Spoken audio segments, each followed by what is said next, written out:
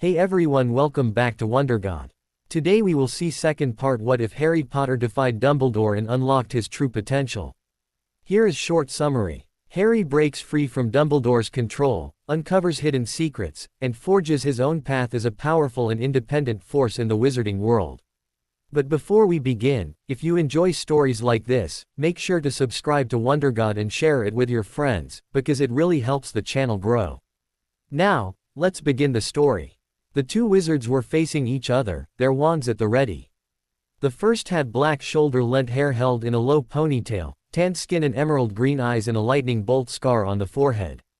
The second was the opposite of him, with platinum blonde hair that reached his shoulder blades secured in a similar fashion, ivory skin and silver eyes. He was slightly shorter and less muscled but imposing all the same. Duel! Came the shout from the side.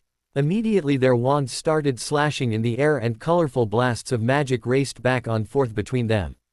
Harry fired a Stupefy, followed by an Expelliarmus, and blasting curse. But Draco was fast and sidestepped all the spells, throwing up a shield for the last one before replying with a Reducto, and a Bombarda. The black-haired wizard waved his wandless hand to conjure a powerful shield while sending a chain of spells with his wand. None of them reached their target, and it was then Harry's turn to dodge and roll over on the ground when one of the curses meant for him blasted a wide crater in the terrain. Deciding that the duel was becoming too risky for his tastes, considering that it was his boyfriend that he was dueling against and he didn't want to hurt him or get hurt himself, he opted for a quick ending. He cast an Aguamenti on the ground, followed by a quick Glacius to create a sheet of ice under the blonde's feet. Seeing that he was going to cast an Incendio to melt the ice that would make him slip and fall if he moved, Harry conjured a snake to distract him, ordering him to wrap around the legs of his opponent. Draco let out a grunt when the big reptile locked his legs together and made him fall on his ass on the ice. With a quick Expelliarmus, Harry had his wand in hand and smirked. "Looks like I win this one, love," he said. "You cheated," the blonde pouted from his place on the grass. "No, I didn't. You sure did. And tell this overgrown worm to leave me the F.K. alone." Draco snapped. He wasn't such a sore loser and the fall didn't hurt him, but hell, this snake was stopping the circulation in his legs and it hurt like hell. "Leave him," he hissed before vanishing him back to where he came. He didn't miss the wince of his Draco's face when the snake moved from his legs. "Did it hurt you?" he asked, running to kneel beside him and taking a look for himself. Angry bruises were already forming around his calves. "Merlin, I'm so sorry, Dre. I didn't mean for him to hurt you, I swear." "I know, Harry, calm down," Draco told him, running in hand through the black locks. "It's not your fault, and an animal that big can't have an easy time measuring his force, I think." "I still feel guilty," he muttered. "Let's go to Lori, she'll fix you in a moment." "Good idea, that one. Can you stand?" He helped the blonde to his feet, but as soon he saw another pained wince on his handsome features, he wrapped an arm around his waist and with the other under his knees he hoisted him up, making him yelp in surprise. "What are you doing?" he asked, wrapping his arms around Harry's neck in fear of being dropped. "Carrying you to Lori," he answered without missing a beat. "You didn't think I would let you walk all the way there when hurt?" "No, I guess not." He laid his head on his shoulder. "Such a good fiancé," he muttered, a pleased smile appearing on his face, making Harry chuckle. "I am, aren't I? The best," he whispered, placing a key on his neck. He would remember the day Harry proposed to him for all his life. It was perfect. It was his birthday. As was beginning to become a tradition, Harry woke him with a key, and breakfast in bed. They shared pancakes and key, Ed. It was awfully romantic. Draco would never admit it to anyone, but he liked it. The romance and being wooed and spoiled. It made him feel special and loved. Merlin knew he needed it. After all the neglect of his parents, he was starved for any type of affection or care. He was lucky to have Harry, who was always so demonstrative of his affection, with soft touches, kisses and hugs. He soaked it all up like a starved man with water. He took advantage of every moment to show him and remind him how much he loved him. The rest of the day passed in a relaxing manner. They run around the forest in their animagus forms for the morning before stopping in their clearing and having a picnic lunch brought by an elf. They stayed there all afternoon, laying on the ground, cuddled together talking about everything and nothing. Of course they did their fair share of heavy snogging too. Draco liked that part very much. When sunrise came, Harry suddenly got up from his place on the blanket. Draco was afraid to have said something wrong for a moment, even if he had no idea what exactly. He was just talking about his vacations in Paris. Did Harry not like Paris?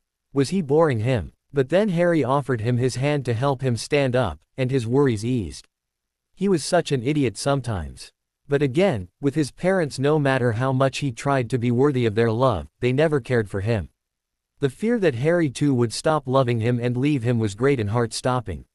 He didn't think he could live without his messy-haired wizard anymore. "Dre, I love you. I love you too," was the instant reply, followed by a chaste key. He was a bit confused.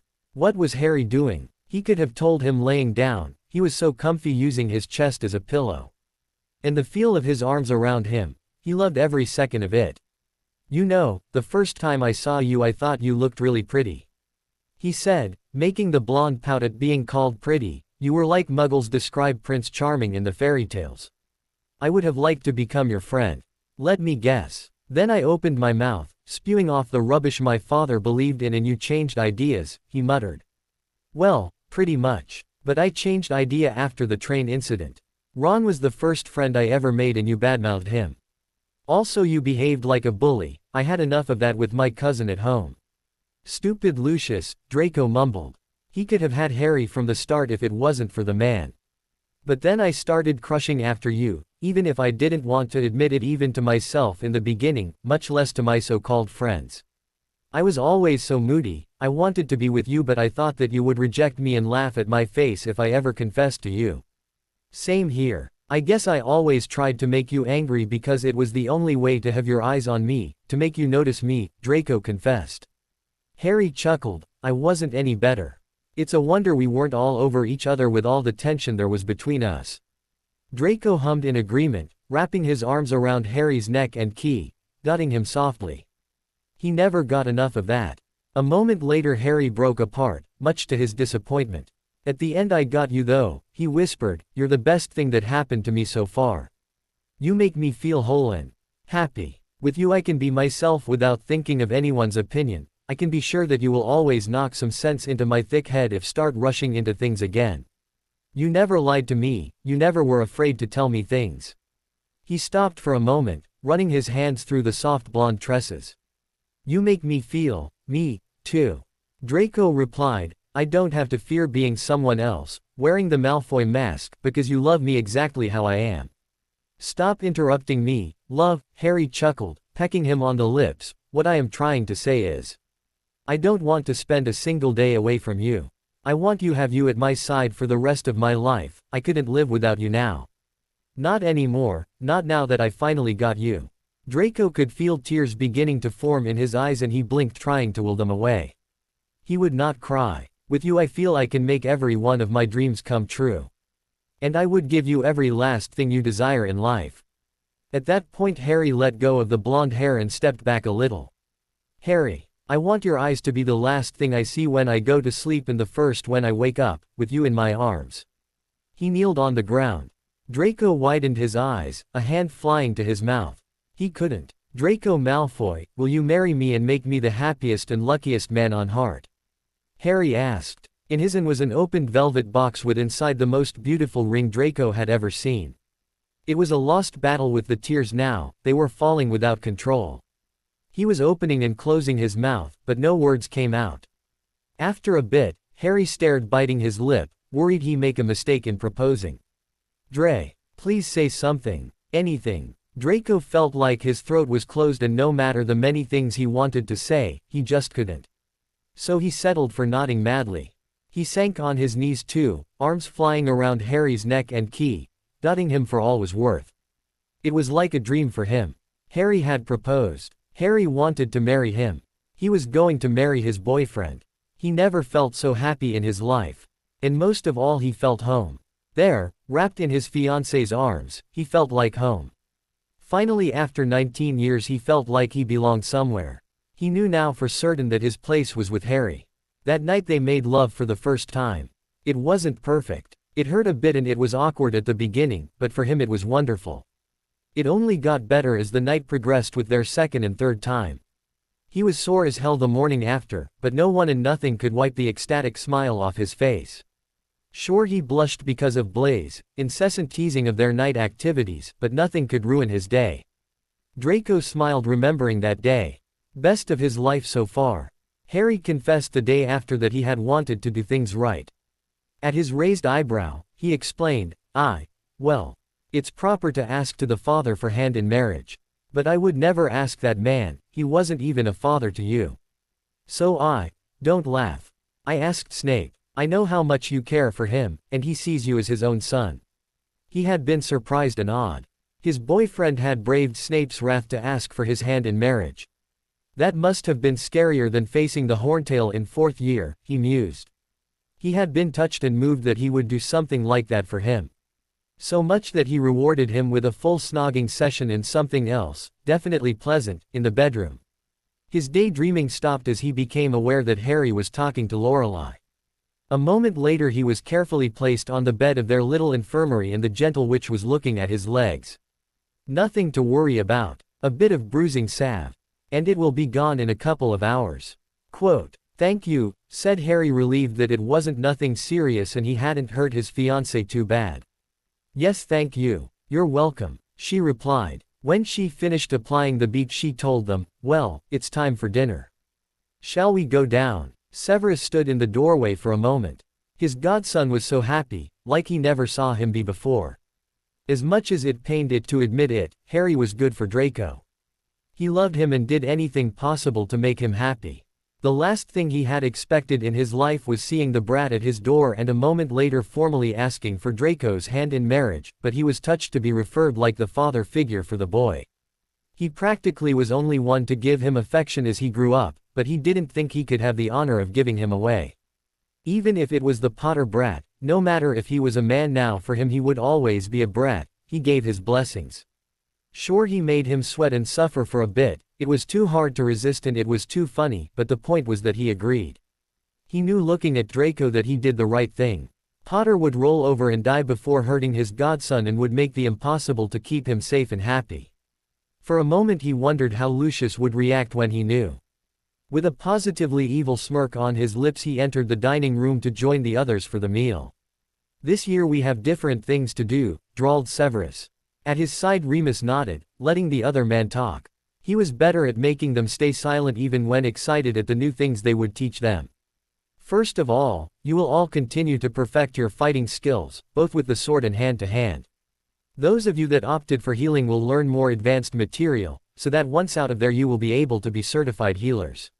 He continued. Susan was happy about that, already having decided that she would like to work as a healer. Not in St. Mungus though, they were too much reliant on the ministry and she didn't like them. Maybe she would succeed Madame Pomfrey at Hogwarts. "Your new subject of study will be elemental magic," he announced, quickly glaring at everyone to stop the cheering before it even started. But it didn't do anything for the starry-eyed look they had on their faces. They really liked to learn new things. Elemental magic is not much different from the elemental-based spells you already use, but much different at the same time. He started to explain. You can cast a simple incendio without not knowing the first thing about elemental magic, but you can't cast a fiend fire and expect to control it without mastering the fire element. Basically, stepped in Remus, elemental magic means understating and mastering the element. It is not taught at school because unlike light magic it needs certain feelings to cast. For example, to cast a powerful fire spell you need to feel either great passion or anger. For water you need to feel calm and peaceful, unless you're trying to form a tsunami that is. For a light spell to work you just need wand movements and the words, for an elemental spell is much like dark magic.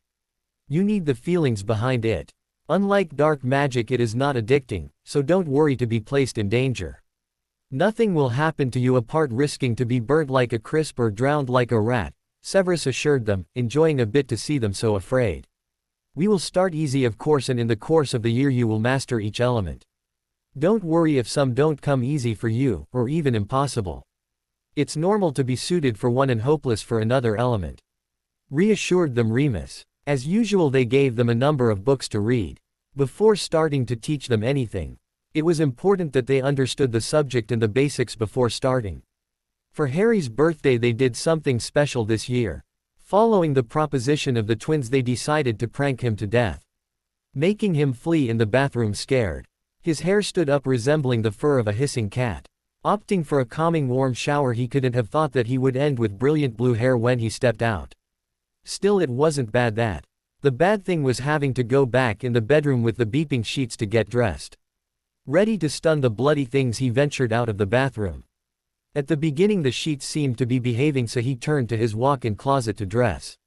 When he was trying to put on his boxers though, they came back to life and he had to wrestle with them to prevent them to beep him and to get dressed as quickly as possible. As he exited his bedroom he was panting and sweating, leaning against the door contemplating if he would ever enter the room again or just move in another one free of sheets. Just to be on the safe side. During breakfast everything he tried to eat was extremely spicy, so much that he felt his mouth ready to breathe fire at a moment's notice.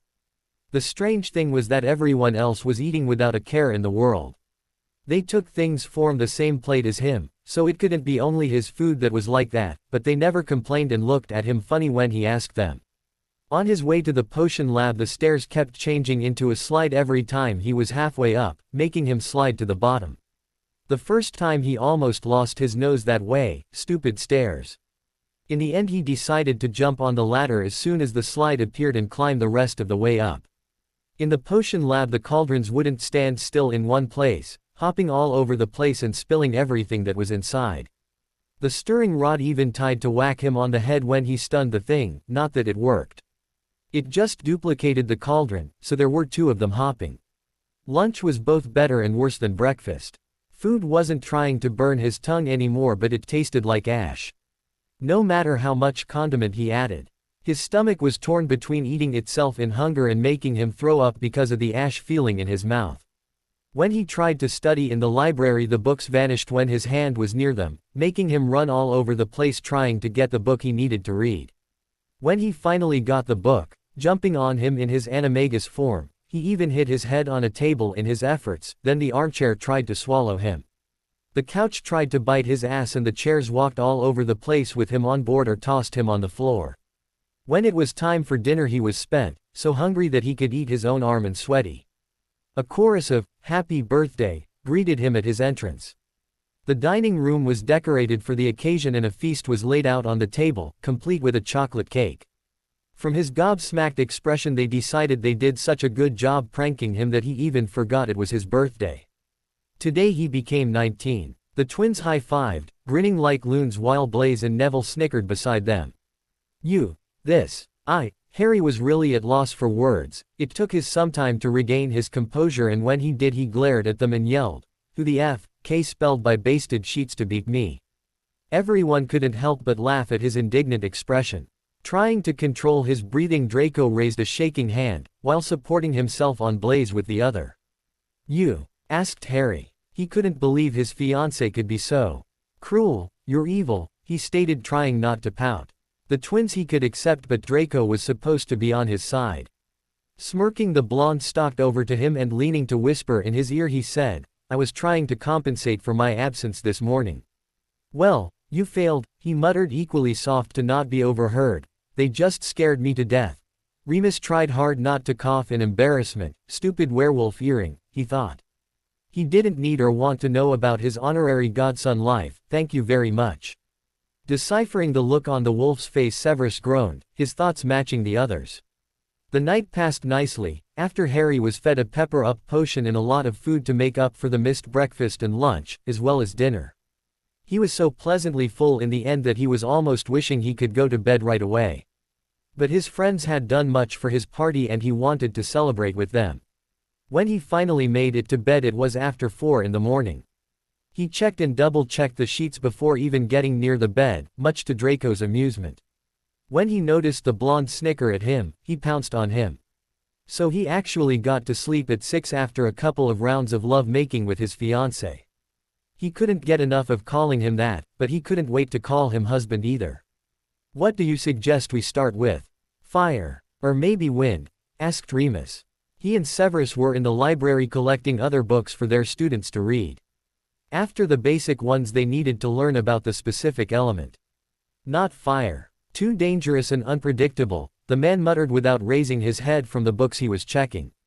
Maybe water then, or earth. With a flick of his wand all the books about fire magic returned to the shelves. I suggest earth. It is the most calm for of elemental magic but still require a bit of effort to manipulate. You're right, another flick and only the earth books remained, placed in neat stacks on the long table. Severus still hadn't raised his eyes from the book. He couldn't let himself. Those days he constantly found himself looking at the wolf, without even consciously doing it. He also thought of him too much for it to be normal or even healthy. He didn't like it, and he most certainly didn't like the possible causes of his actions. Lupin was a smart man, sure. He could compare to his own intellect and share an interesting conversation with him. He was also quite good-looking, the few gray hairs didn't ruin his appearance and his scars made him even more appealing and… He shook his head hard. What the bloody hell am I thinking? Lupin was a member of the group that bullied him as a boy, he almost killed him in 5th year during the full moon. He could not be developing feelings for the wolf. No matter how much he tried to delude himself that he was indifferent to the sandy-haired man, he could not ignore his thoughts or even his body responses to the other's vicinity. His feelings, something he buried for far too long, were starting to resurface back since he came to stay in Pegasus Heaven. It was miraculous what a bit of time away from the pressure of being a spy in the war could do to a person. He started feeling content again and relaxed. He found his love for teaching back, it was impossible not to with such eager and successful students. He didn't feel angry and resentful anymore. The only problem was his damned attraction to the wolf. He didn't know if he wanted to really acknowledge it, he sure as hell wasn't ready to at least. Admitting to have feelings to someone was risky. You put your heart on the line when you do, and when the other rejects you, it gets crushed. He couldn't deal with a rejection, that much he was sure of. He had too much of that in his life. His father, his mother, his year-mates at Hogwarts, general people who knew him as a Death Eater. Lily. His beloved Lily, who rejected him when in a fit of anger and embarrassment after the last prank of the marauders he called her a mudblood. It didn't pass a day he didn't regret it. He always loved her, she was his sister, and not having her in his life, knowing that it was his fault she was dead, pained him. He raised his eyes a bit and saw Lupin engrossed in a book. He found endearing the way he bit his lip in concentration and his hand itched for the chance to pull those misbehaved locks away from his eyes. He sighed, thinking it was a lost cause. Getting to his feet he excused himself and went to his bedroom for a bit of meditating. He really needed it those days. Theo was poring over a book, a most normal thing for a bookworm like him, sitting under a tree. Susan was laying on the ground with him, with her head on his lap. With a hand he was holding the book, the other was caressing her strawberry hair. Theo. M.H. He was not the most eloquent bloke while reading, he could admit. Have you ever thought about the future? She asked, how do you see yourself 5 years from now, kind of thing. He closed his book after carefully bookmarking it and looked at her. Why do you ask? Just curious, I guess. She replied, not meeting his eyes. Well, 5 years from now, we'll still be there or about to get out, I suppose, he replied. Kind of a smartass answer, but he liked to rile her up a bit sometimes. Seeing her all flushed ready to yell at him was something he liked very much, it made her so beautiful, and not that he would ever tell her, he valued his manly parts too much to do it. I'm serious, she whined, slapping his chest without much force. He was glad for the training, it made him more filled out. He never thought he would have muscles on him, but it was a welcome change from sickly abused Theo. He chuckled, catching her hand in his and holding it against his heart. I was just messing with you, Susie. She pouted and looked at him, knowing he couldn't resist her doe eyes. Okay. In the future, I guess I'll be Lord Knot and will run the family business. What kind of business? She interrupted him. Rare artifacts and books mostly. Antiques, and we also fund some archaeological sites. He explained. Sounds cool. At least now I know where your immense love for books comes from, she smiled cheekily. Not really, it's from my mum, he said softly. She loved to read and always read to me. I got the love for books from her, and after her death it became even greater. It made me feel closer to her. Oh, Theo. Susan sat up a bit and enveloped him in her arms, knowing he needed a good hug right now. After a few moments he mumbled that he was fine, leaving a little key on her neck. Well, back to your question. Yes, tending to the business and also joining the Wizengamot. I hope I'll be married by then, maybe a few kids too. Does that answer your question? He asked, looking at her. She nodded, feeling a little put out or sad, but she didn't understand the reason. He noticed though and could guess why. Wrapping her in his arms and pulling her frame on his lap, he whispered, "Maybe I'll be lucky enough to have you at my side." She immediately brightened up and blushed a bit, but nonetheless she placed a loving key on his mouth. A key that lead to a full-out snog. A group of men covered in black hooded cloaks and masks were slowly making their way towards the place designated as the apparition point for them. There were 5 in total, with another 2 groups coming from different ways. It was a cold night and the place they were in made it even colder. The winds were strong and it looked like a tempest was about to begin. As they arrived at the meeting point, one of them, the leader of the mission, ordered, "Let's go." One by one they apparated away, ready to being and more than eager to go back home. "You wanted to see me?" asked Harry upon entering the sitting room. Severus, Remus and Andromeda were there waiting for him, having asked an elf to fetch him for them. "Yes dear, come in and sit. We need to talk about something," answered Andromeda. "Is it something bad?" It was a while since something bad happened to him and it was almost too good to believe. He wouldn't be surprised if all the peacefulness and happiness in Pegasus Heaven were destroyed because of Voldemort or Dumbledore. "No, it isn't, Cub," Remus assured him. "We decided to wait to talk about the matter since it would be difficult to you, especially so soon after losing Black, but now that you had time to mourn and heal, it's time." Started Severus. "As you found out at the will reading, Minerva is your godmother and it would be better if you decided what to do in regard of that information." To be honest, I forgot about it until now," admitted Harry, "and I'm not sure about it." "Maybe talking about it would help you," suggested Andy without forcing him. He was an adult and perfectly capable of making his own decisions. "Andy is right. We can consider point to point so you can get a better idea about it," added Remus. "I don't know how I feel about it. I mean, she's my godmother and never bothered to take me in or tell me for that matter," Harry started with a frown. Sirius had been a convict fugitive, but at least he had offered him a home and told him he was his godfather right away. "From my knowledge and her expression during the will, she was as surprised as you from the knowledge," observed Severus. "She never told anyone that you were her godson, and knowing her she would have boasted about it and tried to raise you herself from the start. She never liked those muggles and would not have left you there if she had the power to take you away." Harry thought about it. Could it be that she didn't really know? That would explain why she didn't raise him nor told him. She worships Dumbledore. Anything he says, she does. It was proven again and again. He made his second point. "That is true. Minerva always put the man on a pedestal. He was her mentor and the leader of the light. But she is also a very independent woman with a strong morale. She would be revolted if she knew all the things Dumbledore did behind her back." Again Severus was right. She seemed to value justice and moral values very much, but she was loyal too. Who guaranteed him that she wouldn't follow the headmaster anyway? She never believed me when I asked for her help. I was always left alone. That one really bothered him. If that was the kind of godmother she was, then he was good without it." "Explain," demanded Andromeda. Refusing help to a child was something unconceivable for her. "In first year, she sent us to detention with Hagrid in the Forbidden Forest at night." "What?" "Yes, it was the time we run into Voldemort drinking unicorn blood.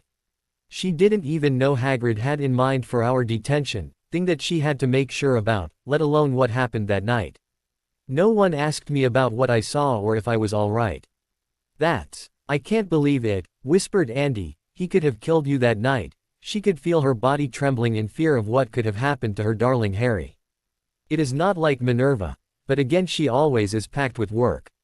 Her teacher and head of house duties, her deputy headmistress job and all the work that the headmaster doesn't do, preferring to meddle in other people's life and manipulating his pawns, she has to do it too. She's so stressed every day that she needs galleons of pepper up, sleeping draught and calming potions," revealed Severus. He should know, he was the one to brew them for her. He always told her to stick with her responsibilities and let the headmaster do his work. If he was sacked for incompetency, all the better. But she never listened to him and went along with her inhuman workload. It's not an excuse. At the end of the year, we told her someone was going to steal the Philosopher's Stone and she didn't believe us. Told us that there were protections and run along. Some protections they were, 3 years old getting right through them, he grumbled. I told Dumbledore they were pathetic but he insisted. Severus sneered. Remus after inquiring about those protections shook his head. It was like asking for the stone to be stolen. In second year she never did anything when everyone was making my life difficult for being a parselmouth. She just watched. Harry continued. I could go on for the other years too, but you got the drill. Harry, I think you're blaming her for being a bad godmother, but she wasn't your godmother. Not in her head because she didn't know, and neither did you. She may have been an absent professor, both for not helping you or watching out for her house like she was supposed to do, but she has excuses. It doesn't make it better but it was not all her fault. Told him Andy, what you need to think about now is if she would make a good ally for you or not. Leave the godmother part for later. Well, she is a transfiguration mistress and a good dueler from what I've read from my parents' and grandparents' journals. But can we trust her not to be loyal to Dumbledore anymore? We can try to contact her and tell her our side of things. Remus proposed to him, if she accepts to help us we'll make her swear an oath to be loyal to us and not reveal anything to Dumbledore. Amelia or even Moody can do that part for us. I guess. Would you mind writing to her? He asked Severus. I don't think I would do a good job of it right now, all things considered. Of course, the dark-haired man nodded. Thank you. If that was all I'm going back to training. I was about to wipe the floor with Bill. He grinned cheekily before stalking away. At the burrow things were loud. Since the will-reading people could hear Molly Weasley screeching to the nearby town. She always had something bad to say about Sirius and Harry, praising instead the good headmaster that surely would do something to help her family reunite and getting the money they deserved. Yes, she would have all her family back. It was all the brat's fault if 4 of her sons had all but vanished. The twins she could see it coming, always troublemakers uncaring of the rules and authority figures. She should have given them some good spanking as kids, maybe with her wooden spoon that surely would have gotten them straight. Too late for that now though. They had given her such grieves along the years. Couldn't they understand that their pranks were stupid and that they always embarrassed her getting in trouble every other minute? Why couldn't they be well-behaved children like their brothers? And their school marks. They were absolutely unacceptable. So low and teachers always complained about them. She didn't fault them for being stupid. Heaven knows not everyone could be as smart as Percy, but they didn't even try. Then they got into their heads to open a prank shop. A prank shop. What a joke. Something more useless and ridiculous they couldn't think about. What they needed was a respectable job, like a position in the ministry. Maybe that would have calmed them down and taught them a bit of responsibility. Too late for that too. No one would hire them without newts. How dare they run away from school before their exams? She had been furious with them, so much that she burned all their stupid prank things. Serves them well. That's what they got for disobeying their mother. Now though she had no idea where they were. The little ungrateful brats had sided with Potter and left to who knows where. She thought Bill and Charlie would help her, but they had disappeared too. She tried to contact them many times after the will readings but they were unreachable. She had to settle for leaving a letter with those nasty goblins her eldest worked for in the hope to get back from him. But he didn't even reply. Could it be that they sided with Potter too? No, it was not possible. They knew better. Apart from their questionable choice of work, they were responsible and knew to obey her. Maybe Charlie went back to his beasts and he was so overworked that he couldn't even answer her fire calls.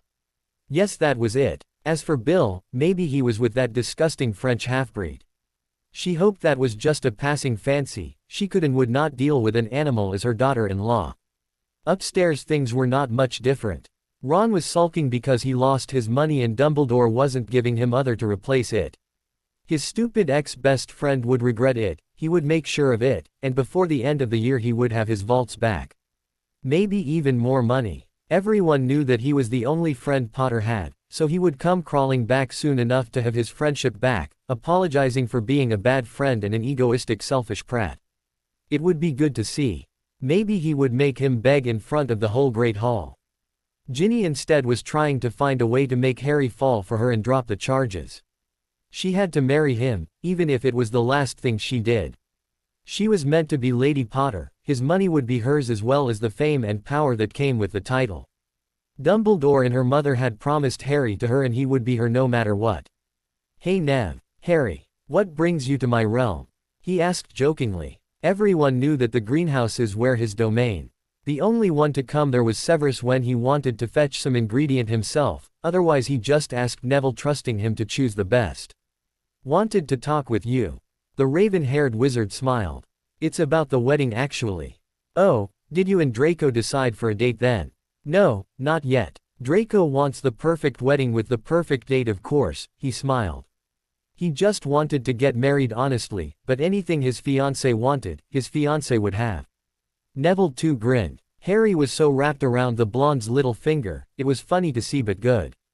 Harry deserved someone who loved him fully and would make him happy. In the beginning he had his doubts about Malfoy, but after knowing him he could admit he was an alright bloke, and most of all he was right for Harry. It's about something else that doesn't concern Draco's obsessive preparations. Harry grinned. "Want to be my best man, mate?" "Me? Are you sure?" "Of course. You're my best friend, it's obvious it'd ask you." While the young man's confidence has risen leaps and bounds, he still had his moments of doubts. "Well, in that case, I'd be honored to be your best man, Harry." "Great. So, how are things with you and Blaise?" he asked, sitting on a wooden stool in a corner so he wasn't in the way of the other man. "Good. Really good." Neville smiled goofily. "He's great and actually very romantic. Also he never pressures me and is always so understanding. I'm happy for you." "Yeah, now Mr. Groom, why don't you help me replanting those?" he all but ordered while pointing to some not so nice looking carnivore plants. Sure. As long as they don't eat me." Draco would have a fit otherwise, he grinned, rolling up the sleeves of his shirt. Neville snorted, imagining the face of the blonde-haired man if his fiancée told him he would go to the altar without a limb. Priceless, but he didn't want to incur in his wrath, so he better keep Harry safe. Those plants were a bit moody and always hungry. They all sat cross-legged on the ground with a pot in front of each of them. The first step in mastering the earth element was making a plant grow from a seed with only their magic. They had to go into a meditative state as to feel the earth, then send their magic towards the seed to influence it. It was difficult because while the earth was a calm element, it needed a steady and equally calm flow of magic and a lot of concentration to manipulate it. Not surprisingly, Neville was the first one to succeed. In his pot there was not a lively green plant with pink flowers. He grinned happily at his achievement and then went to give pointers to his friends. Slowly they all got some results, some better than others. Severus and Remus had already speculated about which elements each of them would be most suited for. So far they thought that the Weasleys and Harry were fire, Neville and Susan were earth, Draco, Daphne, Blaise and Theo were wind, while Luna, Lorelei and Dora were water. Severus himself was fire, Remus was water and Andromeda was earth. So far their predictions held true, with Neville being the best of them, followed by Susan. The others had all managed to grow their plants to different heights after much efforts, some even had a couple of blossoms. Unfortunately the plants were simple garden flowers. You could not grow potion ingredients that way because when infused with magic they tended to react violently when used in a potion, much to Severus' dismay. It would have been good to have potion ingredients growing faster than normal, but the quality of the potion and the safety of the brewer were on top of his priorities. At the end of the tiring day of earth manipulation he dismissed them and ordered them to read the next stop on the books, because when after they all could grow a plant in 10 minutes flat they would get at it. A chorus of groans answered him, while they all dragged their exhausted bodies to the house. Harry and Draco were cuddled together sitting on Harry's bed. Well, it was their bed now, since after the engagement Draco all but moved in with him. His room was only there in name since all his clothes were in the master bedroom as well as most of his possessions. The blonde had a quill and parchment on his lap ready to write. "So, we need to start to plan the wedding.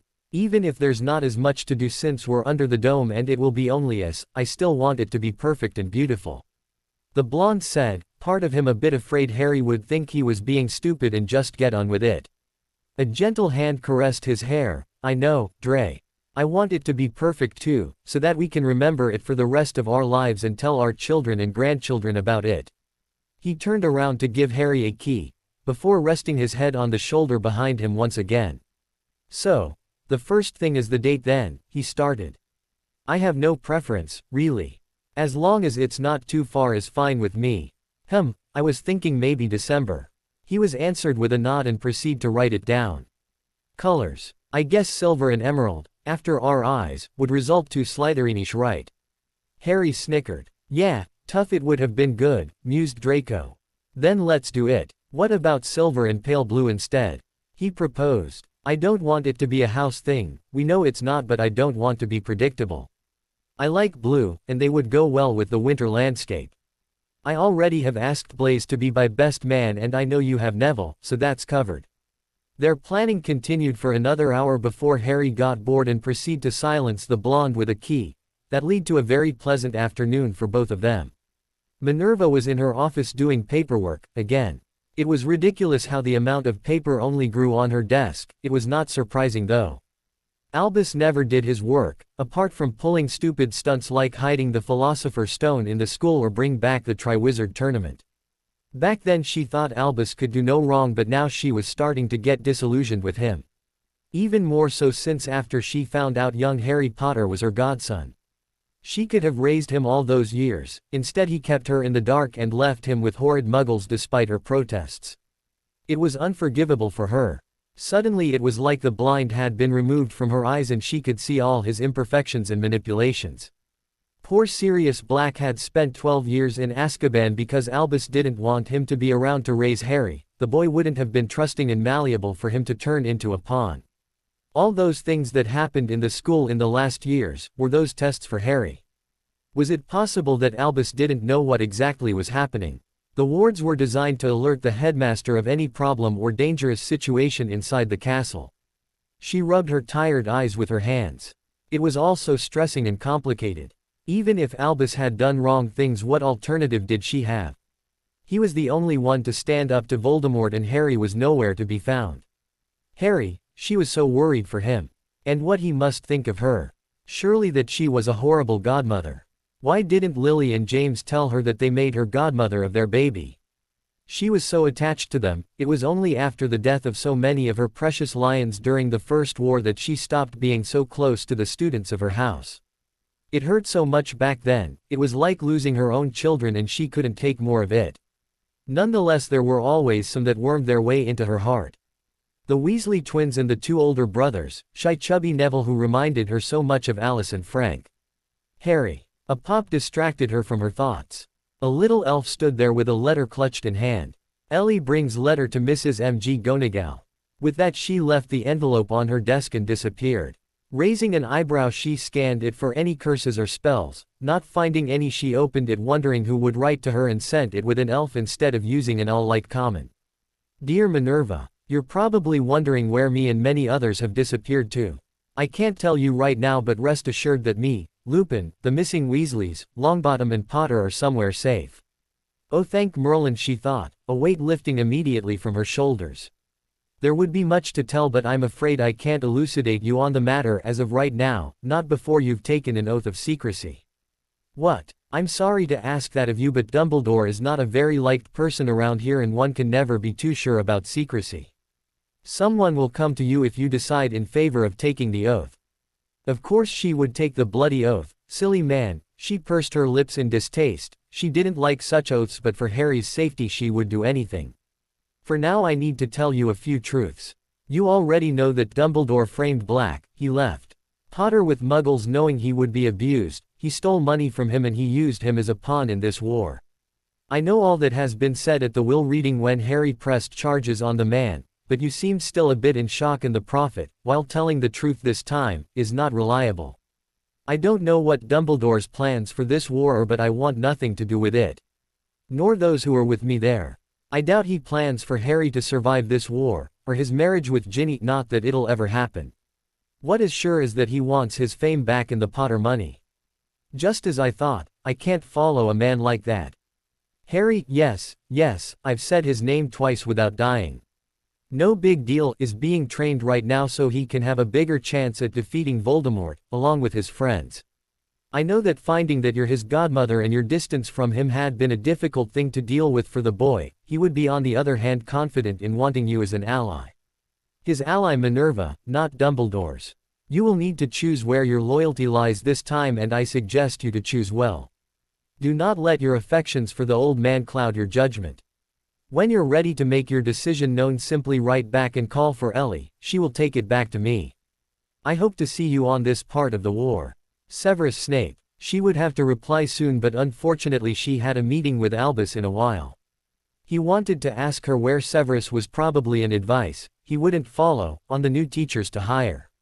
She hid the letter in her secret compartment of the desk and left the office, careful to clear her mind on the walk from there to Albus' office.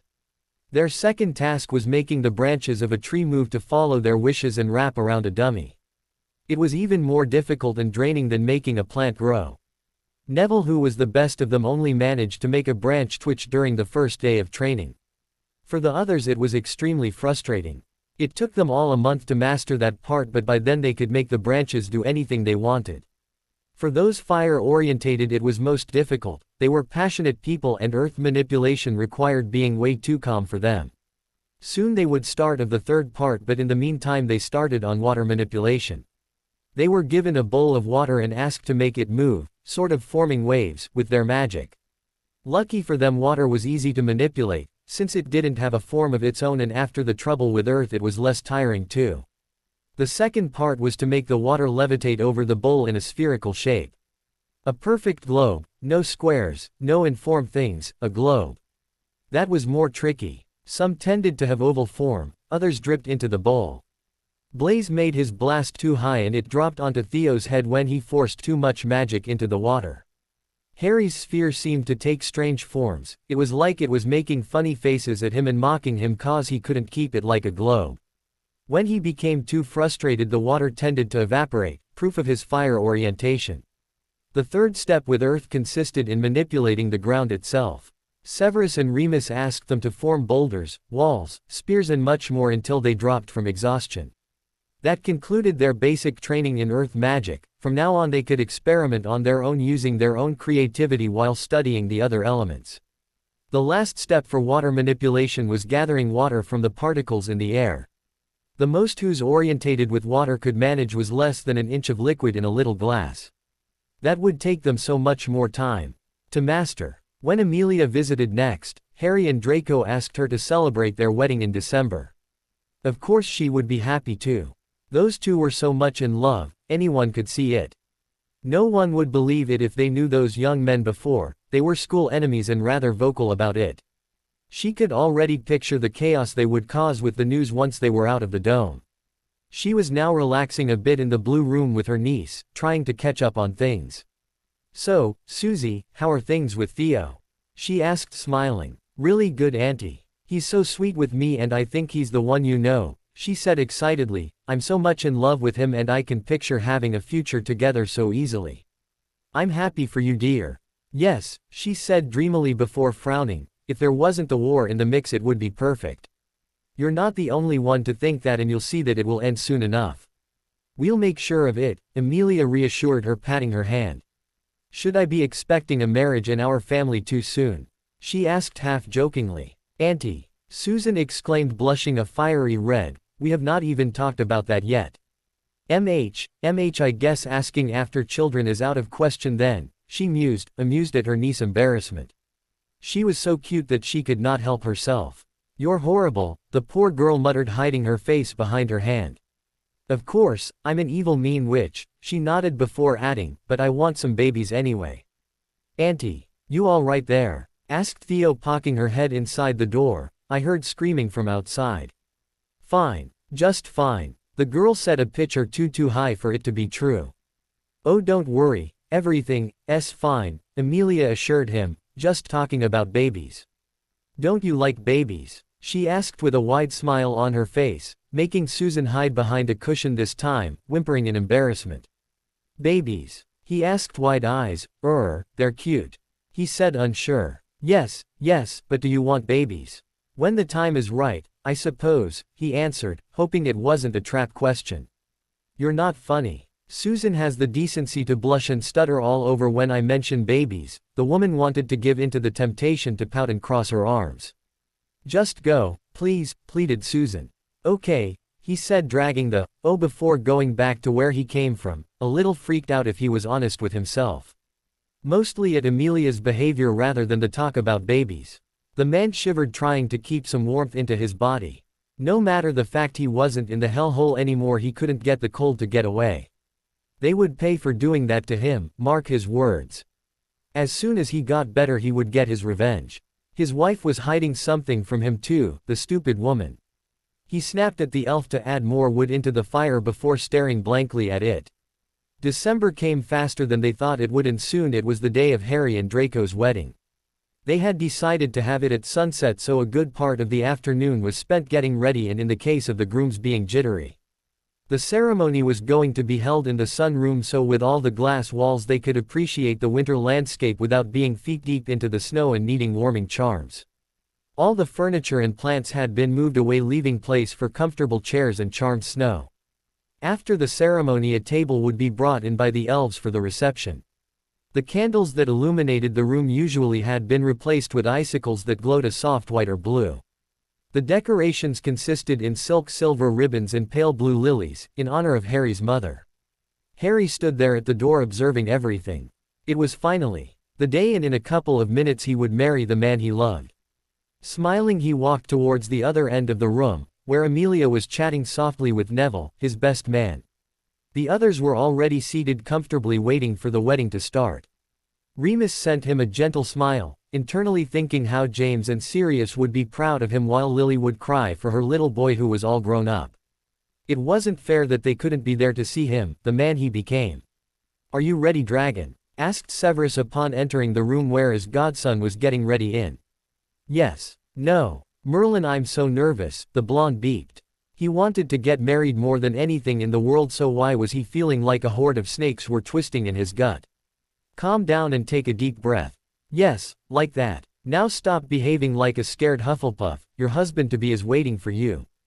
"Okay, I'm fine. How do I look, Uncle Sev?" Draco asked, knowing the man would be truthful. Severus turned again to inspect the young man. His blonde hair were left free and a couple of locks fell into his eyes. He was wearing soft white silk pants, over that he wore a form-fitting white robe that stretched tight across his torso and flared lightly below the waist. The buttons of the robe were made of pearls and stopped over the belt so he could walk without being bothered by the fabric of the robe. Pale blue and silver trimmings were sewn around the edges along with the crest of the Malfoy family over his left beep. All in all, he made for a very dashing figure. "If the Potter brat will need CPR, you're doing it," he warned the boy. He was not one to make direct compliment, but that was close enough for his tastes. Draco's smile grew at that and he went forward so that his godfather could walk him down the aisle. It was not required, but he felt that the man being the thing closer to a father he had deserved the duty and honor to do it. As Draco appeared in the room, everyone turned to look at him. His eyes were only for Harry though. He was wearing the same as him, the only difference were that he had the Potter and black crest sewn on his right beak, meaning that he was the dominating husband in the relationship, and his hair were tied back with a ribbon. Harry too was enthralled by the sight of his blonde lover, he looked so handsome, almost like an angel. Amelia for her part was sure that neither of them was listening to a word she was saying, but as long as they were responsive for the part of the vows she was fine with it. "Harry James Potter Black, do you take Draco Malfoy as your lawfully wedded husband under the eyes of the Ministry and Magic?" "I do. Do you swear on your body, soul and magic to love, cherish and protect your husband until death do you apart?" "I do." "Draco Malfoy, do you take Harry James Potter Black as your lawfully wedded husband under the eyes of the Ministry and Magic?" "I do." "Do you swear on your body, soul and magic to love, cherish and protect your husband until death do you apart?" "I do." With a nod of her head, Amelia mentioned for the best men to give the rings. "Draco, if someone upon entering in the wizarding world told me that I would end up marrying you, the blonde prat I met in Madame Malkin's, I would have laughed and sent them to St. Mungus. Now though I can't ask for a life partner better than you. You understand me, the person under the name, and love me unconditionally like I never believed someone could do. I promise that I will love you for the rest of our lives and that I will do all in my power to protect you and make you happy. I love you." Harry recited his vows before sliding the platinum band with 2 diamond and emerald stones in the middle onto Draco's finger. "Harry," the blonde started, "you're the first person I ever let down my mask with. You make me feel safe, loved and right just like I am. I know you would never ask me to change for you, even with all my flaws. You saved me from the dark of my life and showed me the light and the love. I promise that I will love you for the rest of our lives. I promise that I will do all I can to make you happy. I promise that I will give you the family that you always wanted. I love you." Repeating the actions, he slid a similar thicker band on Harry's finger. "With the powers given to me by the ministry and with the blessing on magic, I declare you husband and husband. You may key." Smiling softly, Harry took a step forward, bringing in hand to cup Draco's face while the other rested on his hip, pulling him closer to his body. The blonde wrapped his arms around Harry's waist, eagerly waiting for the key. Slowly they moved so that their lips were only a breath apart. Draco closed his eyes in anticipation, whispering, "I love you." "Love you too," muttered Harry before his lips touched the other's softly, in a chaste key. He came back for more after taking a breath and poured all the love and passion he had in the next key, Draco clinging to his shoulders and beeping softly, too low to be heard from the audience. All too soon they were broken apart by Blaze grumbling, "Oh, take a room you two. I don't need to see you go at it, if I can't do the same to Nav." Said man squeaked in embarrassment, blushing madly before hitting his boyfriend on the chest, making those near them laugh.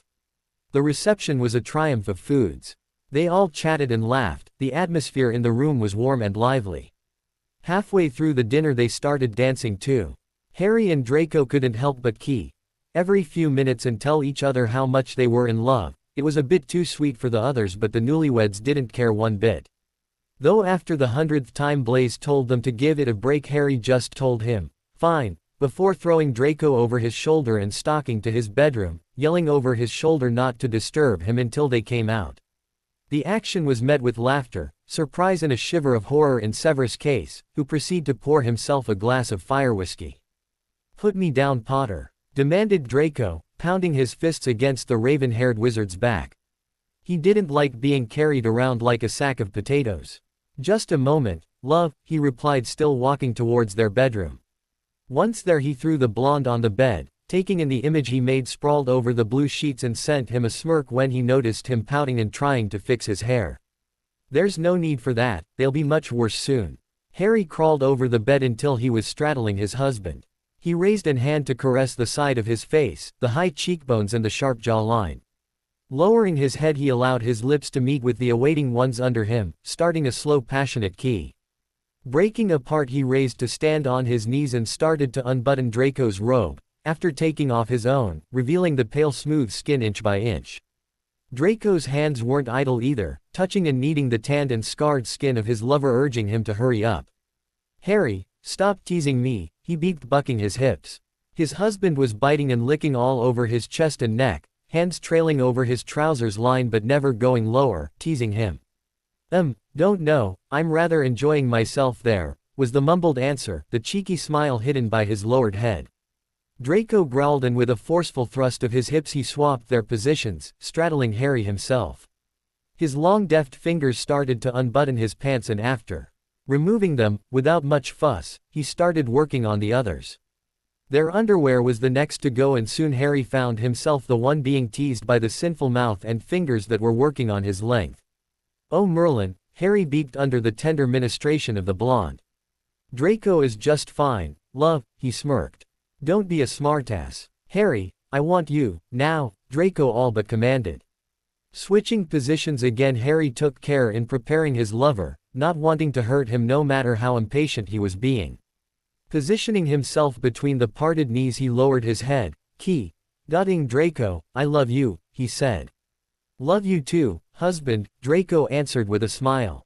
They made love all night long, celebrating their love for each other and their marriage. The next day Severus woke up with the mother of all headaches. Too much fire whiskey, he thought, holding his head in his hands. Not that it would help with the pain. He needed a potion. Now, he made to roll over so he could get up from the bed when he noticed a body next to his own. "Merlin, what did I do?"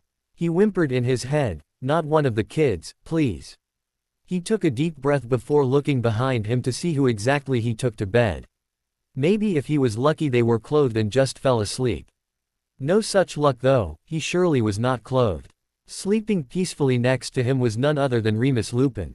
The man was lying on his stomach and his face, usually frowning with worry, was calm and relaxed, making him look younger. He groaned, not knowing what he would do now. Run away. Not likely, the man would still wake up in Severus' room and it's not like he could get away from the manor. Go on like nothing happened and ignore the man. Even if he knew he had feelings for him, he didn't want to admit to himself. Or maybe do something completely against his nature and embrace those feelings, with the risk of being rejected and hurt. He could feel his headache worsening by the second, and if he wasn't a man used to pressure, he would be hyperventilating like a girl who lost her purity during a drunken night. You're thinking too hard, Severus. A husky voice, deep from sleep, interrupted his thoughts, making him tense. Either you regret it or you don't. And what about you? Why being so calm? He asked, no trace of his inner panic in his voice. The man snorted. Didn't take you for a stupid man, so I'll go with the option that you're blind, the sandy-haired man said, nor really answering. Answer the damn question, Severus snapped. Not in the mood for jokes. Calm down. I had a crush on you from 4th to 7th year. Of course we never saw each other again till I came to teach Dada, but it seems that I deluded myself that I was over you during that time. Remus revealed, looking down at his pillow, not ready to face the man's reaction. Severus could not believe his ears. What, that some kind of prank? No, it was not the man's style doing such cruel pranks, but still. What was he going to do? What? He felt so confused and lost. Unnoticed by him, Remus had got up from the bed and put on his boxers and trousers. It was easy to see, but the way the raven-haired man was frowning lightly, that he was thinking hard about it. Cupping the man's jaw, startling him in the process, to make him look at him, he opened his mouth to talk, but then he changed idea. He softly keyed the man and broke away too soon for his liking. You know where to find me when you've made your decision. But whatever you choose, please don't deny me your friendship because of a drunken night, he said slowly before leaving the room. Severus exhaled the breath he was holding without even knowing. Keying the man was nothing like he imagined it would be. It was even better. He groaned. Again, holding his head. He had a lot to think about. No, he had a potion to take, a shower, and then he would think about it. Yes, that was the plan. Their water manipulation exercises had given great results. Now all of them were able to gather more or less quantities of water from the air, meaning that soon they could pass on other elements. Lorelei, Dora and Luna were the best among them. Along with Remus, they were able to gather a very large amount of liquid, enough to fill the pool in the back garden. Everyone though agreed to wait and start training again after Christmas. A little vacation would do them good and energize them. In that spirit, the twins instigated several snowball fights, a contest of snowmen wear tonks, representation of Dumbledore chalking on a drop wand, runs in the forest in their animagus forms, and an all-day decorating duties.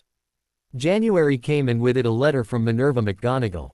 Actually it was 2 letters. The first one was addressed to Severus. It was quite short and read. Dear Severus, do you really think I would turn my back to my godson? Shame on you. Send me someone to swear the bloody oath to, and then I expect you to tell me exactly where you are and what are you doing. Understand? Albus really went too far.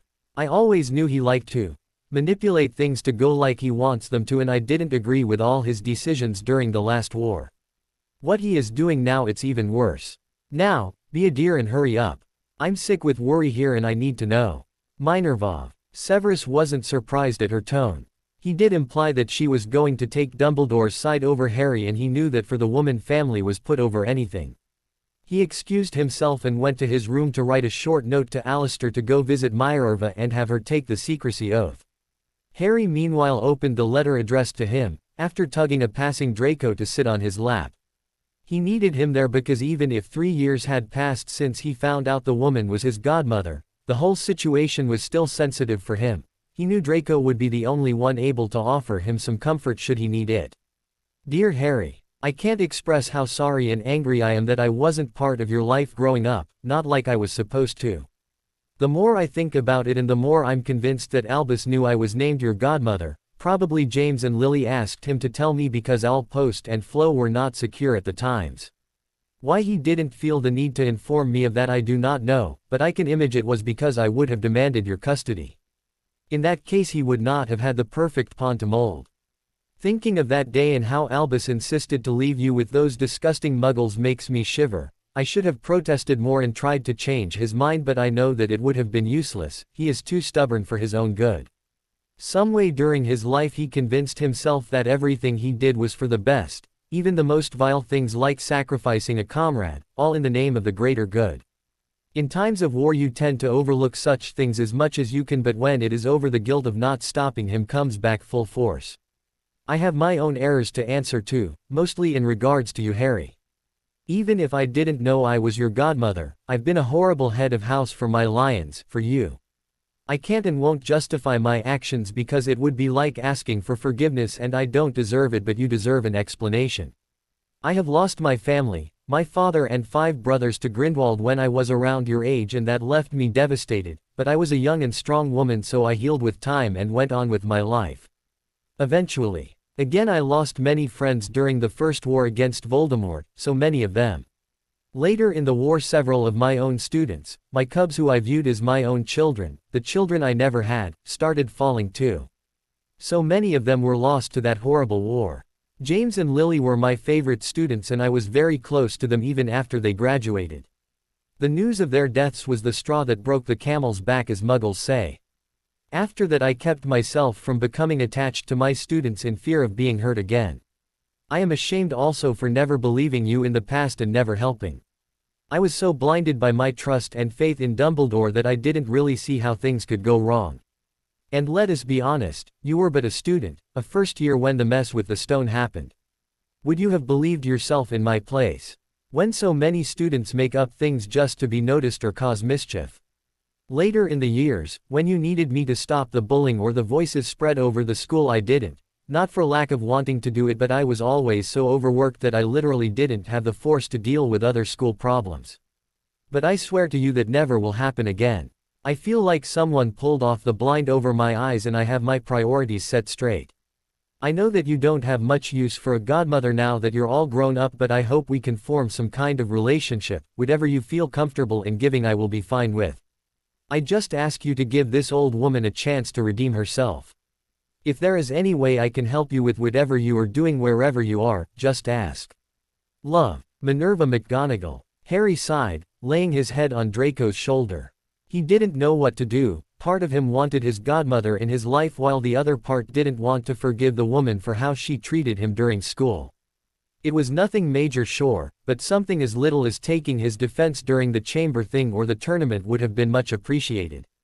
In the end he knew he would forgive her anyway, it was in his nature. He could forgive almost anything as long as you didn't pass a certain line, like Dumbledore and his ex-friends did. Draco had read the letter with him, and seeing that he was not depressed or hurt by it, he just gave him a key on the cheek and got up, knowing Harry would want to reply soon. There was a potion to brew awaiting the blonde in the meantime. Remus was in the library browsing through the shelves for something good to read. He needed a way to distract himself from his own thoughts on a certain dark-haired potion master. His crush on him had developed to something more over the years, even though he was convinced that he was over it. As soon as he saw the man again at the school, the flame had lit to life again. He sighed, knowing that there was a high possibility that he would just get hurt by it. Severus was a very closed man and proud too. He would never lower himself to start a relationship with a poor werewolf like him, one that was part of the sick pranks that the Marauders played on him. Nope, he was doomed to have his heart crushed like one of Severus' prized potion ingredients. He just knew it. Even though he was drunk that night 2 weeks ago, he was still conscious enough to realize what was happening. He could have stopped. But selfishly he realized also that it could be his only occasion to feel what would it be like to be with Severus. Like the selfish creature he never allowed himself to be, he gave in to his feelings. He felt a little guilty about it, but Merlin, he would never forget that night. The way Severus could make his skin feel on fire and all coherent thoughts vanish from his head. He played his body like a master played his instrument, knowing almost by instinct where and how to touch. He was rough and demanding, but at the same time he was caring towards his partner and gentle. He kept him on edge for so long that he thought he forgot how to breathe properly at a certain point. His keys were addicting, like chocolate. The dark rich chocolate he loved so much. Now that he tried it, he couldn't get enough of Severus' sinful lips. And his hands, Merlin, they should be illegal. The things he could do with those, he thought, a shiver of pleasure going down his back all the way to his groin. Suddenly a strong hand grabbed his arm, forcefully turning him around and against the bookcase. He didn't have the time to gather his senses that demanding lips were upon his own, coaxing him into a ardent key. Chocolate, was the first thing that came to mind to Remus, and then he knew who was the owner of those lips. He opened his mouth to the assault, responding fervently to the key. His arms wound themselves around Severus' waist and his hands went to his shoulders to fist the dark robe and pull the man even closer to him. When they separated gasping from breath, Remus tried to speak. "I take it you've come to a decision." Hoping with all his might that it was not just a, "sorry, it was fun but not enough," kind of key. Indeed, the werewolf wanted to scowl at the stupid uninformative answer. "And," he pressed, "I may be amenable to a relationship with you." Remus wanted to make some kind of comment on the wording he used, but instead he opted for locking their lips together again. How he loved chocolate. The elemental training for fire magic started and they were tasked with making the candles bigger and smaller at will. It was kind of easy with enough determination. The tricky part was dosing the power to not make a huge flame out of it. Fire was unpredictable and difficult to control. Neville found out at his own expense, or more precisely at his eyebrows' expense. The next part was controlling a larger fire, making him take different shapes and do different things. The power required for it was larger than anything they had done before, mostly for the fact that it was used to contain and manage the flames. Wind manipulation was a bit more complicated. The first step required to concentrate on air to make the leaves used for the exercise move. After that it was manipulating the wind in a sharp blade to cut the leaves in half. The only ones to do it perfectly were Draco and Daphne, the more attuned to the wind element. "Dear Minerva, I feel rather conflicted at the moment, but I need to be truthful with myself and say that I do want you in my life. I don't know if I'm ready to see you as my godmother yet, but if you give me time and the chance to get to know you, I think we could get there in time. I know that Alistair already came to get your oath, so I can now divulge more information to you. Don't worry about the letter, it's heavily charmed so only you and I can see what it's written on it. To anyone else it's just a letter from your old friend telling you about her holidays. Anyway, we are currently residing in Pegasus Heaven, one of the many properties of my family, really beautiful place full of magnificent creatures. With me there are Severus, the missing Weasley, now Pruitt, too long of a story to tell now, plus Charlie's wife, Remus, Andromeda and Dora Tonks, Neville Longbottom, Luna Lovegood, Susan Bones, Daphne Greengrass, Theo Knott, Blaise Zabini and Draco Malfoy. We decided to get together and train to fight Voldemort and his Death Eaters, but also Dumbledore. As much as he preaches for the greater good, he is a Dark Lord as much as Voldemort, he just doesn't use dark magic to do it. To make the most of it, we asked the goblins to place the property under a time dome. 1 week outside equals to a year in the dome. Right now nearly 3 years had passed for us, 5 more to go. Amelia, Bones and Dobby the house elf are the only ones that can come and go as they like. Dobby is great and agreed to make any commission we needed, while Amelia keeps us informed of the going-ons of the outside. Anyway, I heard Dumbledore's having some problems with all the charges that came to light against him. I nearly pity him. No, that's a lie. I hope he rots in Azkaban. His trial is scheduled for next week, isn't it? I almost regret I can't be there, but I know that Amelia will do her best to get him behind bars. I appreciate your offer to help, but I don't really know what could you do right now. I will tell you if anything comes up though, promise. Since we can't meet until 5 weeks still, for you at least, I thought that we could correspond to get to know each other. I understand if it would be bothering for you though, with how the letters would be frequent seeing the time difference. Hope to hear from you soon. Harry Potter Black. Minerva smiled at the letter. It was more than what she deserved, but she would take the offer right away. Grabbing a pen she started writing a reply immediately, eager to get to know her godson and let him know her. For the first time in many years she felt alive again, opening her heart to someone once again felt good. And she had so much love to give still. Thinking of the trial, Minerva had been doing a bit of work herself. She brought back to life all the complaints ever done against Dumbledore over his years of teaching and leading the school. Other than that, there were the proofs of many fights, a couple of which ended up with a dead student, beeps where the culprit was never found, blatant favoritism from the man towards certain students, disregard of bullying and his all-over uncaring behavior towards the school and the education offered. All of that was ready to be delivered to the head of the DMLE the next morning. She would do it personally to be sure that it wasn't lost by one of Dumbledore's puppets or tampered with. Maybe she would use the occasion to inquire about her godson and those other children that were with him. Amelia would be able to tell her something. Smirking to herself, she sealed her letter and sent it away with Dobby, before retiring to sleep in her quarters. With the prophet also came the news that Dolores Umbridge had been arrested, and following the trial she had been found guilty of torture upon students using a blood quill. She also revealed under Veritaserum that the minister took a lot of bribes, mainly from Lucius Malfoy, and that he turned a blind eye on many things along with stealing money from the ministry founds. Sure enough, he was thrown out of office and the election for a new minster would be held soon. Remus and Severus' newfound relationship was a surprise to everyone. Never they gave hint that there was something between them. For those who knew of the rivalry between Severus and the Marauders and the incident happened in 5th year with Remus, it was even strange to think about. Nonetheless, everyone accepted it with a shrug of their shoulders and a smile. If they could overcome their past, who were they to ask about it? They were taking things slow in the beginning, even if they already ended up in bed together, but that was an accident. They wanted to get to know each other properly without letting the past get in the way. Severus found out that Remus was seriously addicted to chocolate, had a secret passion of writing books, not only school-related but also fictional stories. He lost his father young. He also had a better understanding of what the man went through every month with the full moon. Remus for his part get to know that Severus had a deep love for his potions and wished to have more time in his life to experiment and create new potions and spells. He was addicted to coffee like he was to chocolate and was unapproachable in the morning before he had at least 2 cups. The man also opened up about his childhood and the way his Muggle father abused him and his mother. That sharing of secrets allowed them to get much closer to each other and also find someone who understood them without pity. The third part of their fire manipulation required them to create fire from nothing. Usually you needed something to create fire, now instead they had to use their magic to make the flame spark to life.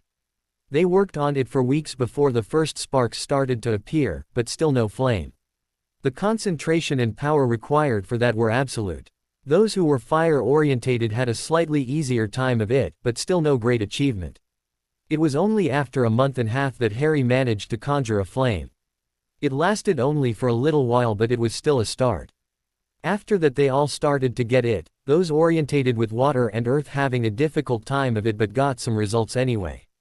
Only when all of them could create a flame, make it grow and manipulate it at will, Severus deemed them good enough to have mastered the element. The third part of the wind manipulation training was to create a dome of wind around themselves, without having holes in it and without being cut by the wind blades. It was more difficult than they thought.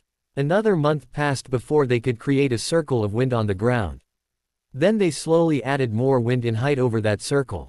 Often though there were holes in the middle or they ended up cut by the uncontrollable wind. Draco was the first one to create a dome after 2 months of training. The power and concentration required almost made it pass out in the end, but he held on. Daphne and Theo were the next to do it. Harry had a bit of trouble. He tended to become frustrated, and that created sparks of fire in the middle of the dome. Fire and high spinning air were not a good mix, as it often led to an explosion in a very disgruntled wizard. In the end though, all of them managed to have an acceptable dome of wind around them, ending the training for this element too. It was now the last days of May. Harry and Draco were laying awake in their bed, late at night, resting and cuddling after a long day of training. Their marriage was going perfectly and they had never been happier in their lives. "Hey Harry," called Draco from his position. He was resting on his side with his head on Harry's bare chest. "Yes, Dre, your tattoo. You said Dobby made it right?" he asked, long fingers tracing the contours of the King of Snakes on his arm. "Yes, he did a great job, didn't he? Really beautiful," he agreed. "Do you think he could do it again? Another basilisk?" asked Harry, raising an eyebrow. "No, I mean another tattoo. I'm a bit lost there, but yes. He could do another tattoo," he said. "Why, do you want me to tattoo your name over my heart?" He smirked. "Nope, no need to mark you. I already know you're mine," he stated, raising his head a bit to Key, his husband. "I want a tattoo," Draco said after a minute. "Okay. I'm sure Dobby can do it, but you need to have the picture ready cause he can't draw to save his life, only copy," he said, chuckling, remembering the monstrous thing that Dobby insisted was a dog. "No problem. But, You're okay with me getting a tattoo? He asked, biting his lip. He wasn't sure of what Harry thought about it. Being raised as a pureblood meant that normally he would never be allowed to mark his skin in any way. His father having the dark mark was different, that was what the man would say anyway. He thought that Harry wouldn't mind, but then again, maybe he wanted Draco to remain tattoo-free. Dre, I'm not going to forbid you to do something you want to do. Harry said slowly, making Draco raise his head to meet his eyes. The only reasons I would do something like that are if it is dangerous to you or something similar. I know, I'm sorry. It's been 3 years already, but sometimes it's still difficult. I have all those rules and shit that my father had instilled in head and I forget I don't need them anymore. Draco explained. It bothered him that his father could influence him even now that he was locked up in Azkaban and far away from him. He wanted to forget it all and let go, but he had followed them for 16 years of his life. It was a long time to just snap his fingers and wipe it all away. Don't worry, Dre. You're not the only one that needs to forget the past. You know I still have nightmares and my abusive childhood left his scars. Harry said, rubbing his hand up and down Draco's back. You'll see, one day we'll wake up and all of that will be just a distant memory. How come you always know what to say to make me feel better? The blonde smiled up at him. Dunno, I could say the same to you. Harry lowered his head to give his husband another key. He never had enough of that, it was like a drug. The more you had, the more you wanted. So, what tattoo are you going to get? He asked. That's for me to know and for you to find out, was the cheeky reply. You have now completed your elemental training having mastered all 4 elements, Severus said, addressing them all. You have my congratulations. Very few before managed such a feat, and never at such a young age, he continued, giving them a proud look. The training for this year is completed, Remus told them. You will need to continue training and exercising in everything you have learned until now. Also you can start experiment with elements to create different techniques you can use in battle. You will need to be extremely careful though, experimenting can be dangerous, so I advise you to never be alone when you do it. The same is to be applied to potions, spells and other products, he warned, with a special look towards the twins who grinned deviously in response. That said, you have the rest of June to rest, relax or read about something we haven't covered, added Remus with a smirk, making them groan at the mention of more studying. Sure, they loved to learn new things, but they also needed a bit of a breather in between. Dear Harry, I know you told me there wasn't anything I could do at the moment. Still, I would like to help you a bit in your training even though I can't be there myself. Enclosed in the box you will find several books. I took the liberty to copy them from Hogwarts Library and Forbidden section. Some of them are about dark magic. I was always of the opinion that you needed to know how your opponent fought and what spells they used to be able to win. I hope that you will restrain yourself to the theory, but it will be your decision in the end. I trust you as a responsible adult to not endanger your life with such a dangerous magic. Also there are tomes on blood magic, soul magic, spellcrafting and alchemy. The more you know the better it is. The ironic thing is that some of those books come straight from Dumbledore's personal collection. Incredible what a little elf can do with no one being aware of it, isn't it? If there are more subjects you wish to learn about, just say it and I'm sure I can find different books here in the library. Love, Minerva. True to her word, the woman sent them like 50 books in total. Harry knew that while he would surely read everything he could about dark magic, he would never try anything more than the basics. The risks of becoming a deranged psycho like Voldemort or Bellatrix were too close to his mind to allow him to even think about it. He knew that there were also good, dark spells, but most of them were just created with evil purposes. He would never utter those spells. Blood and soul magic sounded interesting though, and he would be studying them seriously. It was the day of his birthday that Draco came bouncing to Harry after lunch, smiling from ear to ear. Happy birthday, my dragon. What's got you so happy? He asked while wrapping his husband in his arms. Want to see? See what? My tattoo, of course, he replied with a smirk. You already did it. Nodding, Draco took Harry by the hand and led him to their bedroom. Then he removed his shirt and started to unbutton his pants. Seeing the lustful look on Harry's eyes, he chuckled. Down boy, I'm just going to show you the tattoo. Ah, spoilsport, he pouted. A second later he could see the tattoo. It was of a snow leopard with blue eyes and a green-eyed black panther circling each other in a yin-yang pose. It had been made just over the hip, making it look even more sensuous. "It's really beautiful, Dre. I'm glad you like it," he smiled before yelping when Harry tugged him forward by the hips, making him stumble and land straddling his lap. "Now, let's see if I can change your mind on this afternoon activities," he said in a husky voice, before nibbling on his earlobe and dotting his neck. He groaned knowing it was a lost battle from the start. He wanted Harry just as much as Harry wanted him. "Say Gred." "Yes Forge. I think we should start working again on our store products." "I completely agree, brother." Taking a quill and parchment, the twins started writing all the things they needed to do, listing all the products they had already invented but needed to rewrite the notes about because Molly burned them, the ingredients they would need, the new ideas and anything else they could think of. Then they called Dobby and asked him if he could buy the ingredients on the list for them, the biggest amounts he could find. After the difficult task of rewriting all their notes started, they worked on that non-stop, with their girlfriends bringing them food for the meals they missed and dragging them to bed when it was too late at night. Their brothers, especially Bill, were beyond angry seeing them working so hard. All because Molly was such a petty woman and had to burn their hard work.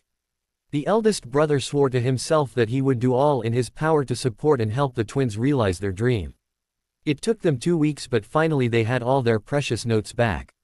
They wanted to start creating the products right away, so they could stock up, but Luna and Daphne put their feet down and forbid them from locking themselves in the lab. They needed to rest and relax like anyone else, then if they wanted they could start working, and the girls were available to help them if needed. Year 4. It was a few days into July that Draco started to feel a little under the weather. It was mostly tiredness and lack of appetite, but he wrote it off as just needing to relax more and take it easy with the training for a bit. As the month progressed though, he found himself having frequent dizzy spells that he luckily managed to hide from Harry. The man was too overprotective and would have kept him in bed resting for who knows how long. At the end of July he started feeling sick to his stomach.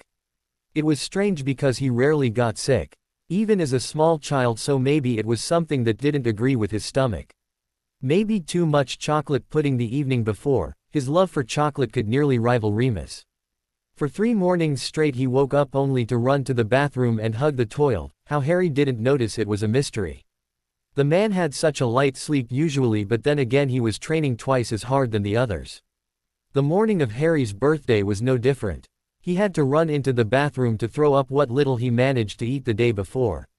It was starting to get frustrating. Between eating too little and being sick afterwards, he was always too tired that it was a miracle he could train at all. He washed his teeth and went back to bed, careful not to wake Harry since it was still so early. He wasn't able to go back to sleep, so he settled for watching Harry. The man had managed to become even more handsome growing up, if that was possible. Or maybe he was just too biased about it. Raising his hand he began to run it lightly through his black long hair. A light purr rose from Harry's chest, making him chuckle. Even in human form and sleeping he was still a big cuddly cat. His life was so good now.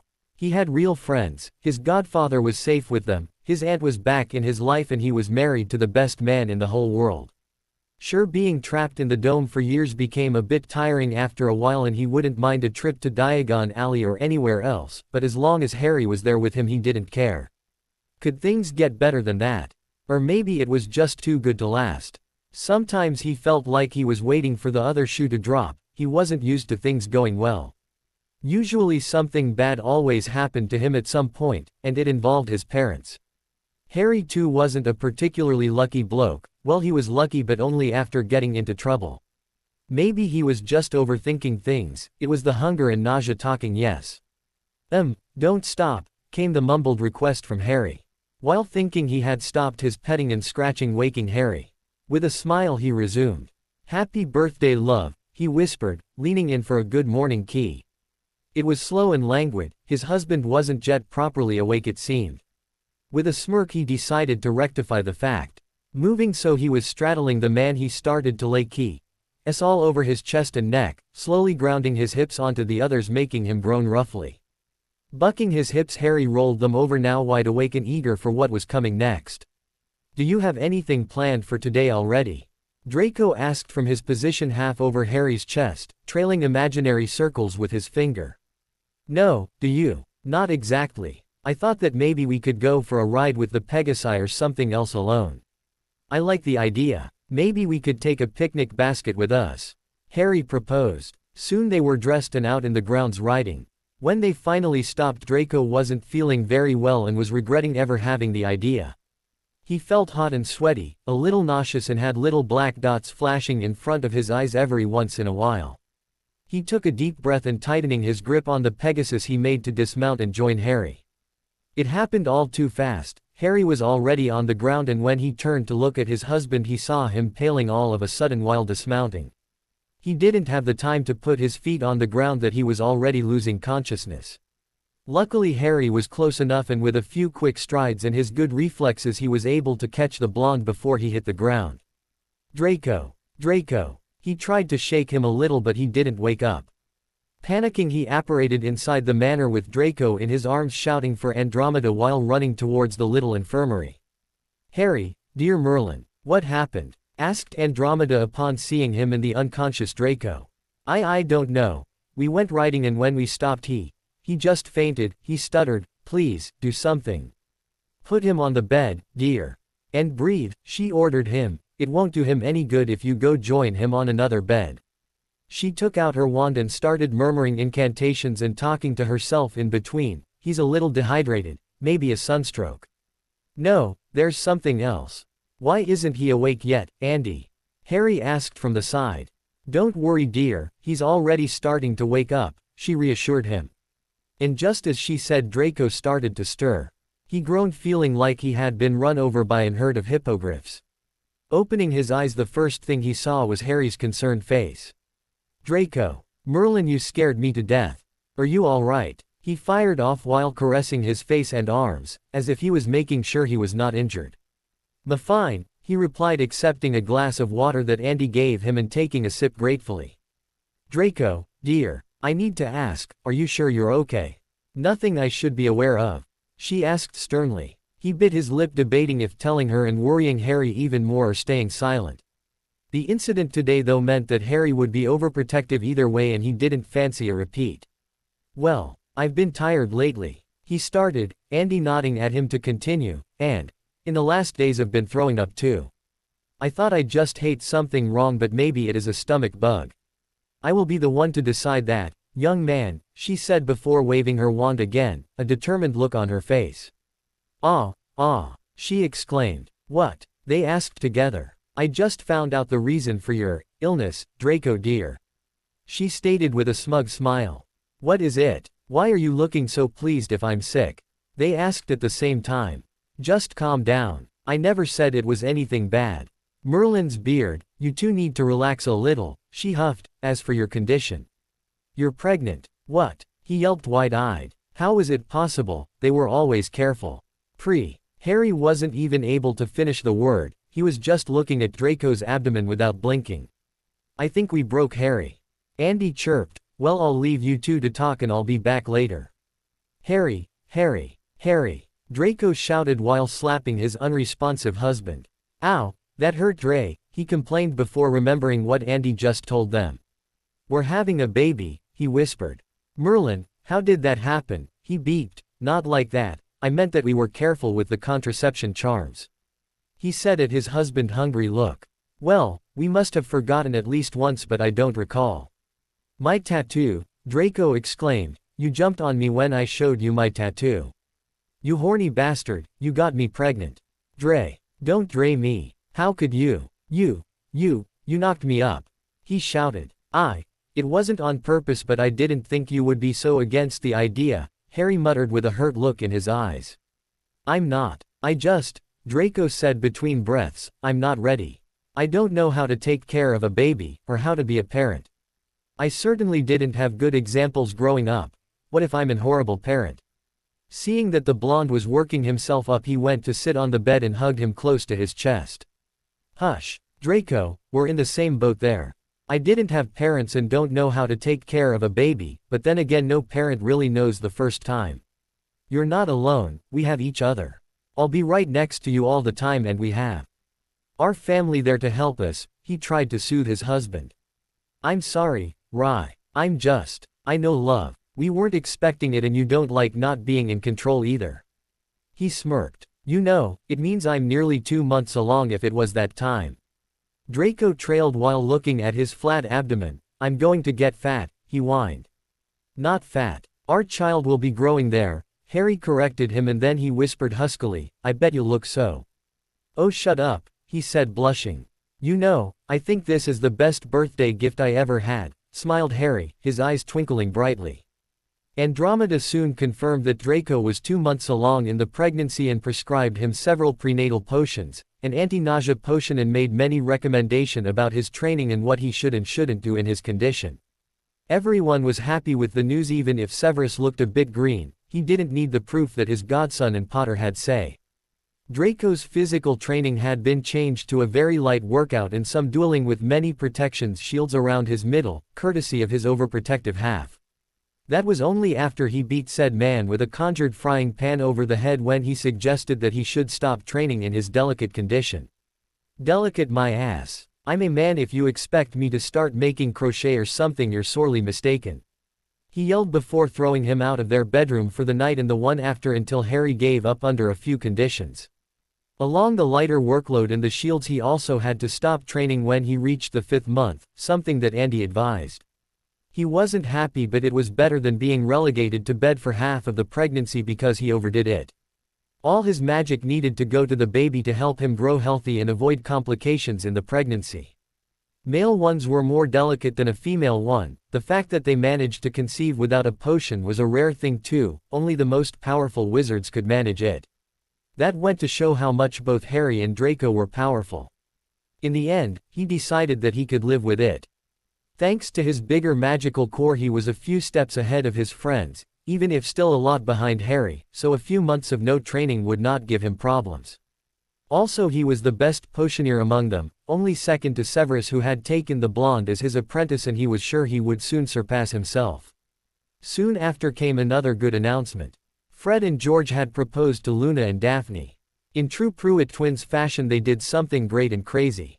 First the two couples had dinner together under the gazebo. For the twins it was important to be together as much as they could. They had spent all their lives together and could not imagine living separated without seeing each other often. Thankfully for them their girls got along beautifully and didn't mind the double dates and spending time all four of them. After dinner the couples separated. Fred led Luna towards the forest where he had everything set up. He really hoped his girlfriend would like it and agree to marry him. Fred had spent the 2 days before around the forest catching fairies. Before he proposed he freed them and after dancing around Luna for a bit they positioned themselves to form the words, "Marry me," while he kneeled in front of her showing the ring he picked out. It was a thin silver band with a princess-cut diamond and 2 small sapphires at the sides. Luna had been so awed and happy she cried and wasted no time in saying yes to her boyfriend. George instead went towards the lake. Like his twin, he too prepared days before for this night. He was quite jittery about it too. Luna was a simple girl and quite easy to please, but his Daphne had been raised like a princess and didn't want to treat her any less than that. When they arrived at the lake Daphne could see many blue-green flames scattered through the water. Slowly they floated above the water and after a few turns and twists they formed the phrase, "Will you marry me?" She gasped and turned to see her George kneeling on the ground. The first thing she noticed was the look of concentration on his face, telling her that the flames came from his elemental magic. Then she saw the hope and small fear in his eyes. Silly man thought she would refuse his proposal. In his hands there was a beautiful ring. It was an elegant silver band with a sapphire in the center surrounded by many small diamonds. She smiled at him, her eyes a bit watery and ordered her fiancé to stand up and kiss his bride-to-be.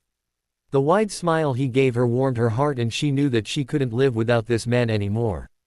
Everyone had been happy for them, mostly because the girls supported the twins like their mother and half of their family never did. They made them happy and could also keep them controlled when needed be. The elves were over the moon and made a huge feast. The news that there would be a baby to take care of, a little master, and 2 weddings was enough to make them excited like a squirrel on crack. Dark arts are a dangerous branch of magic and it's not to be played with. Severus glared at his pupils to make sure that they got the point. You will be not going to cast any dark magic on your own, ever. I will allow you to try the easiest and less damaging spells if I deem you able to do it. Dark arts are corrupting to one's body, mind and soul. The best example is Voldemort himself. An insane snake-like creature with little to no soul, said Remus from his perch against the table.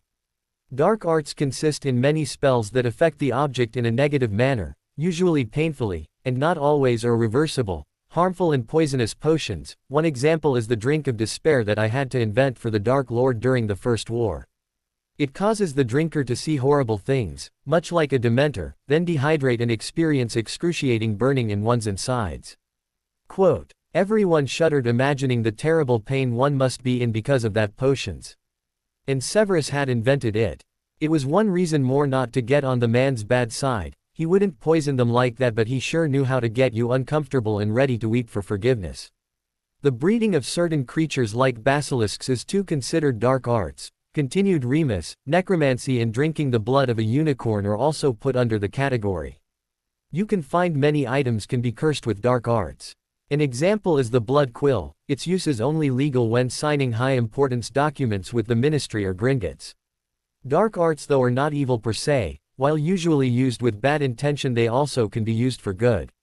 You could use the Avada Kedavra to put a fallen comrade out of his misery and give him a painless death. You could use the Imperius to coerce someone not to hurt themselves or apprehend a fugitive without him harming innocent bystanders.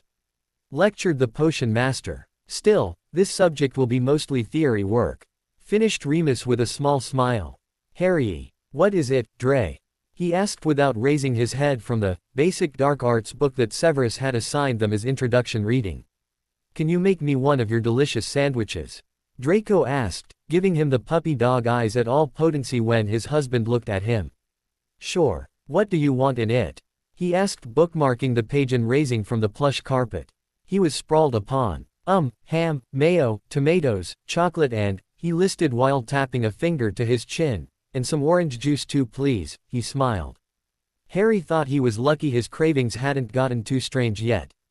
Some moments later he came back with the plate of food and the glass of orange juice for his pregnant husband. They had noticed the week before that he was already showing. It was a small bump but it was still there. At nearly 3 months it was more noticeable than they thought, but maybe it was because Draco was male and his body just made it more obvious that he was expecting. They had to wait another month for the next checkup and find out what they were having. Harry was tempted to leave it as a surprise, but Draco had given him the evil eye and stated they were going to know before because he had to get things ready. End of discussion. The blond man could often be found now with an hand on the bump or stroking it with a small smile on his face. Past the nausea he found himself thrilled about the pregnancy even if he still had his doubts from time to time. When he was alone he had taken the habit of talking with the baby. Andy had said that maybe he or she could hear him. Unlike him, Harry had no qualms about stoking, dotting or talking to his bump even in public. It was embarrassing to him in the beginning, but now he just found adorable the fact that their child wasn't even born yet but it had Harry already wrapped around its little finger. He knew that he would probably spoil their child, but sometimes he had the suspect that Harry would be worse than him, especially if it was a girl. The poor thing would have some problems later in life. He could already see Harry chasing boys away with a beater's bat and himself threatening them with castration. Well, if anything the spoiling would make up for that, he thought with a smirk. It was at the end of September that they celebrated the wedding of the Pruitt twins and their spouses in a combined ceremony. The event was full of color and laughter just as expected, and the fireworks went on all night, courtesy of the house elves. Bill was so proud of his baby brothers. Seeing them so happy and lively made his heart swell. Part of him mourned the fact that their parents should be there, his mother crying for their baby son's wedding, but he knew that his Molly would have found something wrong with Luna and Daphne even if they were perfect for the twins, and she would have ruined the mood. His father was so submitted to his wife rule that it was a wonder he made a step without her permission. Maybe it was cruel of him to say, but they were all better without Molly and Arthur. None of them needed a parent from some time now. When they did, they were always too busy with some other sibling to mind them, and their mother tried too much to control their lives. The twins now had someone who loved and supported them, and they were happy. He reminded himself watching them as they laughed and ed their wives. Looking around he saw that Andy was dabbing at her eyes. She really did love them all like her own children. Severus and Remus were talking with Laurie and Char while holding hands. He could see that Severus was tracing small circles with his thumb over the werewolf's hand. It was strange to see the sour potion master display any form of emotion, but he seemed to be happier on the way to be. On the other side of the room, Blaze was whispering to his boyfriend ear. He could guess what by the poor lion's blush. The boy really loved to tease too much for his own good. Theo and Susan were cuddled on a love seat chatting quietly with Amelia. Draco and Harry were on a couch, the raven-haired male fussing over his pregnant husband. That was a surprise. He really thought that the first to have children would be Charlie. It was a good thing though. Neither of them had a good home life prior to Pegasus Heaven. Having each other and now a child would be good for them. They would have their own family. It was something he desired too, he thought, glancing at the beautiful witch on his arm, but he needed patience. She wasn't ready for that step yet. He hated Halloween. Something always happened on Halloween. Voldemort, troll, basilisk. Sure, inside the dome nothing had happened in the last 3 years, so maybe there was no reason to be so nervous, right? Wrong. Plastered all over the front page of the Prophet was Lucius Malfoy's face. The man had been released from Azkaban on the grounds that he was not really at the dome but someone polyjuiced as him. What a load of crap, he thought as he tightened his grip on the paper. On his side, Draco had a really serious look on his face. He couldn't understand what the blonde was feeling at the moment, but he knew that asking right now in front of everyone would give him no answer. The article explained how the man wasn't a lord anymore because of Draco, and that worried him. Lucius would be angry and he would try to punish Draco for that. He wouldn't allow it though. No one would harm his husband as long as he lived. Merlin, he hated Halloween. Sighing, he gathered the pregnant blonde in his arms and apparated them to their bedroom. His husband needed to be reassured and some extra cuddles. The stress wasn't good for him or their baby. All right, dears, are you ready to find out the say of the baby? Andromeda asked, smiling widely. She would be a grandmother. How exiting. Sure, she would have preferred that her Dora gave her grandbabies first, but the fact that she was in a steady relationship now was a small miracle in itself. She could wait for her. Sure, replied Harry, while Draco just nodded, a bit nervous about it. The blonde was starting to become a bit moody, mostly about his weight gain. No matter how much Harry told him he wasn't fat and that he wouldn't become a whale, his husband still had problems with it. Maybe it was because he was a bit bigger than expected, according to the books they read at least. Andy didn't say anything about it though, so again, maybe it was because Draco was male and it just showed more. Andromeda waved her wand and waited for a soft glow to appear around Draco's abdomen. As she explained them, the glow would be different colors depending on the result. It would be light pink if a girl, light blue if a boy, red if twin girls, dark blue if twin boys, violet if a boy and a girl. Unfortunately, wizards didn't have the means to see the baby while in the womb like muggles and could only rely on the results on the monitoring health spells and the say revealing spell. Harry slipped his hand into Draco's wand, squeezing a little and giving him a smile to reassure him. They watched together as a soft wild glow appeared and then slowly became a vivid violet. Twins, whispered Harry with wide eyes, we're having twins. His surprised expression changed into a wide smile as he laughed in happiness, eyes shining, before he turned and keyed at his husband with passion, leaving him breathless and a little dazed. Andy giggled at their reactions before coughing and reassuming her healer persona. Well, that surely explains why you are showing as much as you are. Some people just are like that, but I had my doubts. If I didn't know you were having twins, I would think you were 6 months instead of 4. She said, not minding Draco, who gave her the evil eye at being called fat. Harry, uncaring of it all, continued stroking the baby bump with a silly smile on his face. He was going to have a baby girl and a baby boy. Fred and George bounced into the sitting room holding closed boxes behind their backs and grinning like loons. What did you do? Asked Severus, glaring at them. That never meant anything good with those two around.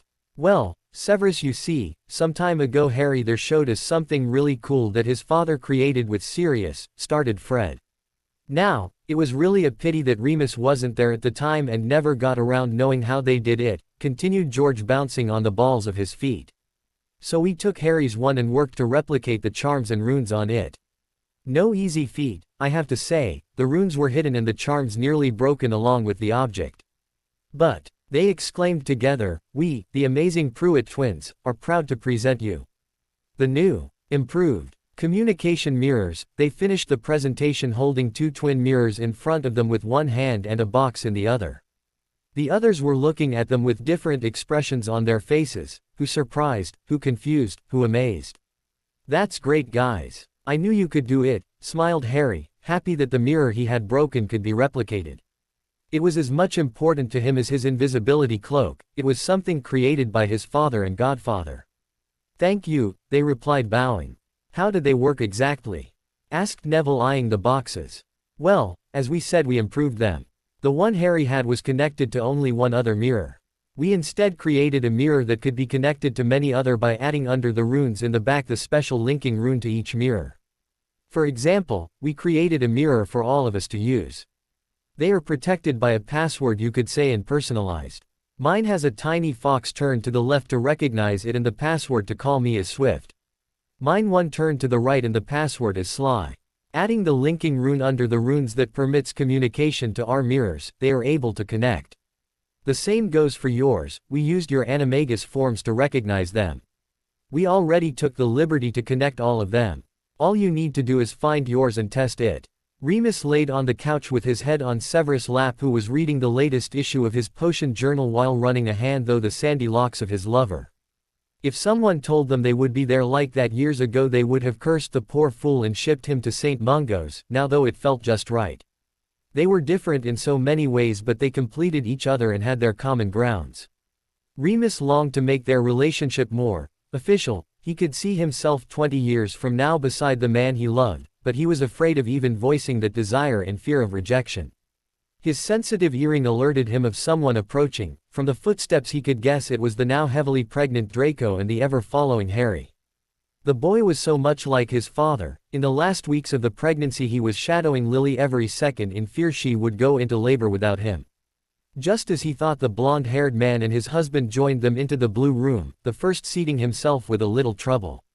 It was no wonder though, his belly was now quite big and gave him problems with almost everything. He knew that Andy had suggested bed rest for him in the last month, but the boy was stubborn and refused to do it, promising that he would rest plenty just somewhere else where he would not feel like he was a bedridden sick. He could understand, as a man who had to stay bedridden a week each month for his furry problem, being at bed rest for a whole month would drive him crazy. "I can't wait for them to get out," Draco beaked, rubbing his stomach. "They'll get out when they are ready," was Severus' soft reply. He didn't even glance up from his journal. These days his godson talked about the same things. "When did they get out? My back hurts so much. They're going to be so beautiful. I'm going to be a bad father." He could understand the young man's discomfort and fear. Well, no, but the sentiment was the same. But he was a man of very little patience and hadn't snapped at him only because he loved the boy like his own son. "I know that," the young man pouted. Severus made it easy but was not the one carrying around two babies. "It felt like a lifetime since he has seen his feet the last time," thought Draco, rubbing his belly. The night of the 2nd of February Draco went into labor. Andromeda and Lorelei assisted him, and Harry never left his side no matter what threats Draco screamed at him or that his hand was definitely broken from the blonde's death grip on it. That night twins Alexander and Lyra Potter Black were born. Both children had black hair and what would become silvery blue eyes, cute button noses and soft aristocratic features. Contrary to his fears, Draco was a natural with them, while Harry was gladly wrapped around his children's little fingers from the first time he saw them. Neville and Blaise were named Alec's godparents, while Luna and Fred were chosen for Lyra. Severus, Remus and Andromeda were the self-appointed doting grandparents, though Severus would never admit it. He was very fond of the little brats. When Amelia finally came to meet the new addition to the family, she also brought news with her. The trial for Dumbledore had taken place and he was deemed guilty of all the charges Harry made and several other added by many parties. The old man had been stripped of all his titles, his magic had been bound with special cuffs provided by the Unspeakables and sent to Azkaban for the rest of his life. Madame Longbottom had been appointed as chief witch in the Wizengamot the same day. Minerva McGonagall was the new headmistress of Hogwarts, and now that Fudge had been sacked, the election for a new minister would take place in a week, of the outside time. When Harry asked Amelia if she was going to compete for the title, she looked at him surprised. She was fine with her DMLE job, but slowly everyone convinced her that she would do a great job as a minister too. It was at the end of May that Bill decided to propose to Nymphadora. He loved her and wanted to be at her side for the rest of his life. The young woman was in tears at the end of his proposal and jumped on him screaming, "Yes," over and over. Year 5. Bill and Dora married right away in June, leaving the elves just the time to create the dresses and organize everything in a hurry. Andromeda was overjoyed that her baby girl was getting married with a man that loved her so much and didn't care for her metamorph abilities. If only her Ted could be there to see it. Her husband had left England for the summer because of a work project and she didn't even have the time to tell him what was happening before entering the dome. Of course she remedied by sending him a massive letter that explained everything and giving him updates every month or so he received them every few days. In his last letter he told her that he was as happy as her for their daughter's impending wedding and that even though he was saddened to not be present he demanded to be sent a pensive memory of the event, preferably not hers since it would be difficult with how much she would cry that day. He even sent a letter to his baby daughter to give her his blessing and tell Bill that he would kill him slowly and painfully if he hurt his angel. For the day Dora decided to go with her natural appearance, earning a brilliant smile from her husband to be an odd looks from the others. Harry decided to research into blood magic because of the blood wards that Dumbledore insisted that were protecting him in Privet Drive. If they were so powerful to protect him from Death Eaters, why didn't they protect him from the Dursleys? If they could stand as long as he called the place home, why hadn't they crumbled when he was a small child? If they were based on the love of the family, why didn't they fell since no one there held any love for him? The more he read about it, the more he convinced himself that the blood wards didn't exist and there were only some security and monitoring wards erected by Dumbledore around the house. The good side of his research was that he learned how to blood bond his wand to him. With a rune and a drop of blood he made it that his wand could only be held and used by him, anyone else who wasn't of his blood would be burned. He passed the instruction to all the others too. They knew how important it was that no one else got a hold of their wands during a battle. What really horrified him was realizing that the Dark Lord had made Horcruxes. The description fit perfectly with the diary he destroyed in his second year with the memory of Tom and the possession of Ginny. The real question was how many did he made? The man was crazy enough to split his soul multiple times, to the point where he now was barely human and insane. Was it possible for him to be one as well? He had visions of the Dark Lord, seen through his own eyes. He felt pain in his scar whenever he was near the man, and he was the nearer thing to him that Halloween night when his parents were killed. It was possible that Riddle split his soul again without meaning it and that the shard attached itself to his open scar. Part of him wanted to keep quiet about it and not worry his husband and family, but he knew that he couldn't withhold such important information about the enemy, and he was sure they would help him find out what the other Horcruxes were and how to destroy them along with the one in his scar. September came and Amelia visited again. The election of the new minister had taken place just a few hours before and she was the one who won, much to their joy. She told them that the first acts of her office would be to increase the Auror force and prepare to fight Voldemort. She would order that any employee of the ministry and member of the Wizengamot to be checked for the Dark Mark, Imperius, and those suspicious of supporting the Dark interrogated with Veritaserum.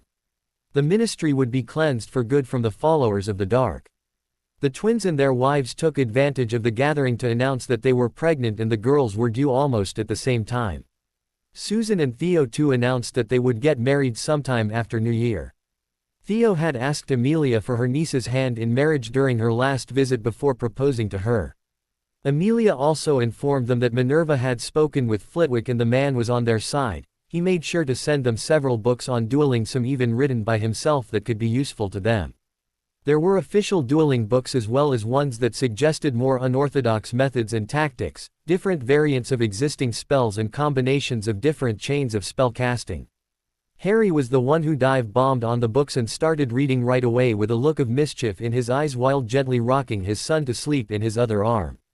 Draco, next to him, just sighed and turned his attention to their daughter who was busy chewing on the ear of her dog plushie.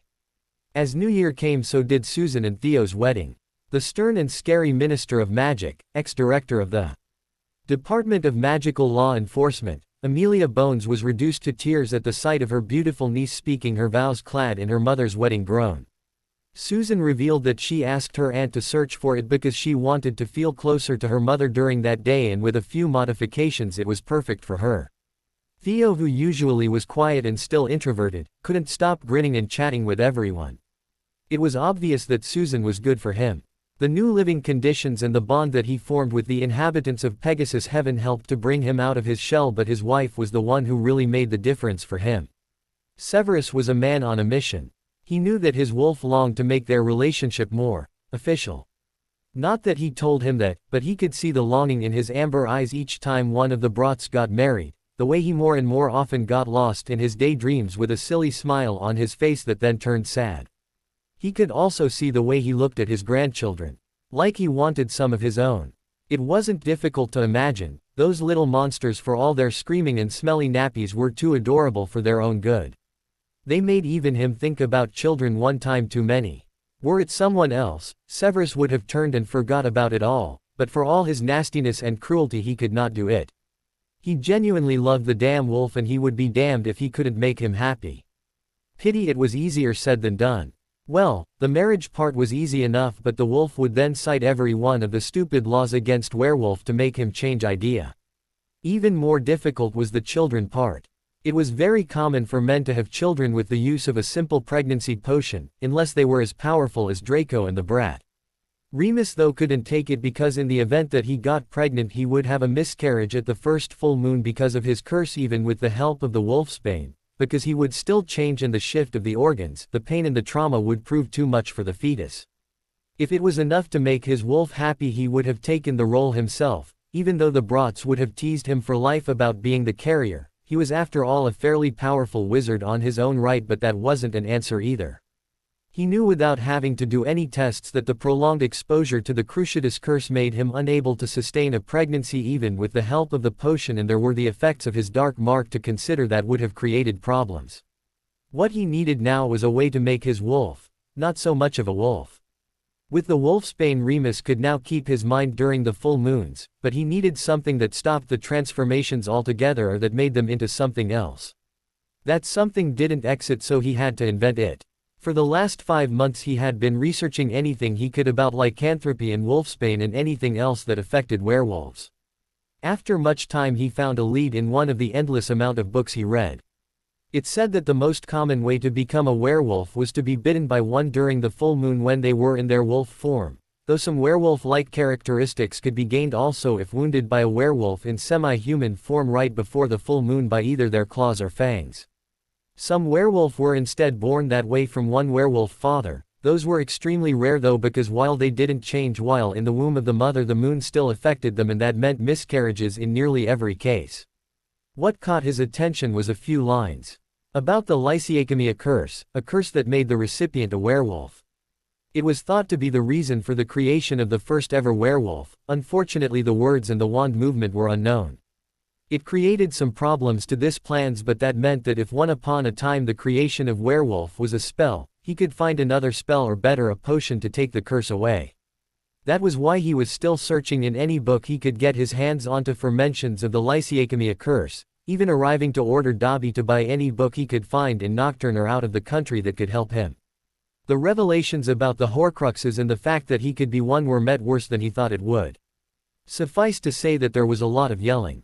By the end of it Draco needed a calming draft because he shouted himself hoarse in worry and rage, his magic crackling all around him and wind spinning around him, vowing in the middle of it to find something to remove and destroy the King Soul Leech off his husband. They all agreed that Voldemort had made more than one, but less than 10. That much would have killed him, with the fact that every time he created an Horcrux he split in half his remaining soul. Less than 5 were also difficult to believe. The man was obsessed with immortality as much as he was with power. Bill promised to write to his goblin friends to try and find out all he could about that nasty piece of magic, maybe that knew of ways to destroy the soul shards or take them out of their current containers.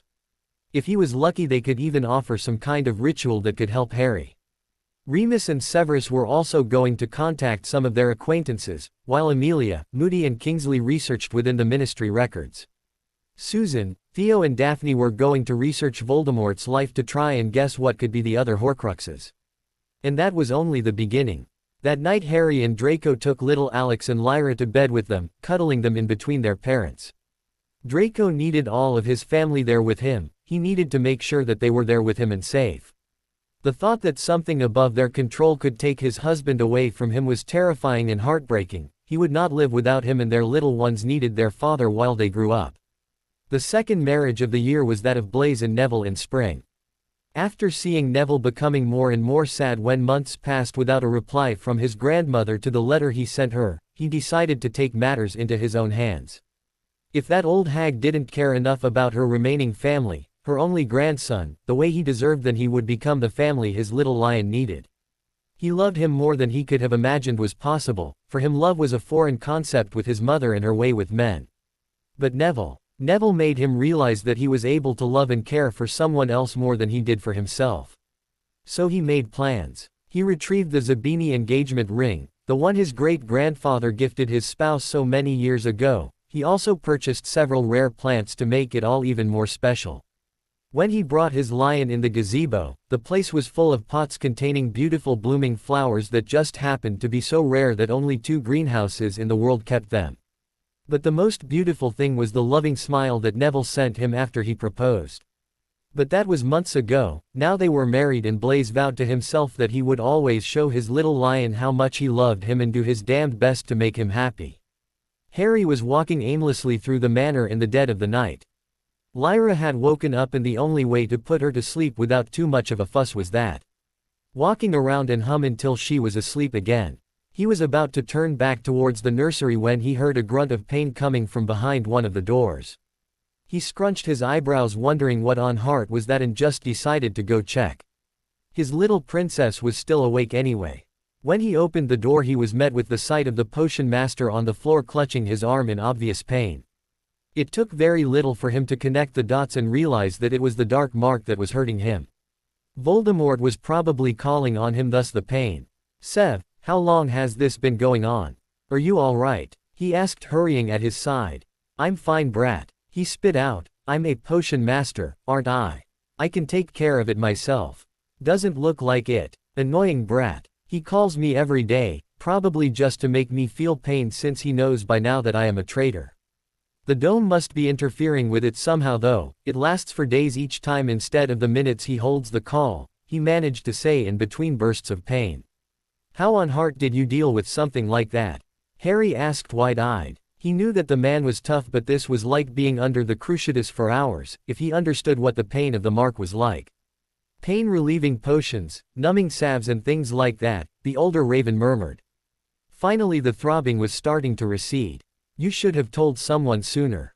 I'll start looking for a way to take off that thing tomorrow, but I don't know how long it will take," Harry promised with a serious expression on his face.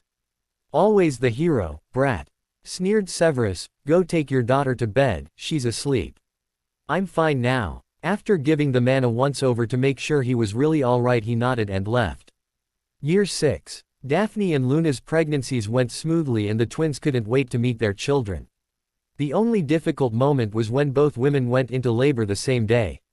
Not only Andy and Lorelei were forced to divide their attention between the two whose labor was long and painful, but Fred and George were both hyperventilating. In the end, Bill was forced to take them outside so they could breathe a bit of fresh air and calm down. In a last effort to distract them, he told them that they were going to be uncles in 7 months. Back to their cheery and not scared out of their wits selves, the twins went back to their wives' sides to take all the insults and pain they saw fit to dispense on them. 2 similar cries were heard at the same time into the manor, making them joke that even though cousins, the babies were going to be like twins.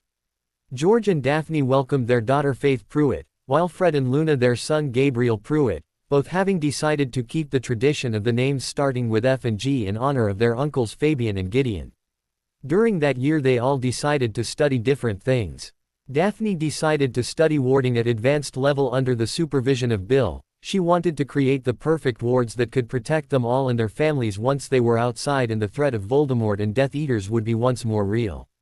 The two along with Theo started studying Hogwarts wards too, because they were all sure that Voldemort would target the school at one point and the students needed to be kept as safe as possible. Fortunately, the goblins had copies of the ward's schemes and agreed to share them in exchange of a favor to ask in the future. Blaise took upon curse breaking.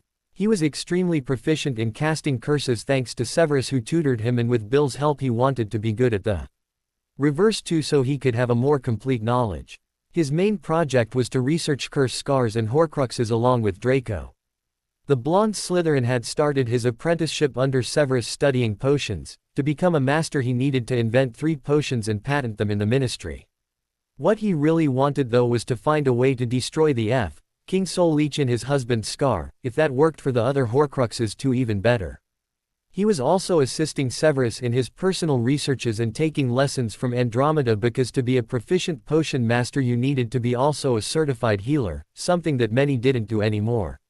Fred and George, apart from restocking and inventing new pranks for their shop that was going to open in September, were researching a way to have Muggle technology work in a magic environment, or better, work fueled by magic. That went from televisions and computers, to medical equipment, to office machines. The magical work was way too backward and needed to modernize so he could be on par with the Muggle world, and someday even become better. Susan was studying under Andromeda and Lorelei to become a healer. She loved helping people feel better and wanted to know everything she could. When asked in what area she wanted to specialize, she replied, "Why choosing? I want to do everything." Luna was proving to be quite a proficient spellcrafter. With her intensive study of runes and arithmancy, she was able to create many new spells that could help them in the war. She was also studying several diaries she found in the library that belonged to Sears so she could better understand her gift and use it to its full capacity. Theo decided to become a transfiguration master along with his personal quest to know everything that he could learn. He was a real scholar and knowledge was never enough for him. His love for learning was also welcome when it was time to research. If people believed that Granger was a research machine, they had never seen Theo at work. Neville devoted himself to his love for all things plant. Not only he was working towards becoming an herbology master, but also returned to life several species believed extinct thanks to the vast number of seeds he found in their combined vaults. That alone would bring much money and fame to his name. The fact that Blaise, his husband, supported and believed in him was all the more sweet for the lion. Harry was instead working himself to the bone between his many studies and projects. He wanted to become a defense master, learning all he could about charms, transfiguration, curses and dark arts. Battle magic and alchemy also interested him, taking away a good part of his time. He also needed to keep researching soul magic and blood magic along with the Horcruxes to get rid of the things in Voldemort once and for all. Then there was his extra secret project to get rid of the dark mark for Severus. The man swore him to silence about it, the stubborn git. For that he read everything he could about bonds, marks and rituals. It was difficult to balance all that along with his personal time, but he was determined to do it all and also spend enough time with his husband and growing children. He did it. He finally did it. After a year and a half of research and countless failed experiments, he finally made it. Onyx's eyes glittered with pride and happiness as he inspected his new concoction. The blood sample, that he acquired sneakily from his lover-boyfriend, was such a childish term, reacted positively to the potion. Even better than he hoped it would. And right on time too, he noticed looking at the calendar in the corner of his potion lab. After filling up a vial, he took off his lab coat and returned to his bedroom. The bedroom he now shared with his wolf. With a lazy flick of his wrist, numbers appeared in midair, informing him that it was barely 7 in the morning. He had spent the night brewing again. Remus wouldn't be too pleased when he woke up alone in bed. He hated it when the potion master lost track of time and failed to take care of himself. He would have to make up for it to Remus, but maybe his little vial would suffice. Just like he thought. As soon as he entered the bedroom, Remus glared at him from his place on the bed. Sighing, he took off his shirt and boots before crawling on the bed and tread his fingers between the sandy locks of his lover that looked incredibly disheveled from sleep. "Good morning, Wolf. And happy birthday," he murmured, catching the other man's lips into a key, before he could reply. "Thank you, Severus. But don't think I forgot that you spent the night in the lab." Again, he stated with a pout. Not that the werewolf would ever admit he was pouting, but Severus found it amusing and strangely cute. "I'm sure I can make it up to you," he smirked before showing the vial he had in his hand to the other. Remus arched his eyebrow, wondering why a potion, that would no doubt taste disgusting because he never in his life encountered a potion that didn't make him want to vomit, would be a good way to make it up. If it was chocolate he could understand, he could forgive almost anything for chocolate. As if reading his mind, Severus chuckled. That, my dear wolf, is my newly invented potion. It took me a good year and a half to create it and perfect it too.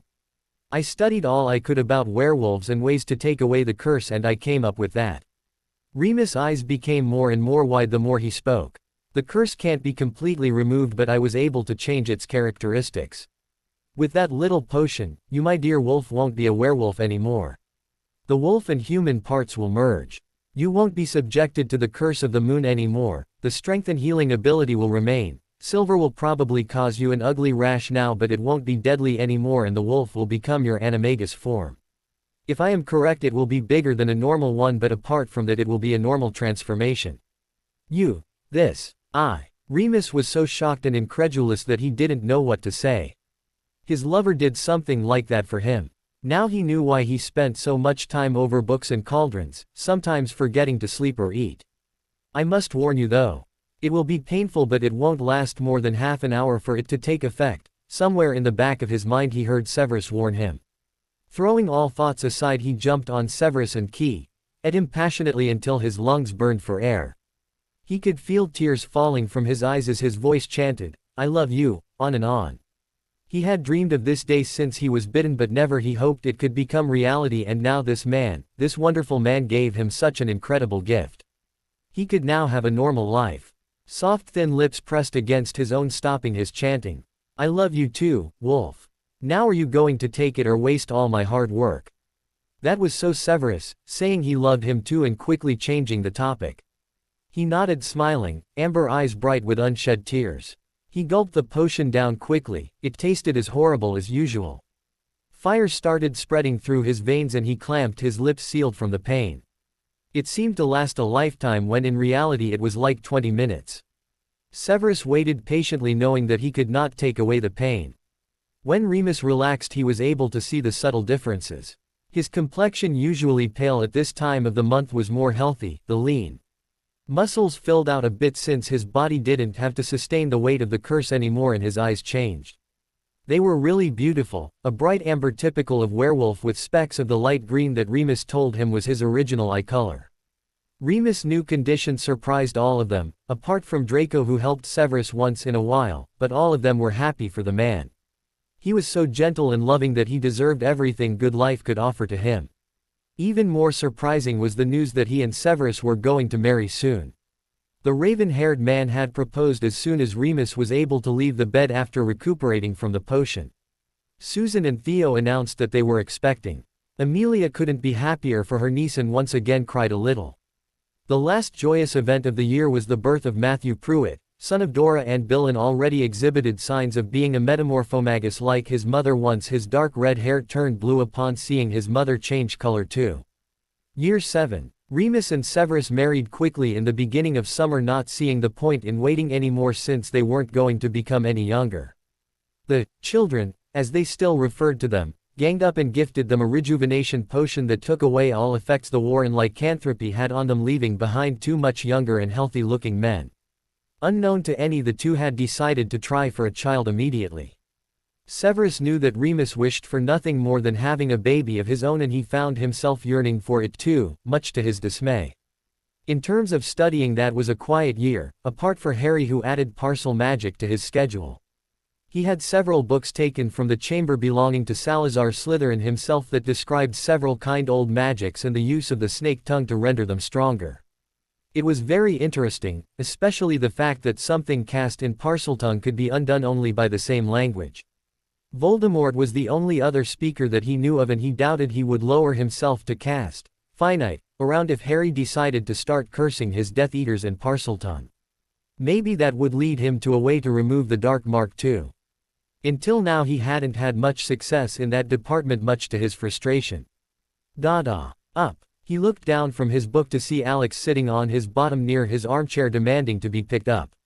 Since they started talking, it was impossible to make them stay silent, much like their carrier. He liked to joke. He smiled and picked up his son, letting him sit on his lap. Draco meanwhile had started researching a cure for the Cruciatus exposure with the help of Blaise, who specialized in curses, and Severus, who described the effects, having been under the curse more than enough. It was quite difficult, but he was determined to success, even more when Blaise wondered if it could be used to heal Neville's parents. He didn't know if he would be able to undo so much of damage, and even if he did, it would take a long period of rehabilitation for them to even be able to walk again on their own. He already had created his first potion for the mastery and patented it at the ministry thanks to Amelia's help. It was a potion to cure eyesight. Harry had been lucky that his eyes had been cured by the blood adoption, but not people were not usually that lucky. The only remedy known to the magical world until now was a spell, and not only it hurt like a bitch, but it had to be done no earlier than 7 years of age. His potion instead could be taken before going to sleep, it didn't hurt and you woke up with a perfect eyesight. There were also no complications in administering it to a child older than 3. Fortunately his babies didn't inherit the poor Potter eyesight, even though that was where he got the idea for the potion.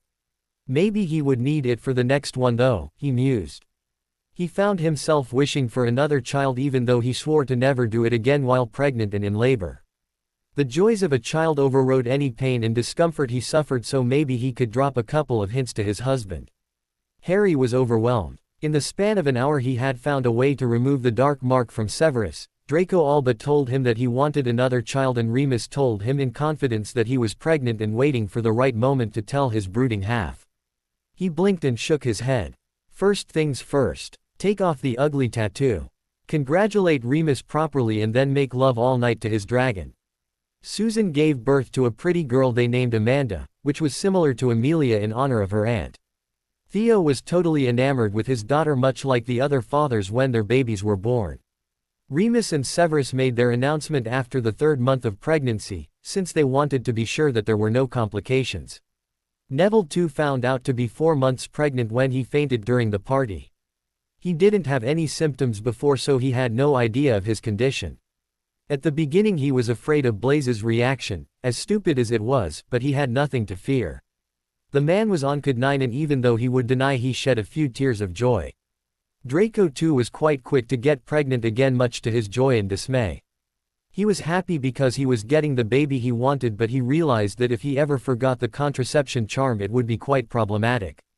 Year 8. Their last year under the dome finally came, and with that the hurry to finish their projects and studies in time.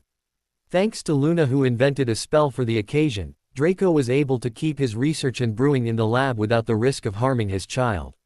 So far his studies for a remedy to the effects Cruciatus curse and the potion to remove the soul leech from the scar on his husband's head were progressing nicely, he just needed to tweak them a bit and before the final testing.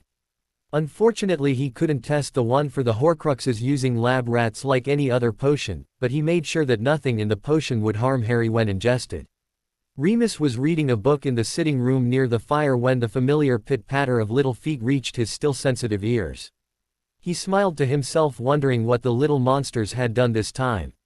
Even though the bigger of them were only 3 years old, they managed to bring chaos whenever they crawled to, bringing with them the younger cousins who could toddle around, namely the twins' children. Lyra and Alex were in the front, their little hands covering their giggling mouths, followed by Faith and Gabriel. "What did you do this time, Cubs?" he asked, placing his book away and laying a hand on his round belly. Andromeda had assured him that everything was as it should be and their child was healthy and strong. He decided that he wanted the say of the baby to be a surprise, and Severus had no problem agreeing to it. What mattered was that it was fine. He was now 6 months along and the new attraction of the children. They loved feeling the baby kicking against their little hands and could often be found around him or Neville, who was a month farther than him. "Unca, Mooney," they chorused upon seeing him and rushed to his side.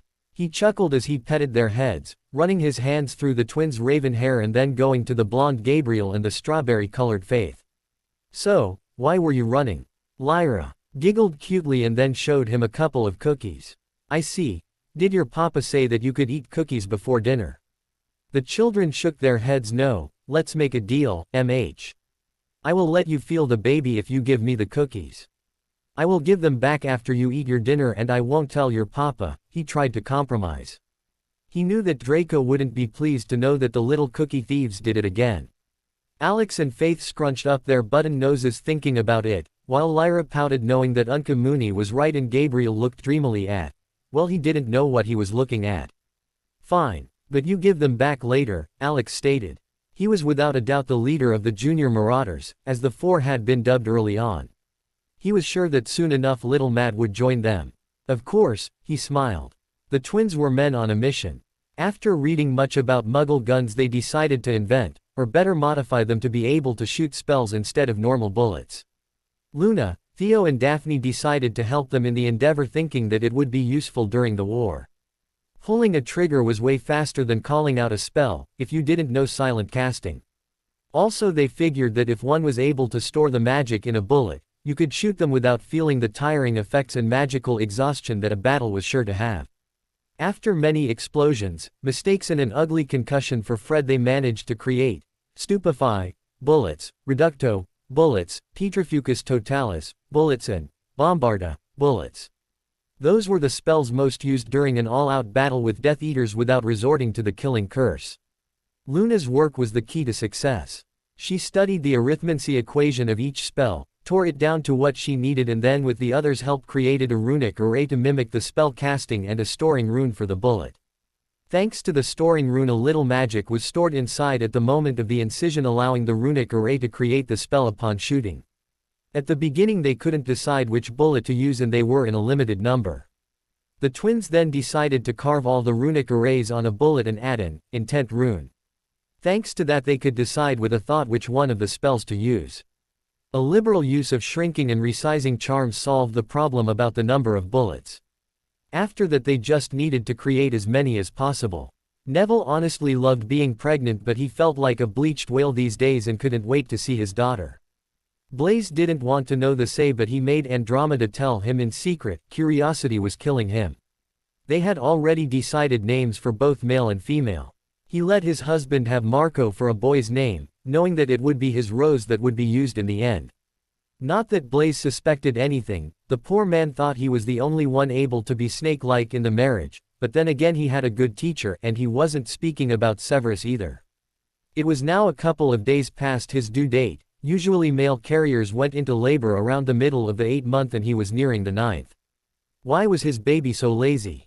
It was only later, in the middle on the night, that Neville woke in pain. After shaking awake Blassie, he said, "Would you mind going to wake Andy? Baby is finally coming." The Italian wizard looked at him like he was crazy, speaking as if they were talking about the weather and not something like him being in labor.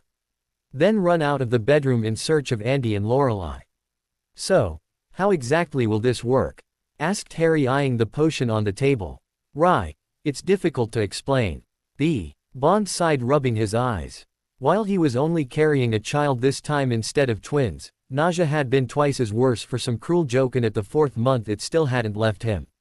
"Just drink it. Either it works and the leech is destroyed, or it doesn't. It won't happen anything to you, and just in case, Andy and Uncle Sev are here to help."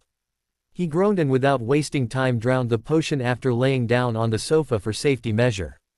It wouldn't have to destroy the Horcrux only to have a cracked skull because he fainted after all. 3 concerned sets of eyes watched as Harry went rigid from pain, his body tense and sweating. After what seemed an eternity, the man let out an agonized scream as a black liquid oozed from his scar, which was red and inflamed like after a particularly bad vision.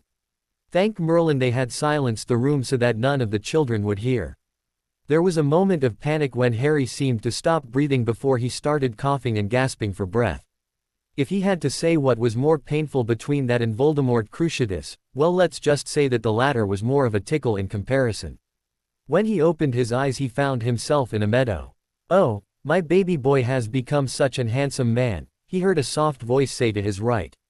Turning around, he saw his parents in front of him.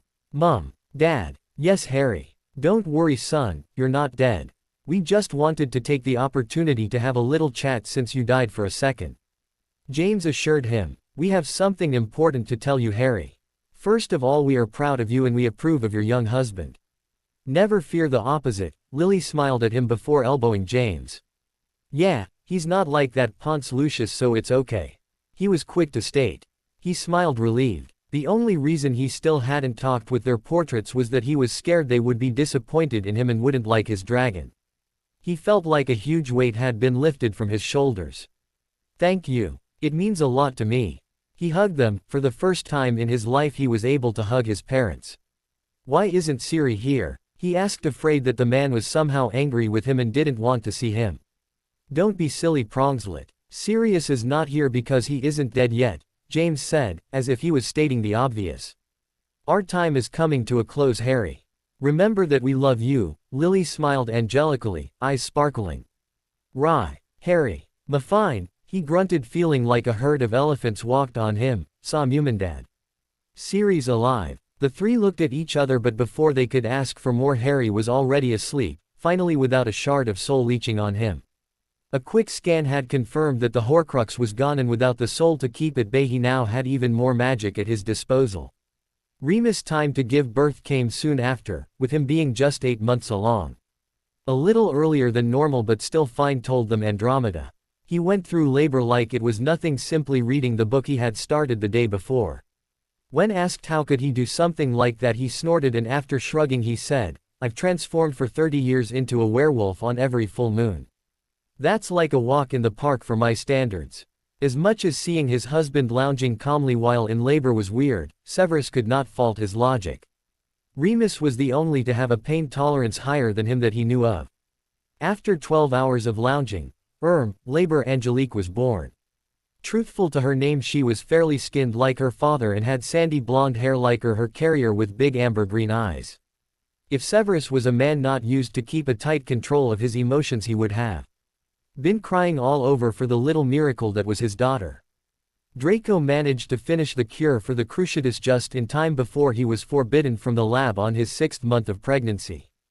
It had been a real of a work, mostly because he was determined to make it work for Neville parents and not just some John Smith who had been under the curse for 2 minutes.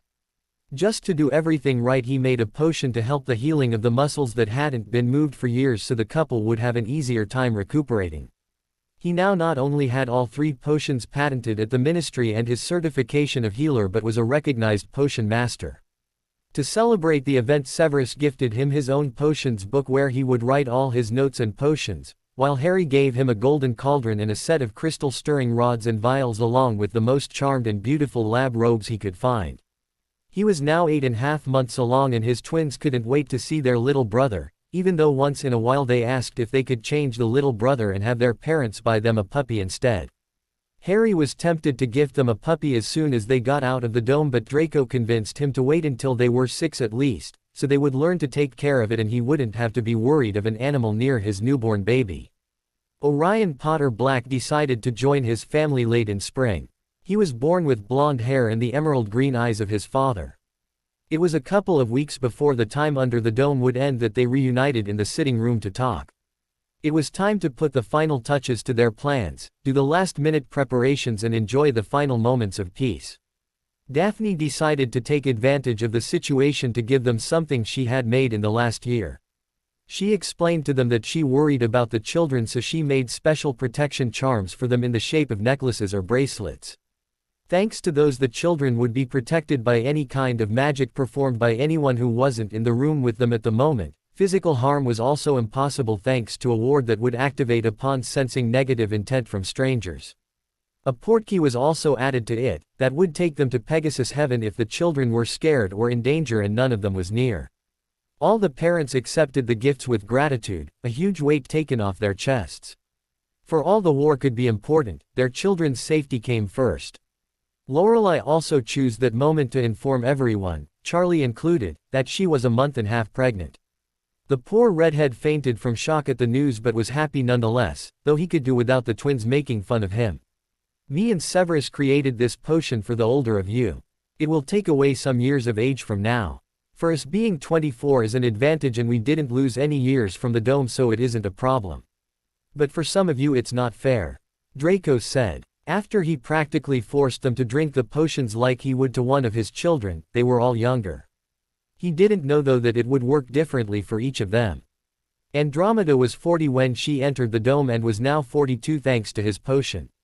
Remus and Severus had gone from 36 before the dome to 30, Lorelai was 22 and added only 2 years to that, same for Charlie who was now 26.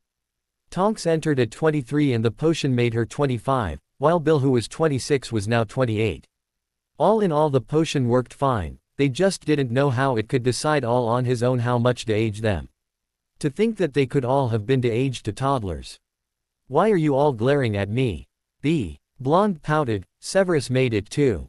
The Hogwarts Express was bursting with children as usual, but some of its passengers were more jittery than usual, and they were not first years either.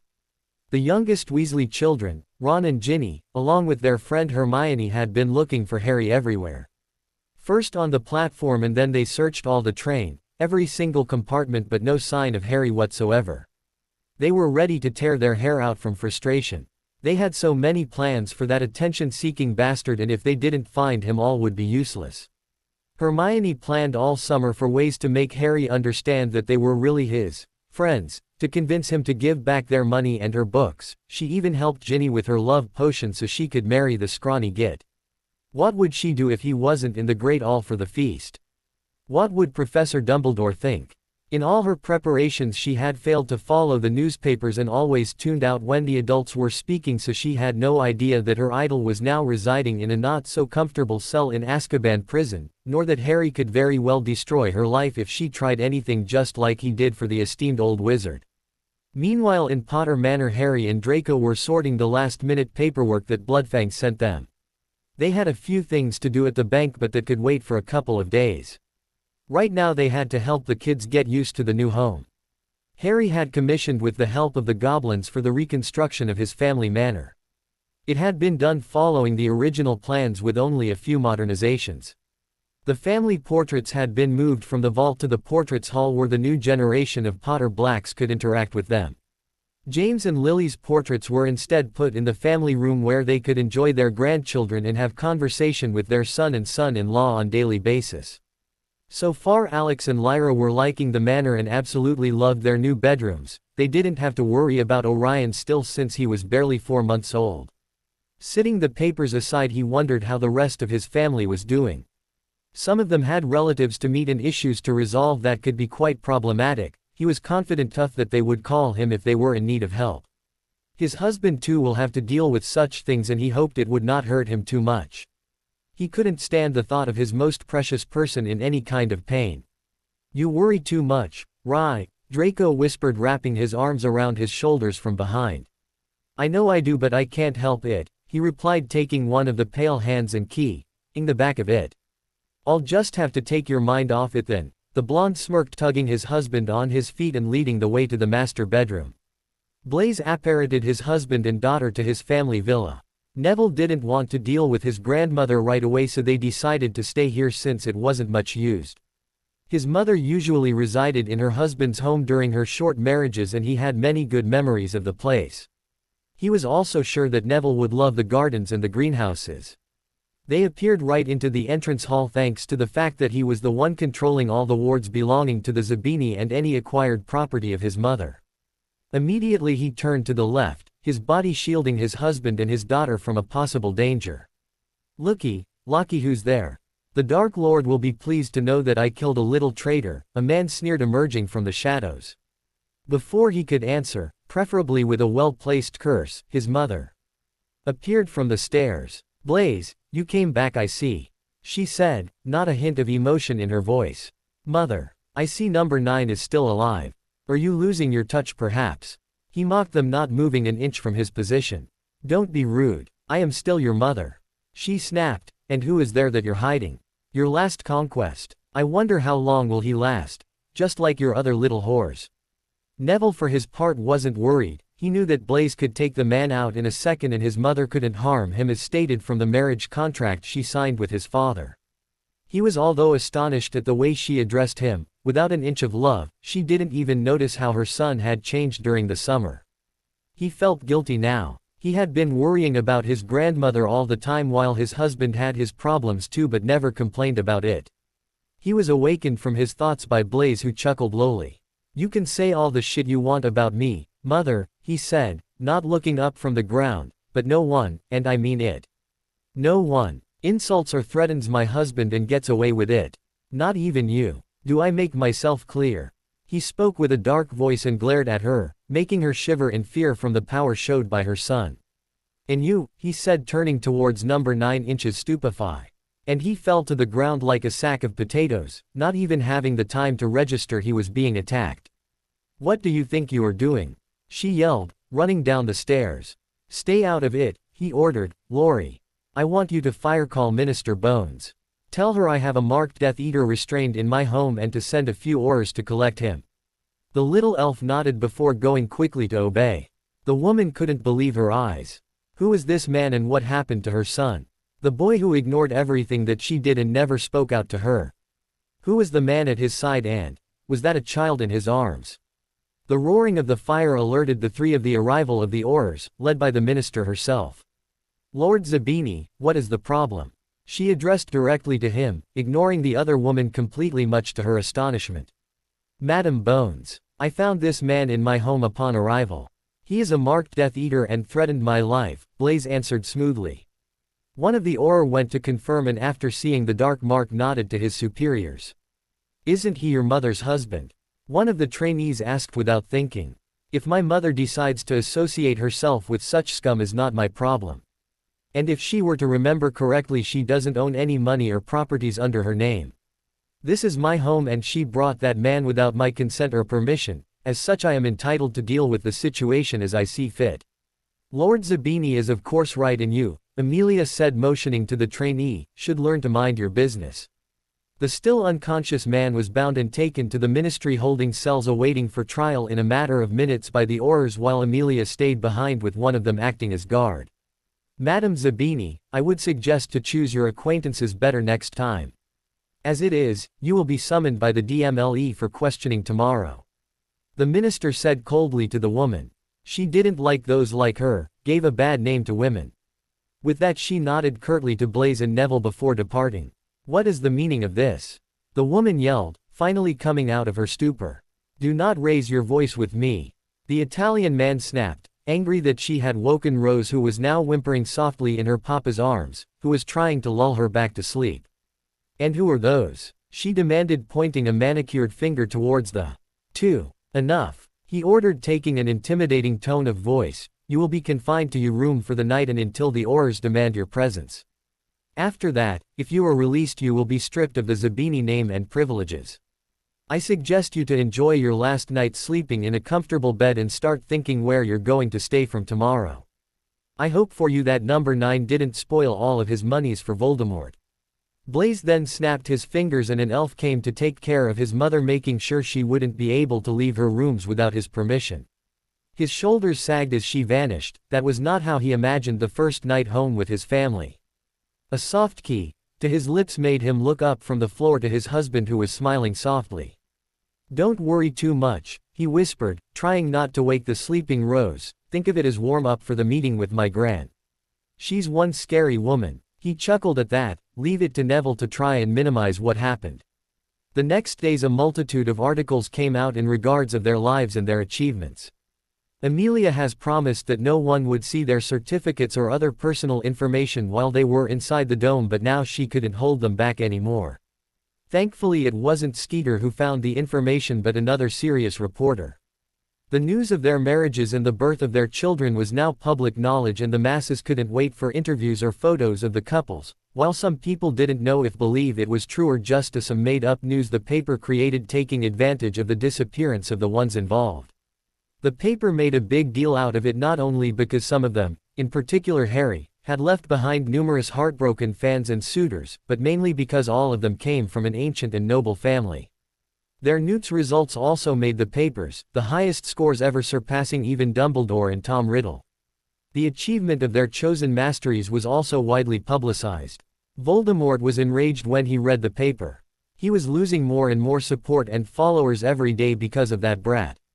His Death Eaters at the Ministry had all been arrested and shipped to Azkaban, where they had bound their magic forever, rendering them useless to his cause even if he was to make them escape. Losing followers meant losing money too, and recruiting was becoming impossible with the problems caused by the new Minister Bones. The idiot Lucius too, he had to lose his lordship and money to his brat along with the black money too and the Lestrange. He should have kept a tighter leash on his spawn and that would have never happened. But no. The Malfoy brat went and married. Married that damned Potter of all people. They even took away from his grasp possible recruits like Nott and Zabini. Even the Greengrass girl was useful to his cause. Her father was going to contract her with one of his men, and that would have meant the girl's family vaults into his possession. He needed a plan to end this once and for all, and he needed it now. He couldn't afford to lay low and lose all his followers anymore, he needed to strike and win this war. Hogwarts students had been scared and worried the night before when no one could find Harry Potter.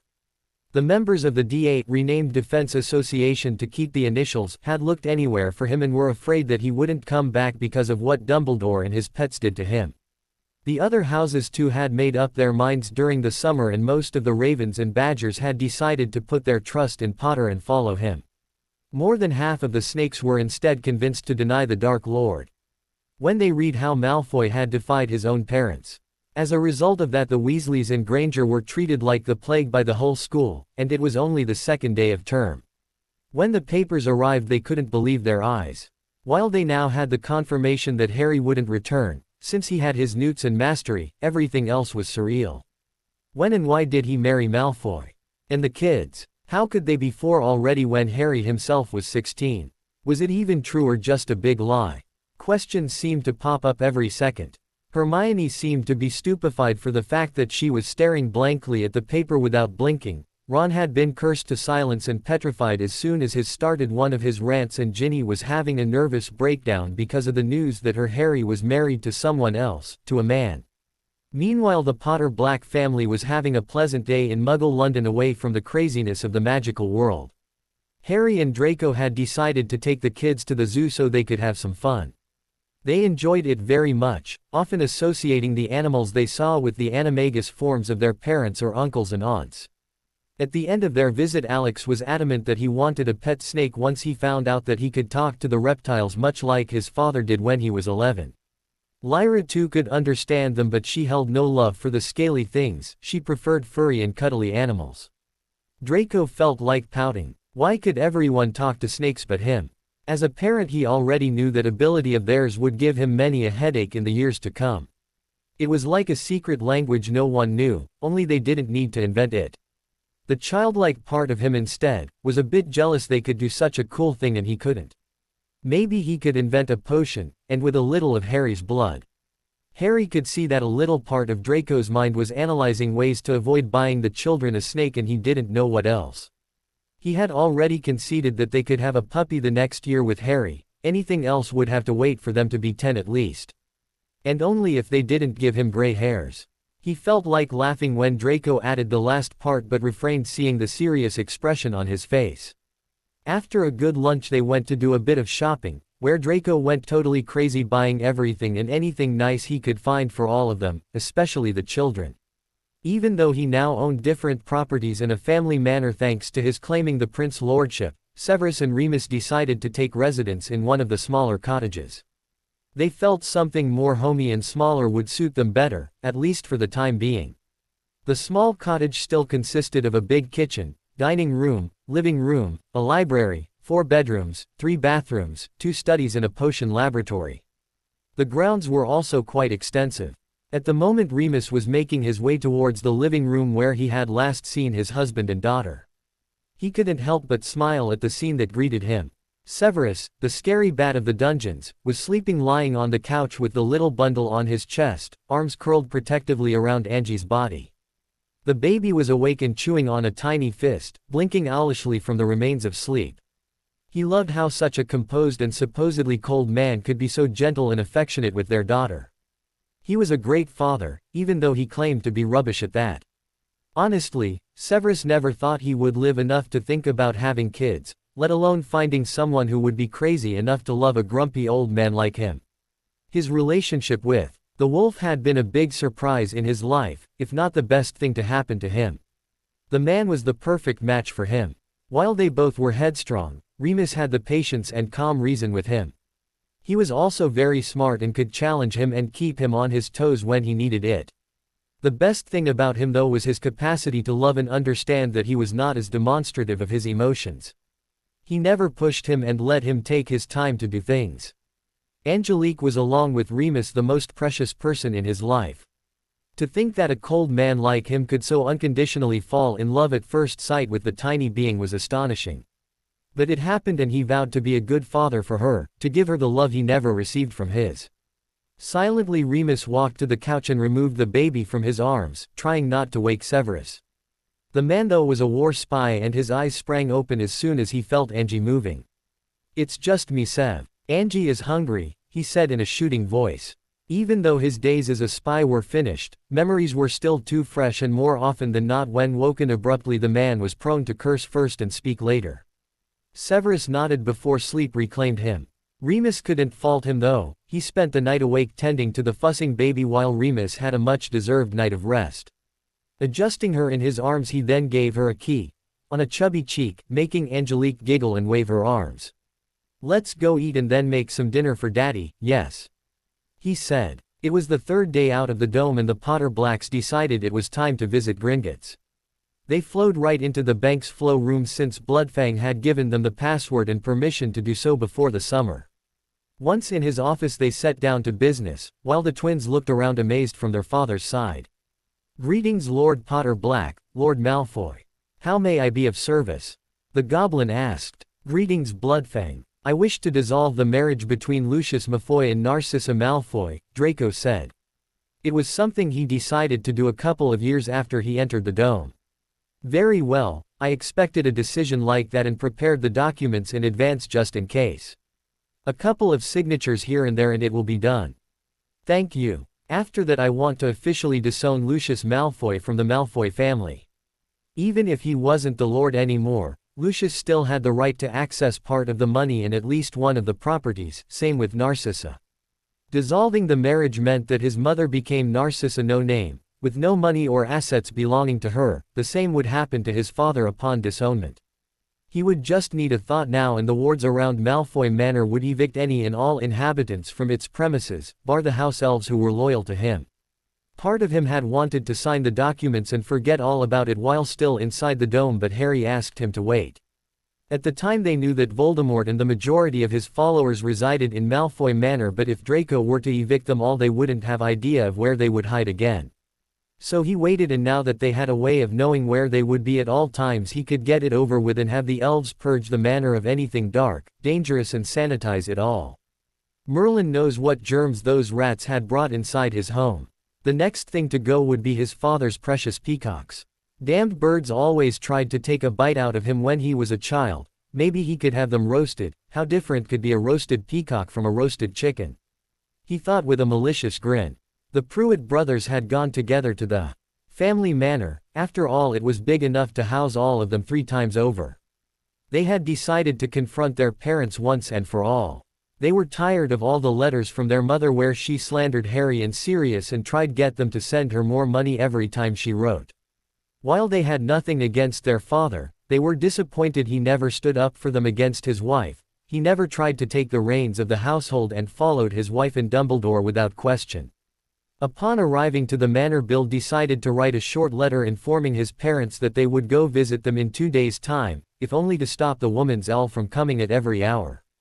The ruddy thing had woken little Matt more than once and scared the twins, as everyone called Fred and George children, trying to bite them when they came near.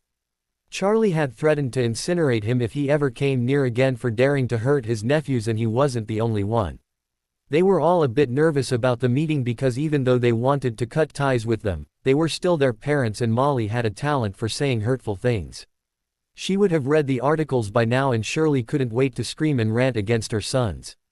When they finally managed to get ready and dress the kids, it was already late and they hurried to depart, even though the twins tried to back out claiming some urgent matter that waited for them. The brothers went first, deciding to do some damage control and avoid screams around the children. They didn't want them to get scared or feel that their grandparents didn't love them.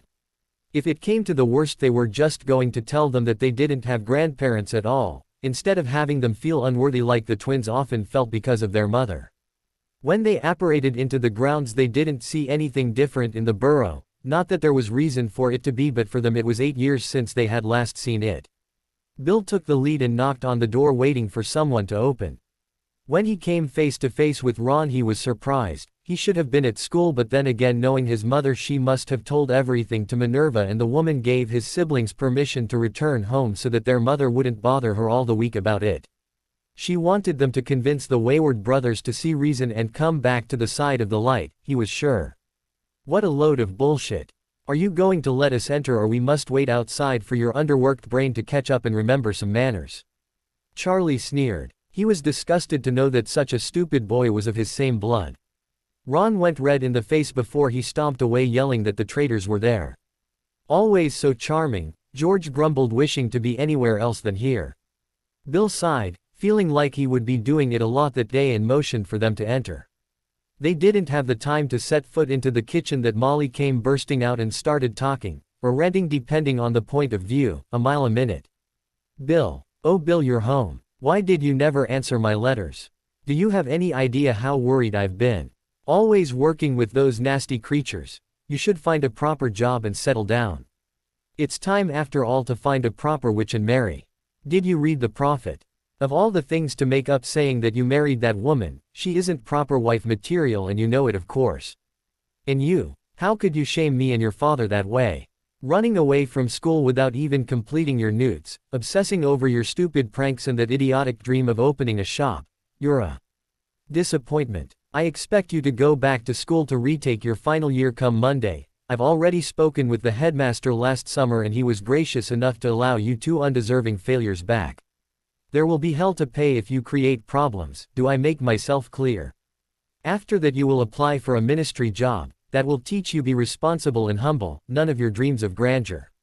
She ranted at the twins, changing behavior like switching a light from when she was speaking to Bill.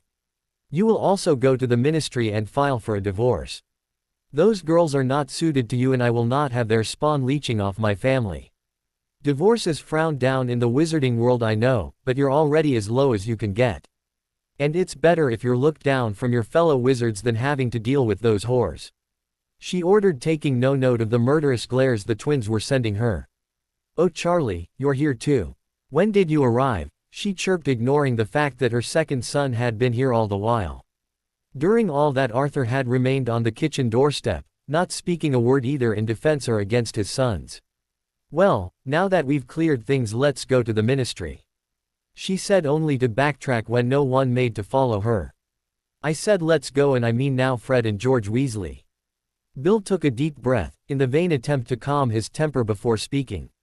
First of all, it's Pruitt, not Weasley. He spoke in what his fellows had deemed the Lord voice, while teaching him how to live up to his title.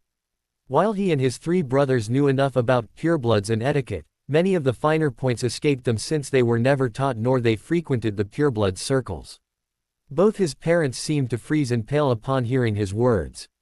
Arthur was shocked that a child of his would reject his name and disown his family, for that was what his claim meant. That his children had disowned themselves from the Weasley family and taken up the name Pruitt. How he didn't know, since there wasn't a Lord Pruitt. Molly was the last of the family, and after no one was named to succeed her brothers, he assumed the family had died out because there weren't suitable heirs to fit the requirements. Molly instead paled for the meaning of that. It meant not only what Arthur had already realized but also that Bill had found out. He discovered that Fabian and Gideon made him their heir and he was eligible to the Pruitt lordship, and that she kept all of that hidden from him. She had no intention of ever telling him either. She was sure that the goblins would one day see that she was the one who deserved the title and monies of her family. But now it was impossible for her to gain anything, and her son would need to be fed a lot of lies so that he could keep trusting her and follow her demands. Don't be silly, dear. You are my son, you'll always be a Weasley, she told him in a sweet voice. What does that mean, William? Asked Arthur instead. It means, he replied, ignoring his mother, that mother here saw fit to hide from me that I was the Pruitt heir, and I would have lost the title if I didn't discover the truth by luck. It means, continued Charlie, that we don't approve and are honestly appalled of your actions towards Lord Harry Potter Black, a man we consider our brother. Here he glared at Ron, making him understand that his brothers loved Harry more than they did him, and making Ginny feel like a worm with the way they were looking at her. Like they were disgusted and she wasn't worthy to breathe the same air as them. It means, said George, that we are tired of being controlled and belittled by a woman that professed to be our mother but treats us worse than vermin when she should love us unconditionally, his words cutting deep from the way Arthur flinched. She was a good mother, Molly told herself. She knew what was best. The little ungrateful brats will have to apologize to her. It means, followed Fred, that we are tired of a father who never defended us or took interest in his sons. We choose to cut all ties with you and your family and take the name of Pruitt. My three brothers are now under protection of the most noble and most ancient house of Pruitt along with their families. The threat in Bill's word clear. We hoped, Probably a bad idea, that you would be regretting your actions and feel sorry for it. Maybe you would have had a chance to meet your grandchildren. But instead you were as thick as usual. I for one will not allow you to come anywhere near my family, spat Charlie, preparing to leave. For the record, said Fred, we don't care if you, so immature and petty to insult us. If you ever again insult our wives, be it in our presence or not, continued George. Or call our children names. If you go anywhere near them, you will wish we killed you, they spoke in unison. Faces dark and voices promising pain. Unmentionable pain. The four Pruitt brothers vanished and their former family was left dumbstruck watching the swishing of their cloaks as they left. How did it go? Asked Lorelei when they appeared back home. No need to ask, Lore. They look ready to kill, observed Daphne, motioning for her redhead to join her on the couch. She's right, said Bill, massaging his temples, it was bad. You already knew it was surely going to be like that though, commented Dora. Yeah, but it makes us angry all the same.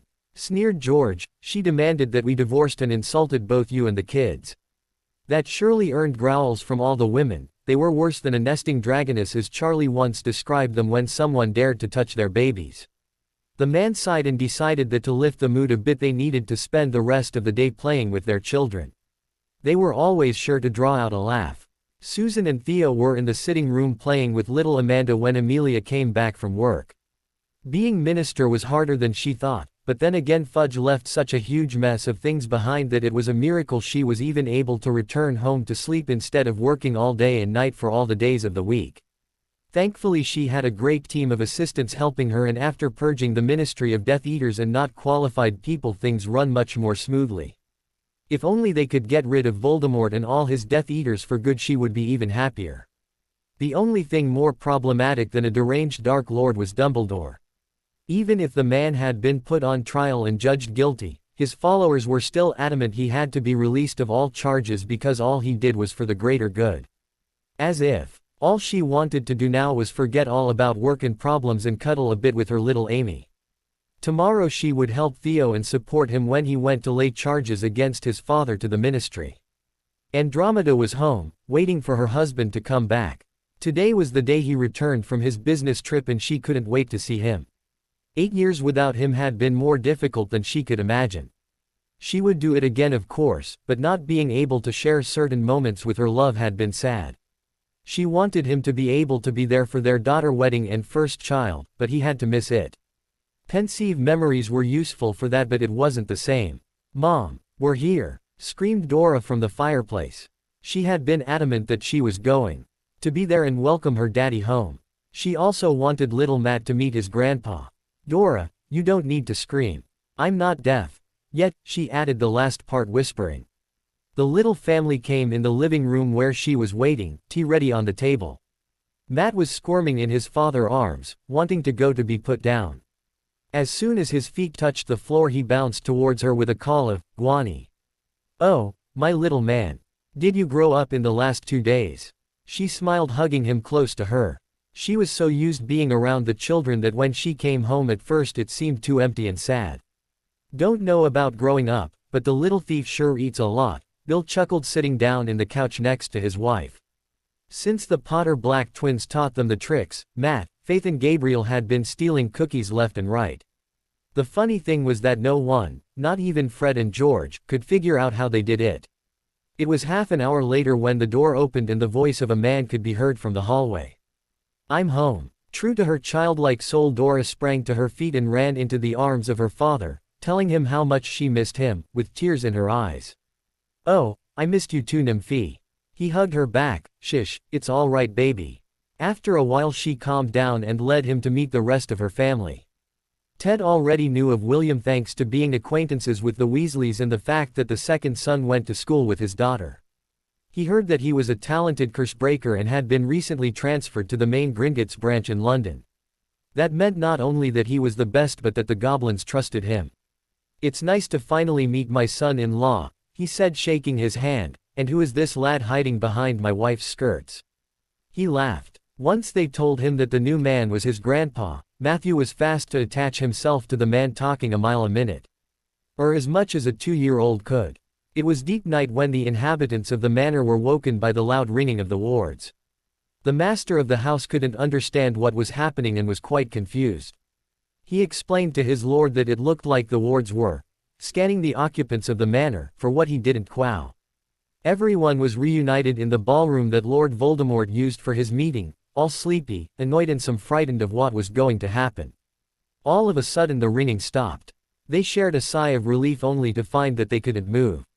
Wide-eyed they tried to free themselves from the unknown force that held them, but it was of no use. The same force then started to pull them, literally through the hallway until they were thrown outside of the manor and the property gates. Lucius SS. What ISSS the meaning of this? Screamed the enraged Dark Lord. The blonde ex-lord tried to answer, but his mouth just opened and closed without any sound coming out. He was too shocked by what happened. Here he was thrown out of his manor, in the cold night and in his sleeping clothes. An elf appeared just behind the gates, inside the safety of the wards, and said, "Master doesn't like uninvited guests. Master banished bad people, uses not to come back." Screams rang loud into the night then, to testify the rage of the madman who was casting Cruciatus left and right with no care of whom he hit. Theo was sitting in the minister's office sharing a cup of tea with his mother-in-law, who just happened to be the Minister of Magic herself. They left early that morning so he could file charges with the DMLE against his father. They went from abuse of a minor, to murder of his late wife and being a marked Death Eater with everything that came with the name. The previous Lord Not had escaped the cleaning of the ministry only because with the loss of his title he had no need to go there nor the authority to attend the Wizengamot session. It didn't mean he was safe though. Voldemort had been displeased by his failures and the loss of his title and money and had punished him accordingly. Now that the charges had been pressed, a group of competent Aurors had been sent to Knot Manor, when he still resided, to apprehend Theodred and bring him to the ministry. After a short examination to make sure he indeed had the dark mark, he had been brought in front of the Wizengamot for trial. It was a short affair. After the administration of Veritaserum and the pre-decided questions, the jury had been quick to come to a verdict. Azkaban for life and the binding of his magic, like many other Death Eaters before him. The man had been livid and he screamed and cursed against his son for daring to do such a thing to him, promising vengeance and pain. Theo though knew that the man wouldn't be able to harm a fly after the unspeakables charged with binding magic were finished with him. It was how they came to be in her office sharing tea. While sure about how things would work out, the morning had still been nerve-wracking. He couldn't stay calm until he heard the verdict. "One less Death Eater around for us," commented Amelia upon entering her office, satisfied with her work and the way things run smoothly now that she was in charge. His inner circle must be quite thin now, he mused. There were only the Lestranges, Malfoy, Greyback, the Carrows, the rat Pettigrew who was always at his master's feet, Roll, Rosier. Maybe a few more if he was right. Crabble and Goyle had been captured pretty soon. The two were even dumber than their sons if it was possible. Dolohov had been captured at the Dom battle along with Jugson, Avery, McNair and Mulciber. Thickness had been arrested in the ministry clean-up and was being treated for prolonged stay under the Imperius. The only one to escape Azkaban before the magic binding was put in place had been Lucius, when the idiot Fudge was still in office. The idiot thought that freeing Lucius he would be saved and able to keep his office. What a fool. Indeed. I don't know about the younger or weaker recruits though. She sighed. When this shit was finally finished she would take a month of vacation and enjoy the sandy beaches of the Hawaii, mark her words. Well, I better go back home. Susie must be worried, he said looking at the clock. Daniel Greengrass was not a Death Eater nor a sympathizer. When Hills had come to his home demanding to be given his eldest daughter in marriage he was enraged and ready to throw him out. But then the man started making threats against his wife and his younger daughter and he didn't know what to do anymore. He had never been a good father for his daughters. He had spoiled Astoria far too much, to a point when he didn't like the kind of girl she became. She demanded to have things, tried to belittle and spy on her sister and was all around unpleasant. Daphne instead had to grow up too fast. He neglected her and demanded too much from the young girl. The last straw was when he told her she was to marry that Death Eater. He doubted she would ever be able to forgive him for that. She didn't know that he had agreed only to save the two other women. Like they say, sacrifice one to save more, but it didn't make it right. When she disappeared he was both relieved, because she would escape an unhappy marriage, and worried not knowing what had been of her. He only knew that she had not been captured by Voldemort because Hills had come complaining that he was trying to go against his lord. The articles on the paper had been shocking and surprising. Even more unexpected was that Daphne came to visit on her own free will. He had sent an elf to lead her to his office and was now waiting, suddenly nervous at the thought of facing his daughter. When she entered he couldn't believe his eyes. She looked way more mature than he remembered her being just a couple of months ago. She wasn't the teen he had last seen but a young woman. He could see a lot of her mother's beauty in her. At her side was a tall and muscular redhead. He seemed ready to jump in front of her and protect her at a moment's notice. Must be George Pruitt, he thought. Daphne, he said, motioning for them to sit in the chairs in front of his desk, it's good to see you. I would like to say the same, father, but I'm not sure if I can, she replied. Her old Ice Queen mask firmly in place. Daniel sighed, knowing that he only had himself to fault for her coldness. I know you must hate me, but I did what I thought was best to protect the more members of my family I could from the threat of Voldemort. Had I known that in a mere month things would have changed so much in the ministry, enough for them to really protect people, I would have never consented. I know all of that, but it doesn't excuse you for your actions. I would never, ever, do that to my own daughter, the blonde girl replied, the ice in her voice cutting deep. He closed his eyes. He really had lost her for good. Probably he would never get the change to meet his granddaughter either. The reason I came is to know if you disowned me yet or if I still am the heiress of the family. I have no reason to disown you and you are still my heir, Daphne, he reassured her. That she thought so bad of him hurt. His wife had always been right and he never listened to her. What a fool he had been. I see. She nodded, if you don't have anything to add, I will visit with mother before leaving. Wait, he stopped her from getting up. I have thought a lot in the last days and I decided that the time for me to step down has come. Daphne's eyes widened, not expecting such a revelation from her father. He truly seemed to regret his actions. He was tired and looked years older. At her side George made no move to the news. It was not his place to talk. He just came to make sure his wife would be safe. I have all the paperwork ready, it just needs to be signed, he said, gesturing to a small pile of paper. If you agree, of course, he added in a lower voice. Are you sure about that? You would have to follow my decisions then, even if you don't agree. I am sure. I made many mistakes in my life and I am sure that you will do a much better job than me, my daughter, he confirmed. Very well, she nodded before signing the fist of the papers that would transfer lordship to her. Neville and Blaise were making their way out from the bank. After seeing Blaise's mother taken away by the Aurors for questioning first thing in the morning, they had a big breakfast and then headed out to Gringotts. It was a good thing they decided to use invisibility spells because the crowds in Diagon Alley were all hoping to catch a glimpse of them or another couple from the dome. Once inside things run smoothly. Blaise disowned his mother, something he should have done ages ago as he muttered, and set up a trust fund for Rose, as was tradition to do at the birth of a child. Neville for his part claimed his lordship. He was of age now and his grandmother had been the one to rule for too long. Maybe she will be cross with him once she found out, but it didn't matter. He was not the shy and scared chubby boy she remembered and he would not let anyone talk down to him. All that was left to do now was actually visiting the old woman. Wounding an arm around his husband's waist, Neville prepared to side-apparate them to Longbottom Manor, Rose securely held in the Italian man's arms. Daddy, Daddy. Harry raised his head from the stack of paperwork to see his little demons just as they run inside his study. The sight of them never failed to bring a smile to his face. Today they were dressed in their favorite colors. Alex was clad in a pair of dark-washed jeans with an emerald green shirt, much to his papa's joy, and Converse trainers. Lyra was instead wearing a pretty dress in pale lavender with white lace on the skirt. On her feet were polished white shoes, her black curls were pinned high behind her head. She looked like a little princess. Come play with us, Daddy. Please, begged Lyra, looking at him with her big doe eyes. He looked at all the work left on his desk and cursed. They were too adorable for their own good, he just wasn't able to tell them no. Fine, I will play with you. They spent the afternoon playing hide and seek in the vast manor. Harry made liberal use of tracking charms to find his little brats, never finding them too soon. while he hid near them and in ways they could easily find him. When Draco emerged from the potion lab, which he had dubbed as Paradise, upon seeing it, he found his children colliding against his legs and hide behind him while chattering madly. He could make out a few words here and there such as, hide-and-a-seek, daddy, monster.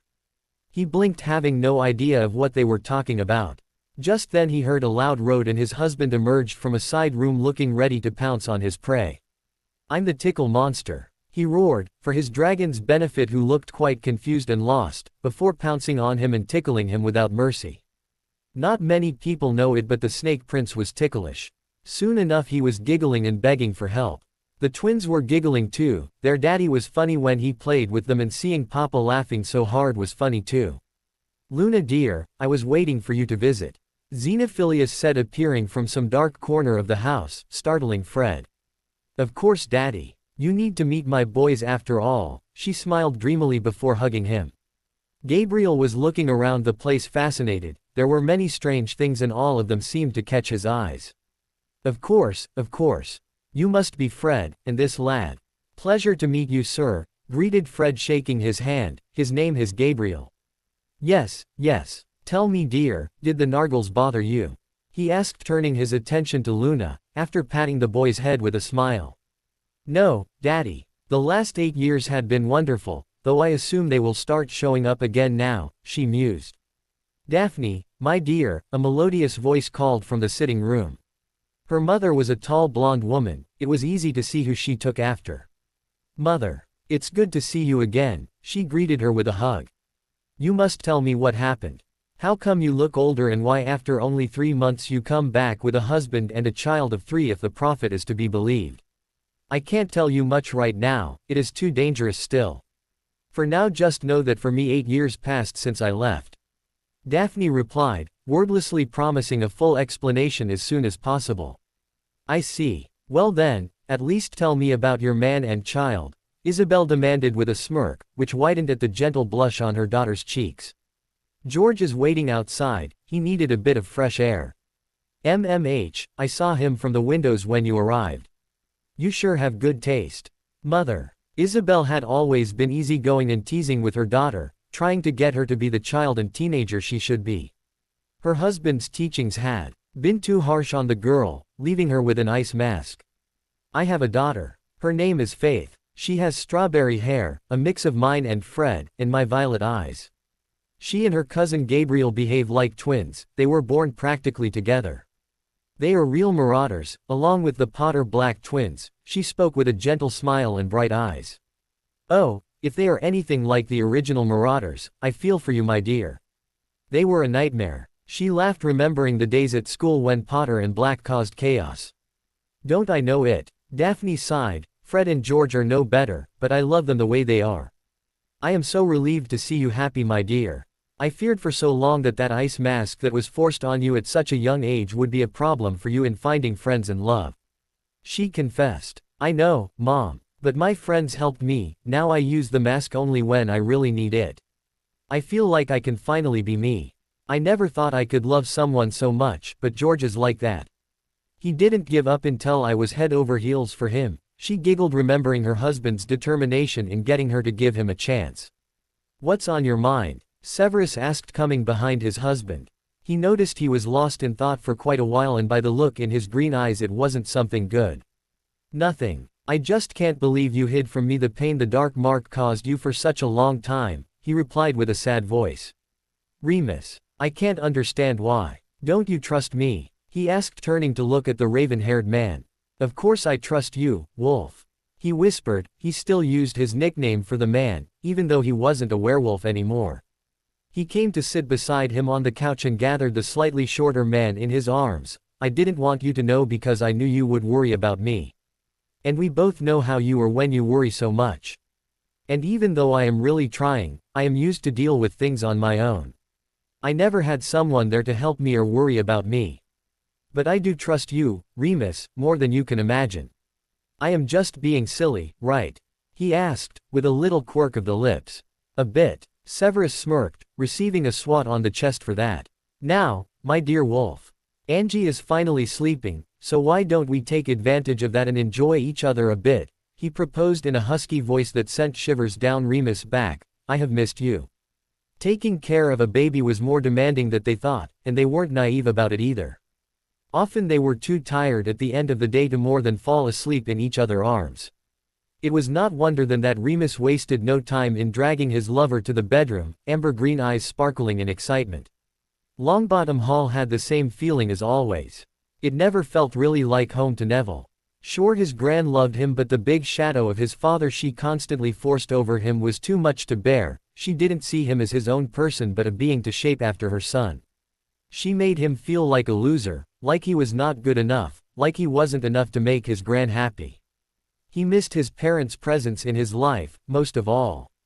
The moment to confront the woman finally came. He would know why she never replied to his letters and officially inform her that he was the new lord of the most noble and ancient house of Longbottom. Maybe she would be able to calm down enough to let him introduce his husband and daughter too. He took a deep breath and squared his shoulders, trying to gather his Gryffindor courage. Blaise gave him a reassuring look and smiled at him, Rose sitting contentedly in his arms idly playing with the hair at the nape of his neck. Entering, he called for an elf, asking where his grandmother was, and then he headed there. He knew she would shout and scream at a certain point, so he left Blaise and Rose to a smaller sitting room to wait for him. His baby was really sensitive to shouting and he hated having her upset. When he entered the main sitting room, he found Augusta sitting in a high-backed armchair reading one of her books and sipping tea. Gran, he called, making the old woman raise her head slowly from the book, ready to face her grandson. When she turned around, she could barely believe her eyes. In front of her there was a young man, older than 20, with a lean muscled body and an air of confidence and power around him. The shy, chubby and weak boy that Neville was nowhere to be seen. Neville. Her mouth moved before she realized she was speaking. She knew that the man was her grandson, but a part of her needed confirmation. It was almost too much to believe. Yes, I think we need to talk, grandmother, he said, walking into the room and seating himself on the armchair in front of the woman. When she made no attempt to speak, he decided to just get on with it. I have claimed my lordship this morning, he started. Since I am now 24, I can legally claim my inheritance. He could see her eyes widen, but she still remained silent. I got married and I have a daughter. His voice then became a bit cold. Something you would know had you replied to any of my letters, or even read them. I am unsure about it though. I want to know why. I never bothered to read or reply because you had the nerve just leave, without informing me, without my permission, without any thought of the consequences. I have not raised you to have you run around and get yourself killed. She finally spoke. I left you a note and as soon as possible I sent you a letter explaining everything. And again when you didn't reply. I don't need your permission to do what I want. I can make my decisions about my life for myself. Thank you very much, he sneered. A bad habit he picked from his husband and snake friends. Don't take that tone with me. What should I do then? Go back to being the pathetic child you raised so your ego isn't bruised? He asked sarcastically. Augusta was taken aback by his behavior. The boy she knew was not there anymore. A man had taken his place and she didn't know how to deal with him. Even more so because she had no intention of backing off. She was too prideful for her own good sometimes, as her late husband often reprimanded her, but she was not going to be ordered around by anyone. I will allow you to reside here for the time being, but you won't be able to do anything in the Longbottom name anymore. If you change your mind, the elves will be able to find me. With that he got up and left. He should have known better than hope for a warm welcome back from her. It didn't matter though. Soon he would have his parents back, thanks to his husband and friends. That was all it mattered. If the old vulture didn't want to bow to him, she would bow to her son's demands. He didn't know his father, but he was sure that he would never stand for his mother to mistreat his son in any way. His mother would be even worse if what Remus told him was true. The members of the DA decided to meet together after the release of the articles regarding Harry to talk about it. They all agreed that they would follow Harry and give him their support if war broke out. At the moment the ministry seemed to have everything under control, but with someone like Voldemort you never knew. Without someone to teach them, they created a study group so they would be able to continue their training and learn. The open invitation to join them resulted in many people coming to them, even some Slytherins who didn't want to follow the Dark Lord. Ron, Hermione and Ginny were still avoided by everyone in the castle and some even resorted to bullying them, especially the younger years. They said that Ron had been a terrible prefect in the past year, always insulting and bullying them around, so now that they had the rest of the school ready to defend them if needed, they wanted to get revenge. Hermione was never well liked, with her know-it-all attitude and bossy character. Many were glad to take her down a peg or two. As for Ginny, she was a real slut and a lot of girls wanted to make her suffer for sleeping with their boyfriends. It was nearly 2 weeks after the beginning of the term that the DA decided to send a collective letter to Harry to let him know they supported him and hopefully get a few answers about the articles, mainly to know if they were true or not. The 2 weeks passed outside of the dome also marked the day of their reunion.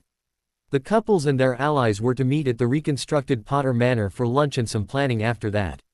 The first to arrive were the Theo and Susan along with Minister Bones, followed closely by Andromeda and Ted Tonks.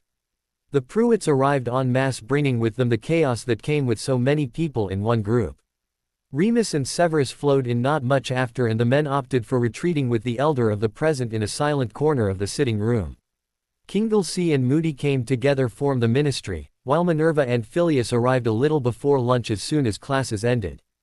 Hugs and greeting were passed around, while the kids played in the center of the room under the watchful eye of all present. Ted was a bit surprised by the sheer number of people, considering they were somewhat the inner circle of their group. Seeing also so many kids was an eye-opener. The fact that Dora came home with a child was surprising, sure, but she was of age and old enough to have a family.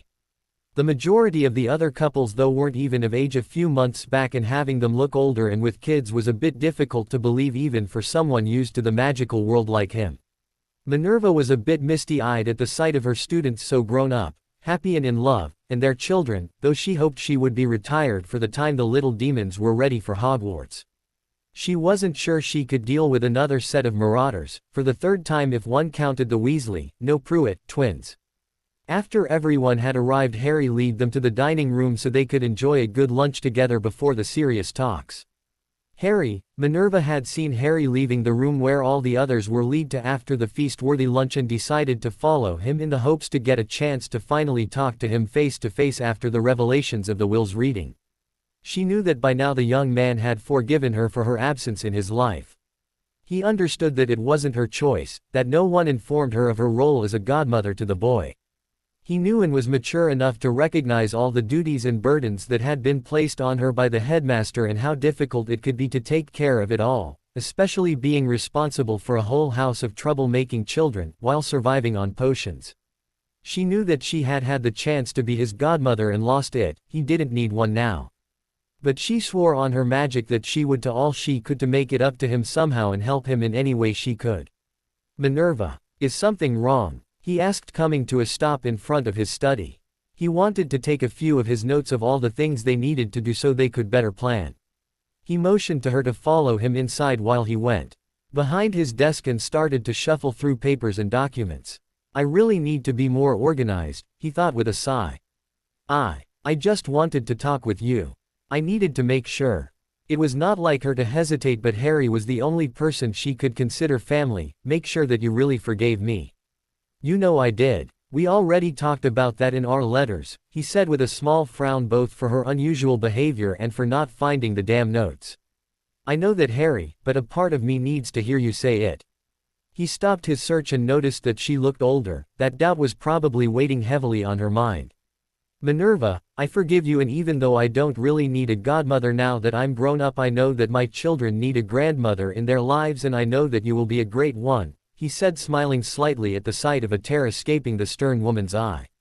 Thank you, Harry. You're welcome, he replied, walking around the desk and giving her a gentle hug. Now, I usually do things myself instead of relying on magic for everything, but the hell with it. Accio notes. A thick folder came lying at him from under a mountain of cushions, making him raise an eyebrow at how it could have ended up there. Let's go back to the others, he said, offering his arm to the older woman with a charming smile. Well, what do we begin with? Asked Phileas. He and the others outside of the dome, bar Amelia, knew the basics of everything but weren't told all the details, since it could be dangerous should they be captured or interrogated by someone. He had to restrain himself from bouncing on his seat. He was so anxious to know what those group of talented and powerful wizards and witches had come up with in the 8 years' time they had to plan. How about Horcruxes? Grunted Moody. You told us that Snakeface had made some and nothing else. I, for one, want answers. Horcruxes it is then, agreed Harry, seeing the agreeing faces of the adults. It was still strange sometime thinking of them as adults since he was one as well now. What proofs do you have to be so sure Voldemort did something like that? Asked Kingsley. Me. I was one, accidental mind you, that's why he could send me visions and I could see what he did when he was angry enough to lower his occlumency shields. Draco was quick to reassure them when he saw the looks of horror and fear on their faces. Obviously, being the awesome potion master that I am, I created a potion and got rid of the leech in my husband's head, he said with a smirk. How? How many did he make?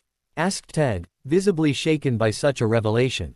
Those kids were more strong than he could even imagine. 5 at least, but he always believed in things such as magical properties of numbers, so it's more likely he made 7, he last being the accidental one with Harry. Answered Theo. Is there any way to know for sure? Wondered Minerva. And how are we going to find them if we don't know where they are and what to look for? Growled Moody, clenching his fist in anger and disgust. He couldn't believe a man could make such horrible things. Well, he could, but even though he had seen many things and knew the evil humans were capable of, there was a part of him that was still surprised and incredulous. Little as it may be, but it was still there. It was what still made him human, he liked to believe. Thanks to a sample from Harry's scar, we managed to create a potion combined with a ritual that will show us what and where exactly we need to look for. We were waiting to be all together again out of the dome to use it, since the time shields could have interfered with it if done before, explained Severus. Well, what are we waiting for then? On with it, exclaimed Amelia, eager to start the hunt to finally kill Voldemort for good. Hawaii was waiting for her. I agree with her, shouted Dora, almost falling over from her perch on her husband's lap, getting a few chuckles here and there. Thankfully Bill managed to catch her with his quick reflexes before her face met the floor. Severus got up from the couch and retrieved a special parchment from the bag he brought with him. The paper had been soaked with a potion beforehand to help it be more responsive to magic. Normal parchment worked too, but often hinders it a bit, making the potion lose efficiency and give less results than normal. Meanwhile, Draco Acioed a potion from the lab along with a vial filled with a black substance. Conjuring a bowl, he poured the potion in it and added a drop of the black liquid, stirring gently with a silver rod. Luna was drawing runes on the table with magic, making them glow a soft yellow. Once she finished, Draco placed the bowl in the middle of the circle of runes and stepped back. Harry then stepped forward and stared, chanting in Parseltongue. No one knew what he was saying exactly, but Draco explained that it was an ancient ritual used to reunite something that had been divided, from what he understood. The runes then glowed an acid green before changing to black and back to green again. The potion bubbled before a miniature whirlpool started to form in the bowl. What had been a clear potion, tuned gray from the black drop, had become the same acid green of the runes that had now vanished from the table. Stepping back, he allowed Blaze to dip a pure white feather into the bowl. They all watched as the potion seemed to be absorbed by the quill until there wasn't a drop left into the bowl and the feather became green too. Severus placed the parchment onto the table where they all could see it, and Blaze placed the tip of the quill on top of it before letting it go. It stayed there for a moment before it seemed to vibrate, and it started writing, almost frantically, until the green started to fade back. They all seemed to hold their breath until the feather dropped on the table, the parchment filled with green words. It was the moment they had waited for so many years, some for the times back when the First War started. They now could kill Voldemort. For good. What does it say? Fred and George asked together, leaning forward trying to read the words on the parchment. Easier said than done. It looked worse than something Ron could write, they complained, earning a laugh from their brothers and few others. Several hands moved to take the paper, but Remus was quick enough to snatch it up before them. Thank you, werewolf reflexes, he smirked. Since he wasn't forced to turn every full moon into a bloodthirsty monster, he was very much in tune with his inner wolf. Aw man, the younger men complained, and he just sent them a smug smile before leaning back into the embrace of his dungeon bat. He snickered to himself. Severus was always sure to grumble and pout at the name, though he would never admit it. Read it out loud, Remus, ordered Minerva in her best teacher's voice, making her students, past and present, snicker at the wolf's pout. Fine, fine. There in acid green ink was the list of Voldemort's soul pieces. There were 7 in total, like they thought. Diary, Headmaster's office, Hogwarts school destroyed. Slytherin locket, black heirloom vault, Gringotts bank. Hufflepuff cup, black heirloom vault, absorbed from Lestrange vaults. Peverell ring, Gaunt shack, Little Hangleton. Scar, Harry Potter destroyed. Ravenclaw diadem, room of requirements, Hogwarts school. Snake location unknown. It looks quite good, commented Harry with a smile. What exactly looks good to you, Potter? Growled Moody. There are 7 of them, and the most are priceless artifacts. Harry widened his eyes comically, moving his hands to his chest before saying in an odd voice, "The Mad-Eye Moody thinks I'm priceless." "Oh, what an honor!" he exclaimed, finishing in an high-pitched voice reminding of a woman and mimicking fainting. They all laughed at that, glad for his attempt to diffuse the tension. "Rye already destroyed the diary in the Chamber of Secrets in 2nd year, and I removed the shard from his scar." "That's already too taken care of," commented Draco with a smug tone, both from the heroic, if not reckless, deeds of his husbands and from his own awesomeness. "Another 2 are in one of my vaults, and we can take them whenever we want," smiled Harry, draping an arm over his still preening blonde. "The diadem is in the school and we can easily find it," added Neville. "We already know where the ROR is and how it works. So we only need to actively hunt the ring and the snake before killing Voldy," summed up Charlie. "Yes, and thanks to Draco's potion we can safely remove the soul taint from the priceless artifacts without damaging them," smirked Severus at the disgruntled face of the old Auror. "Are you going to take care of them now, or should we pass on the next order of business?" asked Andromeda. It was a dark night without moon or stars. The icy winds coming from the sea were unforgiving in their sheer force. The little village, built in a strip of land surrounded by forest on one side and overlooking the sea from the high cliffs on another, was silent, the only noise coming from the wind and the objects knocked over by its force. 7 figures stood vigilant on the highest peak of the cliffs, waiting. They were clad in black armor and black battle robes made of basilisk scales, their hoods pulled to cover their heads and the lower part of their faces covered by a black silk mask, leaving only their eyes visible. They stood unmoving to the untrained eye, but their muscles were coiled, ready to spring into action. Long swords were strapped to their backs where they would not hinder their movements and still be easy to draw. "Get in position," the figure in the middle ordered. At his command the other 6 vanished from their spots at his sides and took their assigned place around the villages to cover it all. Not 2 minutes later several pops announced the apparition of a number of people, while others appeared via portkey. Those new arrivals started to throw curses around and wreak mayhem into the village. They couldn't wait to hear the screams of fear and pain coming from those filthy mudbloods and muggles. Only, there were no screams. Not even a single soul could be seen in the town apart from the masked Death Eaters. Also, their spells seemed to bounce off the walls of the buildings, leaving no damage behind. They stopped, confused, and looked at each other, trying to understand what on earth was going on. Their mutterings could be barely heard over the howling wind when suddenly a scream pierced the air, followed by another and another, in a never-ending choir of terror. Back with the leader figure of the 7, he had been the first to move onto the unsuspecting Death Eaters. With a few whispered words 10 of them fell to the ground, screaming in pain in what felt like an overpowered cricuitous curse mixed with a blood-boiling one. Their screams had been the signal for the other 6 to move and kill.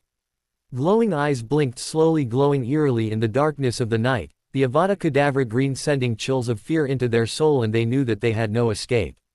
Somewhere else vines sprouted from the ground, piercing the hearts of 4 men, followed quickly by nearby rocks flying into the air and impacting with heads, killing them on the spot. Hazel Eyes watched it all with a hint of sadness. "Mother Nature is unforgiving this night," he whispered. Blood dripped from the glinting sword held by the man kneeling on the ground. "Such a bella not to dance," he smirked as heads rolled to the ground, followed by the dull thumps of the bodies. At polar opposites of the town the same thing was happening. Agile fingers worked on the triggers of the shining silver guns, each bullet moving at great speeds. Only a green afterglow could be seen, piercing their target and ending a life. Blue twinkling eyes watched it all as they cockily rolled the guns on their fingers in a way that would have reminded a muggle of a cowboy from the movies. The hissing of the fire whip resonated into the night, entrapping the bastards in her burning coils like a deadly snake would. Their screams filled the air, but the winds washed away the smell of burning flesh.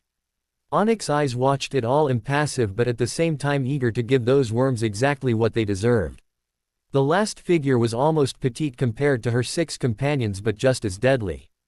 Manipulating the winds to her will, she sliced the Death Eater with invisible blades, making them fall like leaves in autumn. Her violet eyes cold as ice and sharp as her elemental blades. It took no more than 10 minutes.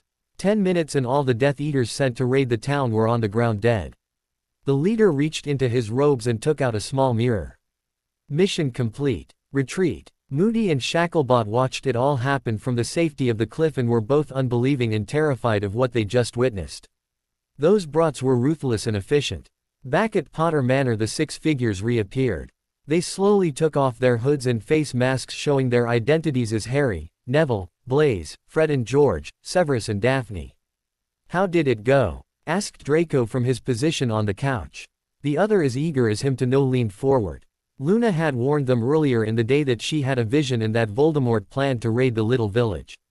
So, obviously, they prepared and sent a welcoming party. After putting the villagers into an enchanted sleep, they warded all the buildings against damage for the night. All thanks to Daphne and her magical wards, she could do almost anything she wanted with them. Harry smirked wickedly in answer, seating himself next to his blonde. "Let's just say that the trash is taken care of." "Seemed almost too easy," complained the twins. "How did our guns work in action?" the blonde seer asked. "It was awesome." They grinned. "Do you think that Moody and Shaq are all right, or that we scared them?" asked Blaise with a hint of mischief in his voice. They looked at each other, then all said together, "Scared," making the others laugh at the thought of the battle-scarred paranoid Auror scared of them. "Oh, that I would like to see," wheezed Amelia in between her laughter, trying and failing to stop and regain her breath. Moments later, Remus was kind enough to hit her with a sobering charm. "Thanks, now I best go and send cleaners to the village before those muggles wake up to a nightmarish sight." Death Eater's raid stopped. New protectors rise to face the danger. Yesterday night, a group of Aurors and the Morgue department of the Ministry had been ordered to the little village of Siren's Cove after receiving information about a Death Eater attack occurring in the very same place.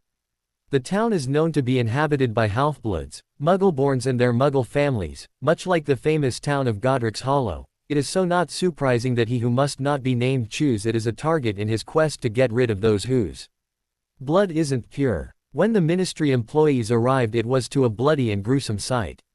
The Death Eaters sent to raid the place were all lying dead on the ground. The Aurors confirmed that while there are traces of incoming apparition in Porky, no one left by the same ways that night. There were no survivors. Whomever the responsible was for this carnage did it effortlessly and efficiently. There were no traces of battle on the scene, before vanishing without leaving anything that could lead to their identities. Some could say that those mysterious characters are dangerous and should be hunted down, as was suggested by some lords in the special session of the Wizengamot called in the first hour of the morning, probably scared that a new Dark Lord is rising, but I for one think differently. For one, there was no accounts of deaths or injuries within the population of the town. They were in fact in an enchanted sleep and unaware of the happenings in the outside. Even their homes had been warded to repel damage. These people are doing the wizarding world a service, getting rid of the threat that loomed over our heads for the last 2 decades and maybe even working towards ending Voldemort's reign of terror.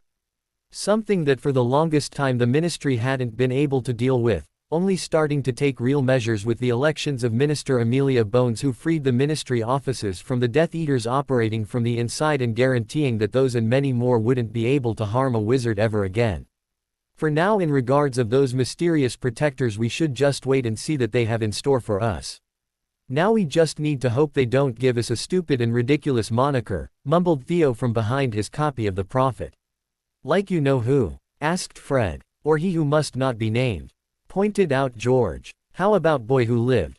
Sneered Severus, taking a sip of coffee. His comment earning a laugh from the table and an exaggerated pout from said boy-grown man. He really hated that stupid title. Hilarious coming from the dungeons, Bat, he grumbled, biting his croissant viciously. Children play nice, sighed Lorelei. Honestly, sometimes those men seemed more childish than the kids. Owls came flying into the great hall like every morning, only this time a familiar white owl was with them. She stopped in front of Hannah Abbott and left her a letter addressed to the DA. Squeaking in excitement, she was quick to round up all the members into the ROR so they could read it all together. Dear DA. Wow, didn't think the idea was so successful that you would continue it this year too. Or that so many people would still believe in me. I'm honored to have your trust and loyalty, guys. You certainly asked a lot of questions, many that I can't give you an answer for at the moment, but I'll try my best. Yeah. First of all, yes, the articles were true. I'm now 24 years old, married and with children. I have already taken my newts and masteries, so I won't be joining you for the last years at Hogwarts, but that doesn't mean you won't hear from me anymore, that is if my age doesn't make you uncomfortable. I also want to reassure you that Draco, Blaise, Daphne and Theo are on our side, without a doubt. I am very proud of you for giving the snakes a chance. Not all of them want to become Death Eaters, most are just forced by their parents and scared by the idea of being disowned with no one else to help them. Stay strong, stay united. Because only if you are united, all the four houses together, then we can really defeat Voldemort and the prejudice he spread into the wizarding world. I wish I could write some more, but I have a pair of 4 years old that are pretty demanding for their daddy's attention. Who knew little kids could be this exhausting? Feel free to write back anytime you want, be it for a chat, advice or anything else. It goes for all of you. P.S. If you need a hand, I would ask Flitwick. He was a dueling champion after all, and I'm sure he would be excited to help you in something he holds such a passion for. Finally it was time. He couldn't wait to depart and see him again after so much time. Slowly he buttoned the black jacket of his armor and slipped on the battle robe. He checked the pockets to make sure that everything he would need was in place and then strapped his sword onto his back, more of habit than necessity. Moving silently, he entered the bedroom to make sure the owners were asleep before moving on to the nursery. I'm going, he whispered to the figure sitting in the rocking chair. Be careful, was answer along with a small smile. I'll be waiting here. He nodded before bending down to drop a feather-like key to the small bundle's head, mindful not to wake the babe. Thanks to Amelia, he could come and go as he pleased. He still needed to make sure that no one saw him as to avoid questions and that no one was present while he did what he came for. He didn't want someone attempting to do the same or demand it of him. Still, it was much easier than the last time he came here, that was for sure. He didn't come alone though. Susan and Bill were there with him. He would need them later with their expertise in healing and warding. When he reached the wanted room, he stopped, feeling suddenly overwhelmed. It had been 8 years, but he still had nightmares of the night his beloved godfather fell into the very same veil that moved as if propelled by some wind at the other end of the room. He had planned for a year, and now that he was finally in the room holding the veil of death in the Department of Mysteries, now he was ready. Nodding to his two companions, they moved. Bill went toward all the possible entries to the chamber so no one would be able to interrupt them or worse, stop them. Harry would kill anyone who dared to do any of those things, and he was bloody scary when angry. And this was like one of the most important things the raven-haired wizard would do in his life, too. Susan stayed on the side. She would not be needed until later when Harry finished whatever he needed to do. He hadn't told anyone the specifics of what he was going to do, maybe only his husband knew. There was very little Harry didn't share with the blonde. Harry moved to stand in front of the veil, breathing deeply, trying to calm down his heartbeat. If he wanted to succeed, he needed to be calm and make no mistake. There wasn't the option of trying a second time. Once he felt ready, he raised his hands towards the veil and started to chant in Parseltongue. He found during his studies that magic cast in the snake language had more power behind it. Mother Magic, help my quest to find the living wizard who had been floating in the limbo of the veil. Mother Magic, hear my plea to return the father to the child, where he belongs, to the living plane. Mother Magic, I offer you my blood to create a link which ties the two together. With a silver dagger he sliced his hand and sprayed his blood towards the floating veil. Mother Magic, take my magic to fuel to the ritual and bring back Sirius Orion Black. A sudden wind enveloped the chamber and magic could be felt crackling in the air. Harry had closed his eyes, arms still outstretched, and was lightly shaking with the effort needed for the ritual and the sheer quantity of magic it needed. After what felt like a lifetime, but was less than 3 minutes, the veil glowed brightly, forcing the three to shield their eyes from the light. When they regained their sight, the chamber was back to normal, and there, In front of the now still veil a body was lying on the ground. Susan ran towards it and started casting diagnostic charms and healing charms. After magicking a couple of potions in the man, she turned to the other men.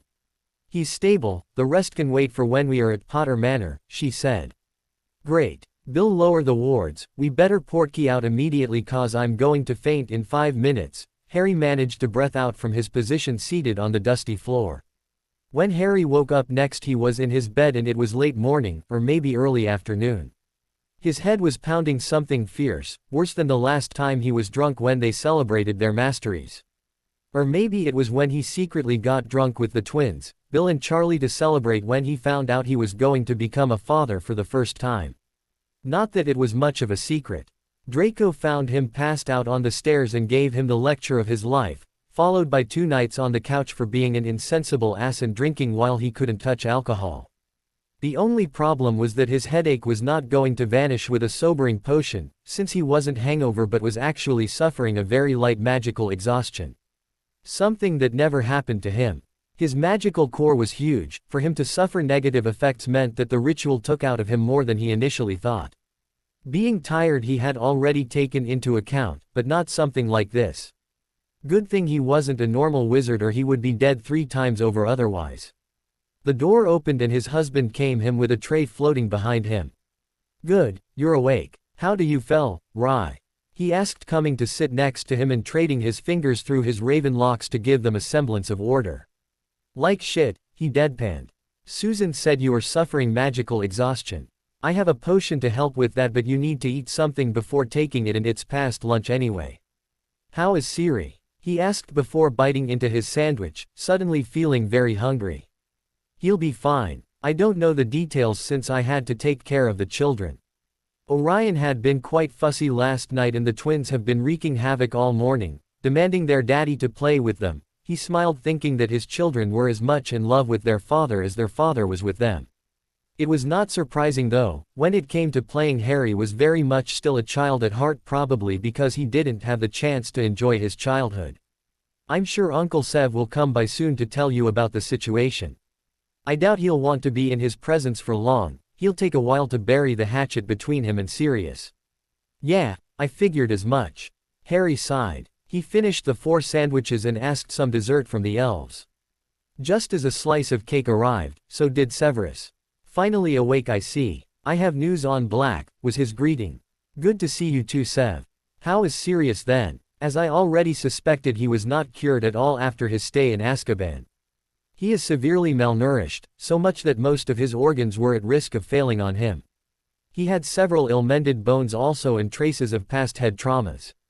From the battle at the Ministry he sustained a few cuts and shallow wounds. The overpowered stupefy also stopped his heart for a few seconds before he fell into the veil and into a stasis state. He stated before continuing, he will follow a very stern potion regimen for the next few months. Thankfully the altered potions we made will help in healing him faster. What will be more difficult is the possible state his mind is. Dementors and the forced stay in Grimmauld may have led to a strong depression, but he always was a strong-willed individual, so hopefully talking with a mind healer will suffice along with the vicinity of his family. Thank you, Severus." It was a few days after the night at the Ministry when Sirius woke up. He felt disoriented and strange, and Merlin, his body hurt all over. He tried to speak but his throat was as dry as the desert, making him cough. He felt an hand on him, helping him raise his head and shoulders, while the same person, who he didn't know the identity since he still hadn't opened his eyes, pressed a glass of cool water to his lips. "Tiny sips, Pad, okay mate," the male whispered. "Pads, Padfoot, Marauders, Moony." Moony was there. He relaxed his tense and aching muscles, feeling finally safe. He was still confused, everything was hazy and he didn't remember what happened last to make him feel like that. "Moony," he whispered when he was finally able to speak, or something like that. "It still hurt. Don't talk yet, Sirius. Andy will be there shortly with a few potions to help you feel better," Remus soothed him. "What happened?" he managed to ask. "Do you remember the fight at the Department of Mysteries? You were dueling Bellatrix, you were cocky and she hit you with an overpowered stunner. It was so strong that it sent you flying, sent you into the veil, Remus whispered, his hand drawing soothing circles on his arm while he held Sirius' hand in the other. Didn't know bein' dead wa so painful, he said with a crooked grin. You're not dead you mutt. You were in stasis inside the veil. Harry got you out. Sirius made to ask more question before Remus covered his mouth with one hand. No more questions until one of the healers have checked on you. Another day had passed and Sirius felt very much confused. Remus told him everything that happened in the last 4 months, 8 years, and he was very much incredulous. His pup was really something else. He was so proud of him, of all he accomplished during his training. His marriage with Malfoy Jr. was surprising, but after Moony told him everything he knew that the boy wasn't so bad, and if he made his pup happy, who was he to complain? What he tried to complain about was his best friend marring the dungeon bat, but after a few words, half of them threats, and the revelation that Snape invented a potion just to help Remus get rid of his furry problem, he hung his head and congratulated his friend. He even went as far as to promise to be civil to the man if he did the same to him. Now, what he really wanted was get out of the damned bed, or at least see his pup. He knew that the ritual was difficult on him too. Magical exhaustion was not to be taken lightly. It scared him that the boy, man, he reminded himself, he was a man now, that he risked so much to bring him back. But at the same time he felt so much pride in the power and resourcefulness that he displayed. His inner thoughts were broken by the opening of the door. He frowned, thinking that maybe it was some current since no one entered, but then he saw a little head poke in. You might as well come in, I saw you, whomever you are, he said with a little smile. How he loved kids. 2 black-haired children with familiar silver eyes came in. They looked a bit wary, but he could see in their eyes curiosity and mischief shining through. So, who are you? He asked kindly. I'm Alex and she's Lyra. Daddy said that he was going to introduce someone to us, the boy said, taking possession of the leader. He said that we have a granddad, but that he was really young to be a granddad. Not like Granny Andy or Grandmother Minnie, the girl commented, her voice soft and her full lips looking pouty. We are not allowed to disturb the new granddad until he's healed, Papa said. But we were curious. You're the only new grown-up here. Really, it was like watching a tennis match, with the way those two spoke. Are you our granddad? They chorused, looking up at him with shining silver eyes. Wait, what? He thought. His musings about how cute and adorable they were coming to a sudden halt at the question. That is, he stuttered, unable to form a coherent thought. There you two are. I've been looking for you all over the manor, and where are you? Exactly where you shouldn't be. People think the Potter are cursed with wild hair. I know better though, the real curse is trouble-making children. The new arrival spoke. So what have you to say for yourself, you little marauders? Sirius took the time to study the man at the door. Pale blonde hair that reached his lower back were tied back in a neat ponytail, leaving a few bangs to frame his face, the same bright silver eyes the children sported, high cheekbones and aristocratic features. He was tall with broad shoulder and a lean physique that the clothes showed was all muscle. So that was Draco Malfoy at 24. He remembered seeing the kid the one time he went with Harry to the platform to see him off to Hogwarts. He was a snotty kid with a pointy face back then. At least he could see that his pup had taste. Sirius favored the soft curves of a woman, but he was raised to appreciate beauty when he saw it, and the man was certainly handsome. The kids were now looking at their feet, avoiding their father's eyes. Actually, he decided to butt in before the kids got in trouble. I was dying for some company and I happen to love kids. He smiled charmingly. Draco looked up to him, lightly frowning. Aunt Andromeda said you needed to rest though, and they disobeyed something we told them not to do just a couple of hours ago. Have some mercy on a poor bored soul. Let them stay a bit and then I promise I'll rest some more. He tried to negotiate. Fine, the blonde sighed, going to sit himself on the chair at the foot of the bed, while the kids run towards him and jumped on the bed near his waist. Easy kids. I better stay here if you don't mind. They're a handful, he warned him. I don't mind. So, he turned to look at the twins. Little marauders in the making, I gather, he grinned. Draco snorted. They can outsmart Fred and George already. I doubt the original marauders were as devious as them at this age.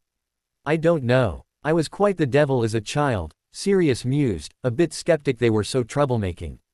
They looked so innocent and adorable sitting there and studying his tattoos with wide eyes. No one is able to find out how they managed to steal cookies from the charmed jar in the highest shelf of the kitchen without the elves' help. Well, not so bad, he said. Then, Draco continued, they, along with the Pruitt twins, and Matt, turned all the stair into slides, then transfigured their plates of broccoli into kittens. It took 2 days to find them all and turn them back. The last one was quite interesting too. What did they do? He asked, eager to know what the little marauders did. Such precious kids. He would probably bounce in his seat if only his back didn't hurt so much. Ah, those two had somehow charmed the elves to bounce around. They are hyperactive on their own without them bouncing around like mad balls. Harry found it hilarious. Draco smiled indulgently. Sirius let out his signature bark-like laugher, imagining the scene that would have made. A little hand tugging on his shirt sleeve caught his attention. Yes? He asked, looking down at the little girl. Lyra, he reminded himself. You still didn't answer, she stated. He looked at her a bit confused, not remembering the question. Are you my granddad? She asked prettily. He looked at Draco, uncertain of the answer. Yes, this is your granddad, Sirius. Though you will have to ask him how he would like for you to call him, Draco answered calmly. Whatever they want. He said, they can call me whatever they want, he repeated, his voice sounding hoarse with emotion. Draco smiled kindly, seeing this. Well, why don't you hug gently your granddad, kids? He suggested. The two need to be told twice as they wrapped their little arms around Sirius from both his sides.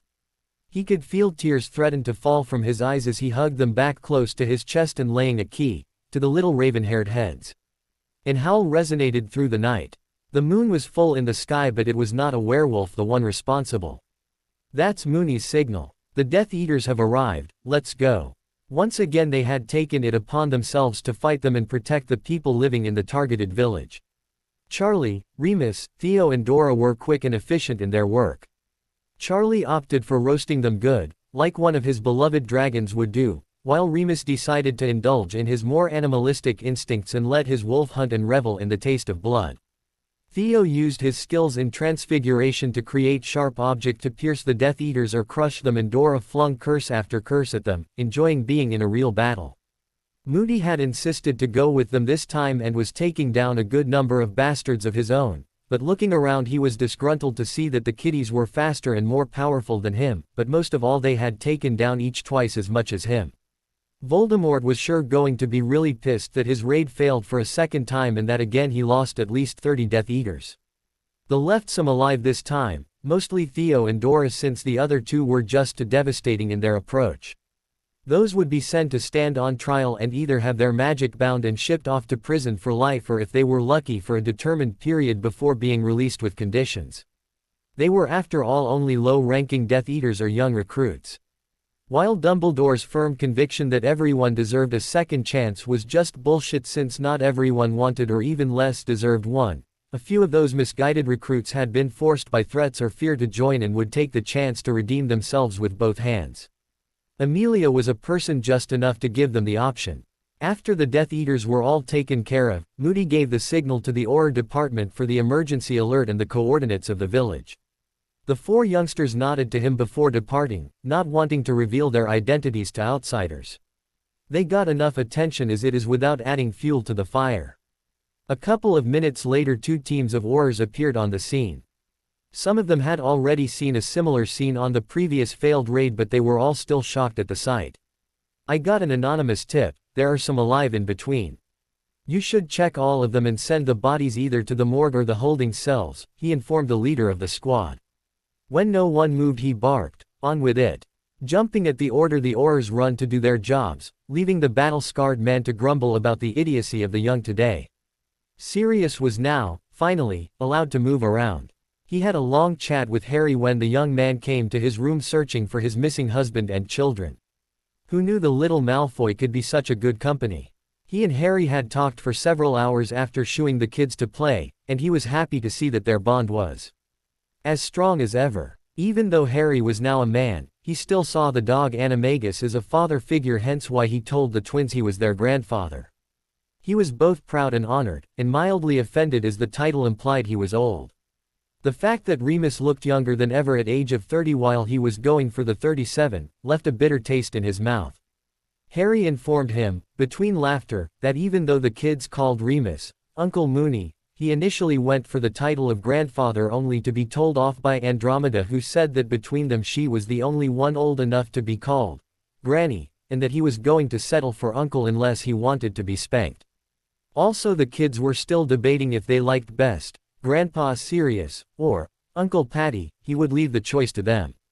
What truly got his attention was the fact that he wouldn't be this old for long. It seemed that Draco was brewing a new batch of the potion used to de-age the others for him and Amelia, with the option to offer some to Minerva and Phileas too. He needed to wait for Andy to give the clear since his health wasn't the best yet, though he felt better than he did in a long time. All the potions he had to take were helping and surprisingly didn't taste as bad as he remembered, probably thanks to Draco and Snape. He could recognize that the man was a genius when it came to potions, and the blonde had been his apprentice. Upon entry in one of the most used sitting rooms, he was greeted by different people. It seemed that while they now lived all in their own homes, Potter Manor had become the meeting point of sorts for the group when they needed to plan but also to spend time together and have the kids play. "How do you feel, Pad?" asked Remus, inviting him to sit next to him on the sofa. Today Angelique was with him, wide awake and looking around with curious eyes. "Better, mate. So, that would be your daughter. Lemme see," he grinned, before wriggling his fingers towards the toddler in a clear, "give me" motion. Sighing, Remus handled over the precious bundle. "Be careful," he warned. Sirius scoffed, "Please, do you think Lily would ever let me hold her son if I didn't know how to be careful? Hell, the woman give me a 2-hour-long lecture on proper handling of a baby, and I still got to hold him before proms." "True, how could I forget? And you were surprisingly good with him too. Could get him to stop crying in a matter of minutes. I think it was the only reason Lily tolerated your constant presence in her home," he chuckled. I got a magic touch. Soon you'll be begging me to babysit your pup." "You'll see. Now shut up and let me get a good look at this little lady," he ordered, pointing his nose in the hair. Looking down, he saw that the toddler had inherited her carrier's sandy blonde hair and amber-green eyes. The complexion was as pale as Snape though. He could also recognize Remus's nose and face structure. The eyes though were her father's shape. "Well, we have a real cutie there. No wonder you called Angelique." He smiled, "Though, you'll have to chase boys away sooner than you'll like to think, mate." Remus growled low in his throat at the thought of some filthy little boy chasing after his cub's skirts, earning a loud bark-like laughter from Sirius. "Calm down, still got time to perfect torture methods. I'll even help, yes." Just outside of the door, Severus was listening to the conversation between his husband and the mutt. He was not eavesdropping, not at all. He just happened to be there and didn't want to interrupt. As the conversation continued, he found himself relaxing more and more. Even though he didn't share his concern with his wolf, he was afraid Black would try to separate them. Worse, he was scared he would be prejudiced when he came to his little angel. Hearing him joke with Remus and even compliment the baby made those thoughts disappear, making him feel even a little silly. He knew how protective his husband was towards Pac. He would have put down the mutt faster than he could say belladonna, if he dared speak against his family. With a little smirk now adorning his face, he turned and went back to the potions lab. Let the two make up for the lost time and rekindle their friendship. Neville, Draco and Susan entered Street Mungo early in the morning, as to avoid the crowds of visiting relatives, and headed toward the Janus Thicky ward on the 4th floor where patients with permanent or long-lasting damage reside. Alice and Frank Longbottom were two of those patients, tortured into insanity while their bodies, already suffering from nerve damage, grew weak and fragile with the extended stay in the hospital and lack of movement. Hopefully they would be finally able to help them today. Forcing the healer in charge to let them see the pair and get out of the way had been a battle in itself. They only got it their way because Neville managed to scare him shitless, more than Augusta ever did, and threatened him with a lawsuit for trying to deny him the right to see his parents. Being the lord of an ancient and noble house also helped. Susan cast her own diagnostics over the pair and consulted with Draco on the actions to take, the reports of the hospital not being reliable in their opinion. After a good half an hour they reached a decision. "Okay Nev, now Draco is going to give them the potion he invented to counter the Cruciatus curse. If they responds well we'll go from there with the rest of the treatment." "Sounds good," Susan asked, coming to stand near the man. "Yes, go on. He breathed. With a nod, Draco administered the potion. It was a bright blue and the vial was twice as bigger as one used normally. Since the damage was extensive and left untreated for so long, they had decided to go with a double dose. It wouldn't cause any negative effects, of course. He would never risk the health of a patient. It can take up to half an hour to make its way all over the body and start working, so we may as well sit down and try to relax, the blonde said, conjuring some comfortable armchairs for them. 2 at each side of the room near the beds and 1 in between them for Neville. Draco and Susan would each monitor one of the Longbottoms, that way and Neville could stay near them without risking to get in the way if something happened. 20 minutes later, Alice's hand twitched and a soft glow started to spread, starting from her feet and reaching higher and higher until it stopped at her head. The light seemed to pulse for a few moments before disappearing. Neville looked at Draco, wanting to be reassured that it was supposed to happen. "It means it worked, Nev," the blonde smiled, happy that at least his mother would be alright after they were finished with her. Frank still hadn't responded to the potion, but his condition was worse than his wife and there were still 6 minutes left for the potion to try and work its miracle. Just as the 30 minutes mark came, so did the soft glow for Frank too. It was a little less bright and it took longer to envelope all his body and vanish. It meant that there would be more work to do to heal him and there was the risk he wouldn't fully recuperate. "Do you want to start the treatment here or would you prefer if they were home first?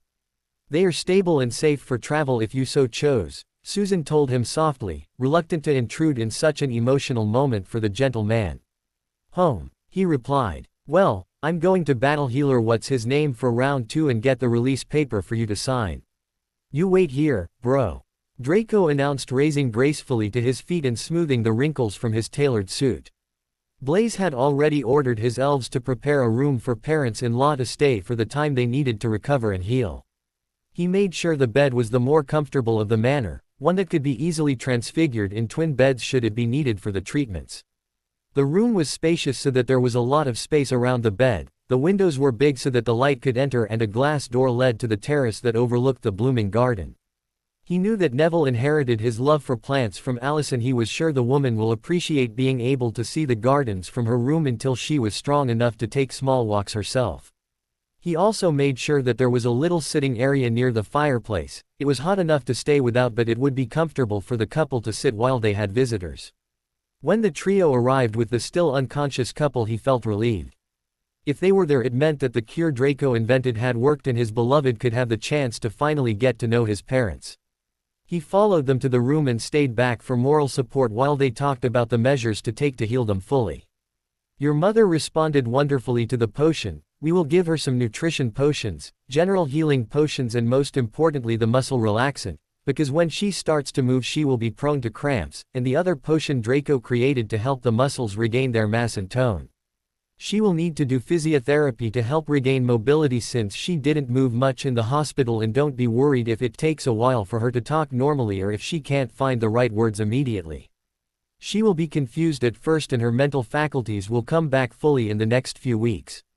You have to remember that for all intents and purposes she had been in a mental coma, of sorts. She was awake but her brain wasn't working normally," Susan explained calmly and professionally. "Your father's condition is a bit worse," continued Draco. "He still has some residual nerve damage, so I will give him a dose of the lighter anti-cruciatus potion. That will affect his speaking abilities and mental faculties for a bit longer. Also, since he never moved from the bed, it will take him longer to recuperate. I know he was a very active man, so it will probably be frustrating for him. Don't take it personal if he snaps at you and be supportive. Andromeda already took the liberty to contact someone she knows for the physiotherapy. He is very good and will come here for the daily sessions. Once they are good enough to continue on their own with your help, the session will be less." The woman said, "This is his contact if you wish to ask him any questions and for scheduling the first appointment as soon as they can start." "Thank you," Neville told them with tears in his eyes. "You can't imagine how much this means to me. I will be forever in your debt, Draco." "Nonsense. We're family and family helps each other. None of that debt bullshit," the blonde grinned. "When are they going to wake?" asked Blaze curiously, talking for the first time since they arrived. "The potion will have taken a lot out of their bodies, and since their magic has been left unused for all those years, it will take longer to wake. I would say between tomorrow morning and late afternoon. Not before," Draco pondered. Will there be repercussions on their magic since they have been like that for so long? Neville asked worried, it didn't even occur to him the possibility. Don't worry Nev. Magic is like a muscle, it will be weak and difficult to control at the beginning, so they will have to exercise it and work their way through spells just like they will do for their bodies, Susan soothed him. Oh, thank Merlin. He smiled. We'll leave you now. Susan has placed a monitoring charm on the room, so if anything happens we will be alerted and we will know when they are waking up. We will come back tomorrow to check on them once they are awake, Draco told them. See you tomorrow. The last 2 weeks of September seemed to pass in a blur. Alice and Frank responded well to the treatment and were making great progress with their healing.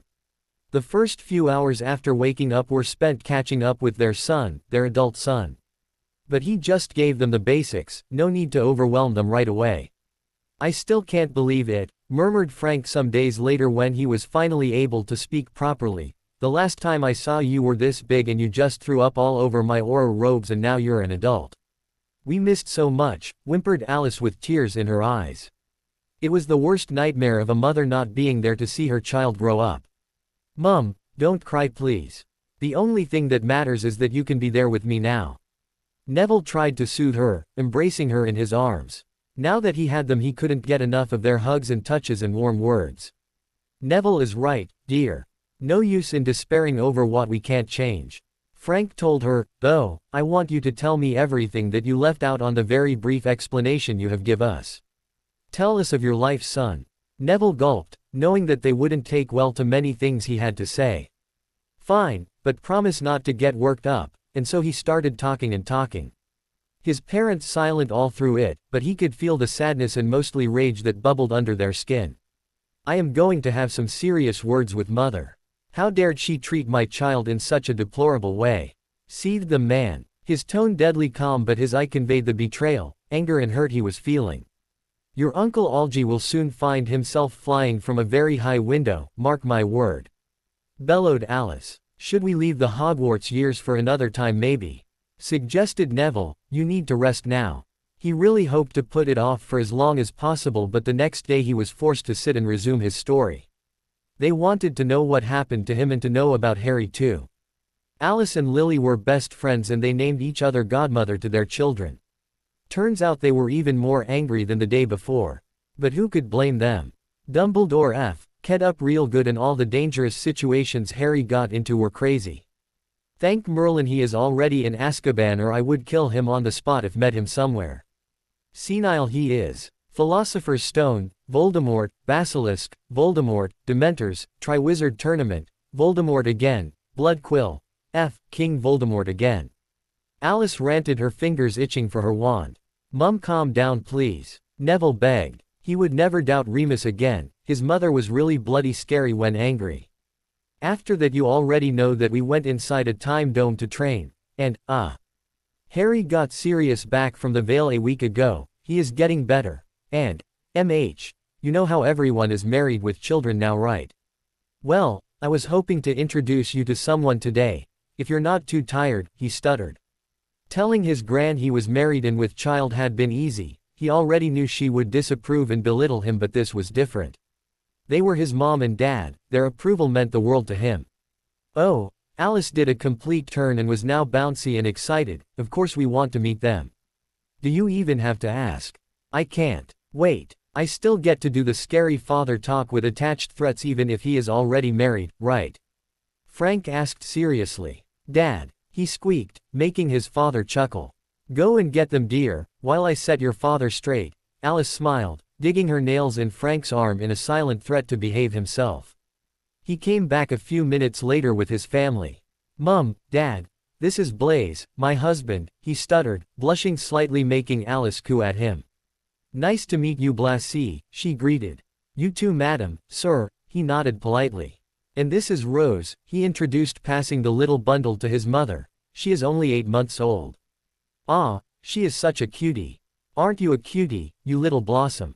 She said in a sweet voice. Yes, you are. Frank shook his head smiling, put a baby in front of her and she falls in love with it instantly. I have to warn you, son, you might not getting her back if your mother has her way, he said in a dead serious voice. She tried to kidnap Harry once. Lily had to steal him back and run home while I distracted Alice for a moment. Did not, said woman pouted, but he had such gorgeous eyes, she trailed off dreamily. Harry entered the bank and headed towards a free teller. Greetings, I wish to visit one of my vaults. The teller motioned over a goblin and after a few words in their language he told him to follow him. Which vault? The new goblin asked. Black Heirlooms, number 22. The ride was bumpy and fast, he didn't mind though. He even found them fun, but today was not a day for fun. He was there for a very important matter and would not waste any time. He took a moment to look around the vault, his magic unconsciously scanning the heirlooms and artifacts for curses and dark magic. With a powerful pulse of magic he disabled and cancelled all the harmful ones. He didn't want one of his children to get hurt should they ever come here and not realize what they touched. He nodded to himself, pleased with the result and looked around for what he came for. Unfortunately, even though he had permission to use non-offensive magic inside the bank, the protections on the vaults made it impossible to just summon what you needed. A good half an hour passed looking around, during which he pocketed Sirius' golden watch. It was a gift from Charles and Doria Potter for his 17 years and he knew how important it was for the man. Thankfully Craker had been great in finding all the things that the bastard Mundungus stole and getting them back. Some people who bought them didn't even want his money for them, either the black name was still very much feared or they wouldn't dream taking money from the chosen one. He saw the lot he needed laying on a stack of similar pieces. He took out a leather pouch and slipped it in. He didn't want to be in direct contact with such disgusting magic, and the lock reeked of it. When he found the cup he was ready to go back home vowing to have his elves put some order to the absolute mess in there, as if the fact that the vault wasn't problem enough when searching for something. The newspapers had been going crazy for the whole month with headlines like, "New Guardians rise to protect the magical community. Trials scheduled in 2 days for the captured Death Eaters. Belladonna Zabini taken for questioning and then dined. Has Lord Zabini tired of her antics? Mysterious wizards battle Death Eaters. Are they friends or foes? Potter Black family sighted in the Muggle world. See below for photos. Trials results. 2 years imprisonment for younger to just recruited, 4 for the ones with minor crimes. Magic bounding for the rest and life sentence in Azkaban. Broken family. Pruitt brothers renounce Weasley parents and siblings. Death Eater's raid fails once again. You know who losing support and power, will he be defeated shortly? Wanted dead or alive. Search for Azkaban escapees Lucius Malfoy, Bellatrix Lestrange, Rodolphus and Rabaston Lestrange, Peter Pettigrew and Caro siblings continues. The Great Hall was filled with noise from the chatter of the students. The older ones were studying the paper and commenting the articles or revising for tests. Between those there were 3 students in particular. Hermione Granger, Ron and Ginevra Weasley were seated far from everyone, no one wanted to be near them. The last month had been hellish. They had been targets of pranks, bullies and ostracized from the rest of the school. The Gryffindors had tried to have them expelled from the house and failed only because the headmistress refused to give them private rooms since they didn't do anything to deserve them and weren't eligible for the exceptions and privileges stated in the school charts for gaining one. All of her precious books were now ruined, ripped, scribbled or even worse stolen until she didn't need them again. Ginny's clothes suffered a similar fate and no boy wanted to be seen with her anymore, even that Bull Bulstrode was having more luck than her in love. Ron would constantly trip over air and be knocked against the walls, he would hunt for his things all over the school and even the firsties got away with hexing him. And it was all Potter's fault. In their twisted sense of reality they were sure that they would make him pay as soon as he came back. He sure couldn't stand up to the 3 of them together, more so because Hermione was the brightest witch of the century. His filthy snake would pay too, if only to satisfy Ginny's jealousy. Then he could come crawling back and beg them to be his friends again, aware of his mistakes and shortcomings. Hermione would have all her books back in an easy way to the highest ladders of the ministry, Ron would get the fame and women he wanted and Ginny could become Lady Potter and give him worthy heirs unlike those 3 mongrels who would probably be shipped to an orphanage. The cleansing of Malfoy Manor took longer than expected, but Draco was not surprised. Who knew what kind of filth had crossed its threshold between Death Eaters, dirty Azkaban escapees and werewolves rouges?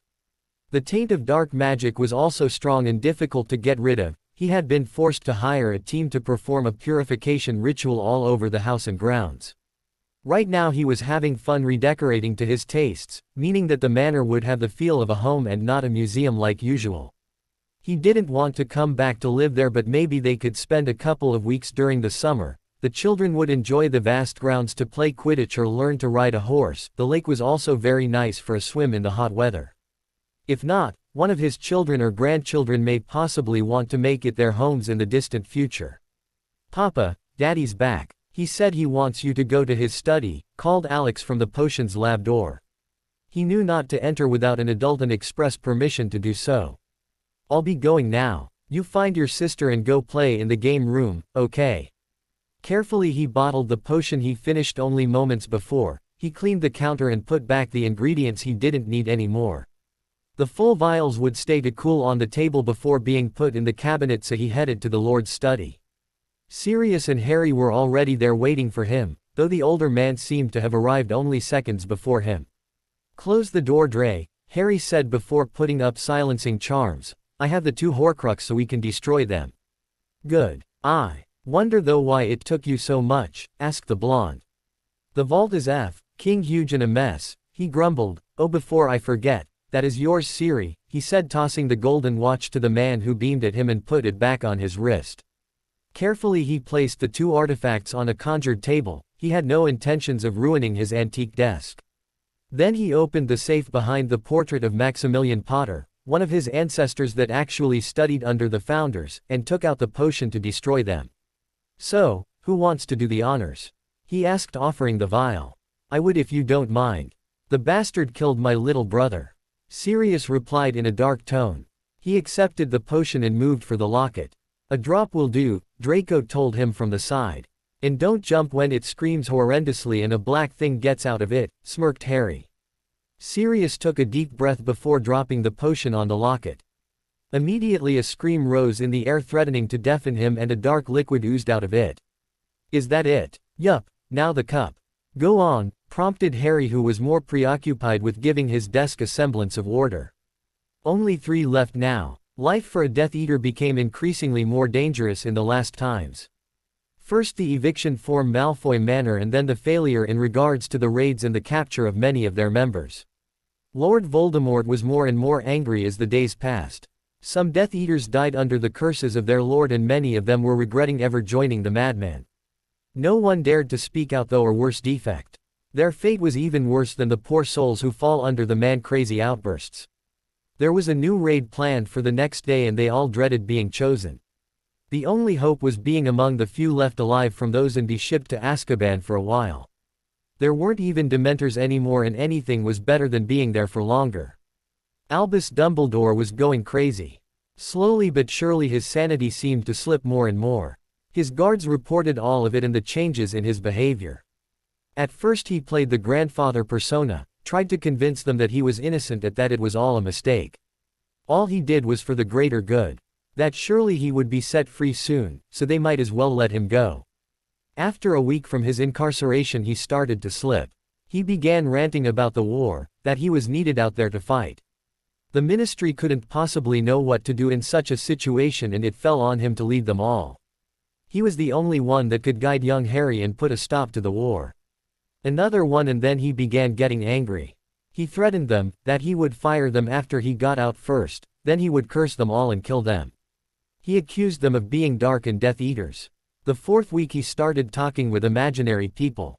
He was arguing with his dead sister, telling her that she was a little nuisance and good-for-nothing whore, that he was happy she finally died and freed him of a burden.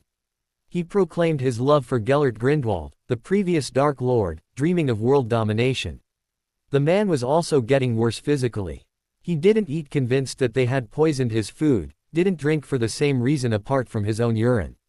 He had several wounds left untreated from his rages when he would beat the bars and throw himself against the walls. He tried to bite and hurt the poor nurse who came to heal him, and they left him alone after that. His body had been sustained by his magic for so long that it was now failing on him, after being cut off from the only source of power he had.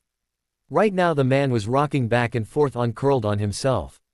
Knobby knees hugged close to his chest. His low mutterings filled the silence of his cell. The scary thing was that the words he was repeating over and over were, "Potter must die. The guard sent a repot with an urgency stamp on it directly to Minister Bones, anxiously waiting for orders on the matter. Flashes of light lit the night everywhere. There was a lot of green and red. She looked around trying to understand where she was. Black-clad figures with bone masks were running around wreaking havoc. People was screaming and trying to save themselves. Little children were crying huddled against a wall. On the ground she could recognize the mangled body of Lavender Brown after a werewolf caught up with her. White eyes forever set in a terrified look. Sweet Dennis Creevy was half buried under the rubbles from a fallen tower, and Ernie was bleeding profusely from the shoulder where his arm had been cut off not far from there. Lee Jordan was protecting a group of younger students with the help of Alicia, Katie and Angelina. They were casting no stop and breathing hard from the exertion, but there were just too many enemies for them to handle. If help didn't arrive soon, they and all the children would die that night. She watched helplessly as Professor McGonagall fell under the vicious bone-breaking curse that hit her in the chest, ribs puncturing her lungs and heart. She died almost instantly. A mad laugh resonated into the night, managing to cover all the screams and noises of the battle, making her skin crawl and blood run cold in her veins. Luna woke up drenched in sweat and with her heart beating too fast. She shook Fred awake with trembling hands. She needed to tell him, she needed to help plan, she needed to protect. She needed her husband's strong arms to hold her tight and make the horror she just witnessed fade away. "Lou?" he asked, voice husky from sleep. "Vision. So much death." Her voice was broken and her throat seemed to close in itself, making it difficult to breathe. As fast as lightning he rose to hold her against his chest, one hand caressing her head and hair while the other rubbed soothing circles on her back. "Shish. You're safe, they are all safe. It hasn't happened and never will. We will make sure of it," he whispered. "We saved many people already, didn't we? We can do it again." Yes, you're right." She nodded against his shoulder while taking deep calming breaths. "We need to tell Harry and go to Hogwarts and protect them all," she rambled after a few minutes of silence. "Harry won't appreciate being woken at 3 a.m. Love," Fred warned her. "You're right again," she sighed. "Did you see when it was? There were pumpkins. The Great Hall was decorated. Halloween." As soon as Fred gave the all-clear, Luna used the mirror to call everyone and set up an emergency meeting at Potter Manor, with Harry's approval of course. She thought she was going to be insane with all that waiting, having to wait for an acceptable hour to call because, "There is no need to wake them all up and disturb them," he said. As if she didn't know it too. The time just decided to slow down to her immense annoyance. Harry had fire-called Minerva, Phileas, Shacklebot and Moody so they could join too and help them plan. Frank and Alice wanted to come too, but they were not ready to handle traveling or tiring experiences, so Nev promised to tell them everything upon his return. Now they were all seated around the circular table in the ancient strategy room of Potter Manor. "Thank you all for coming so swiftly. We have much to talk about." Harry started from his position. "Luna, our resident seer had a vision last night. A very much troubling one.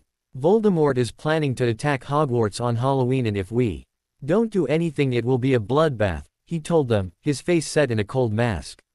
A chorus of scared and outraged voices made itself known at his revelation. He sent out a pulse of magic that shut everyone up and raised a smirk in a very Snape-ish manner.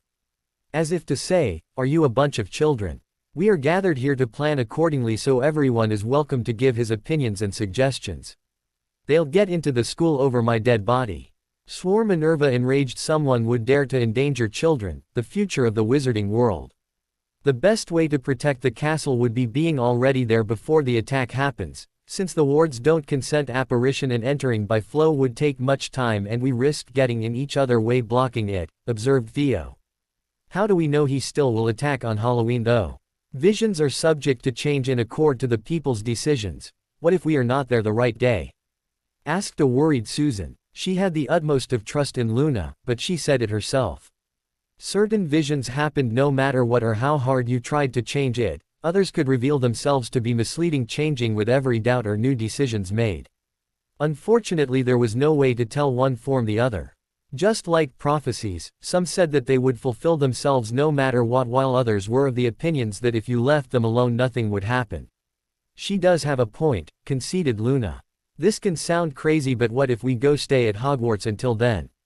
proposed Charlie. Initially he was met with incredulous looks and skeptical looks, so he explained better. "Look, If we're there we can work on better protections, set traps and wards, close off the ways of entry and shit like that. Actually, it's a good idea, drawled Severus. Should we all go? And what about the kids? Wondered Lorelei. Hogwarts has more than enough room for all of you, dear. Smiled Minerva. The part of her not worried about the attack was happy that she would have her old students around for a little bit longer. Before we leave, I have something to share with you, said Amelia. Of course. Well, I received a report yesterday from Azkaban. It was Form 1 of the guards tasked to patrol the ward where Dumbledore is locked. He is showing clear signs of insanity and his condition is deteriorating.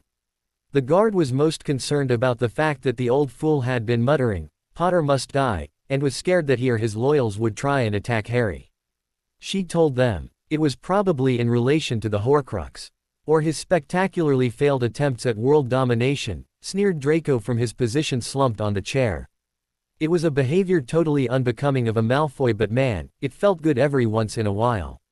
Indeed, even if he had some kind of plans he left to his order, I wouldn't worry. You could deal with it blindfolded and with your hands tied behind your backs, Amelia smirked.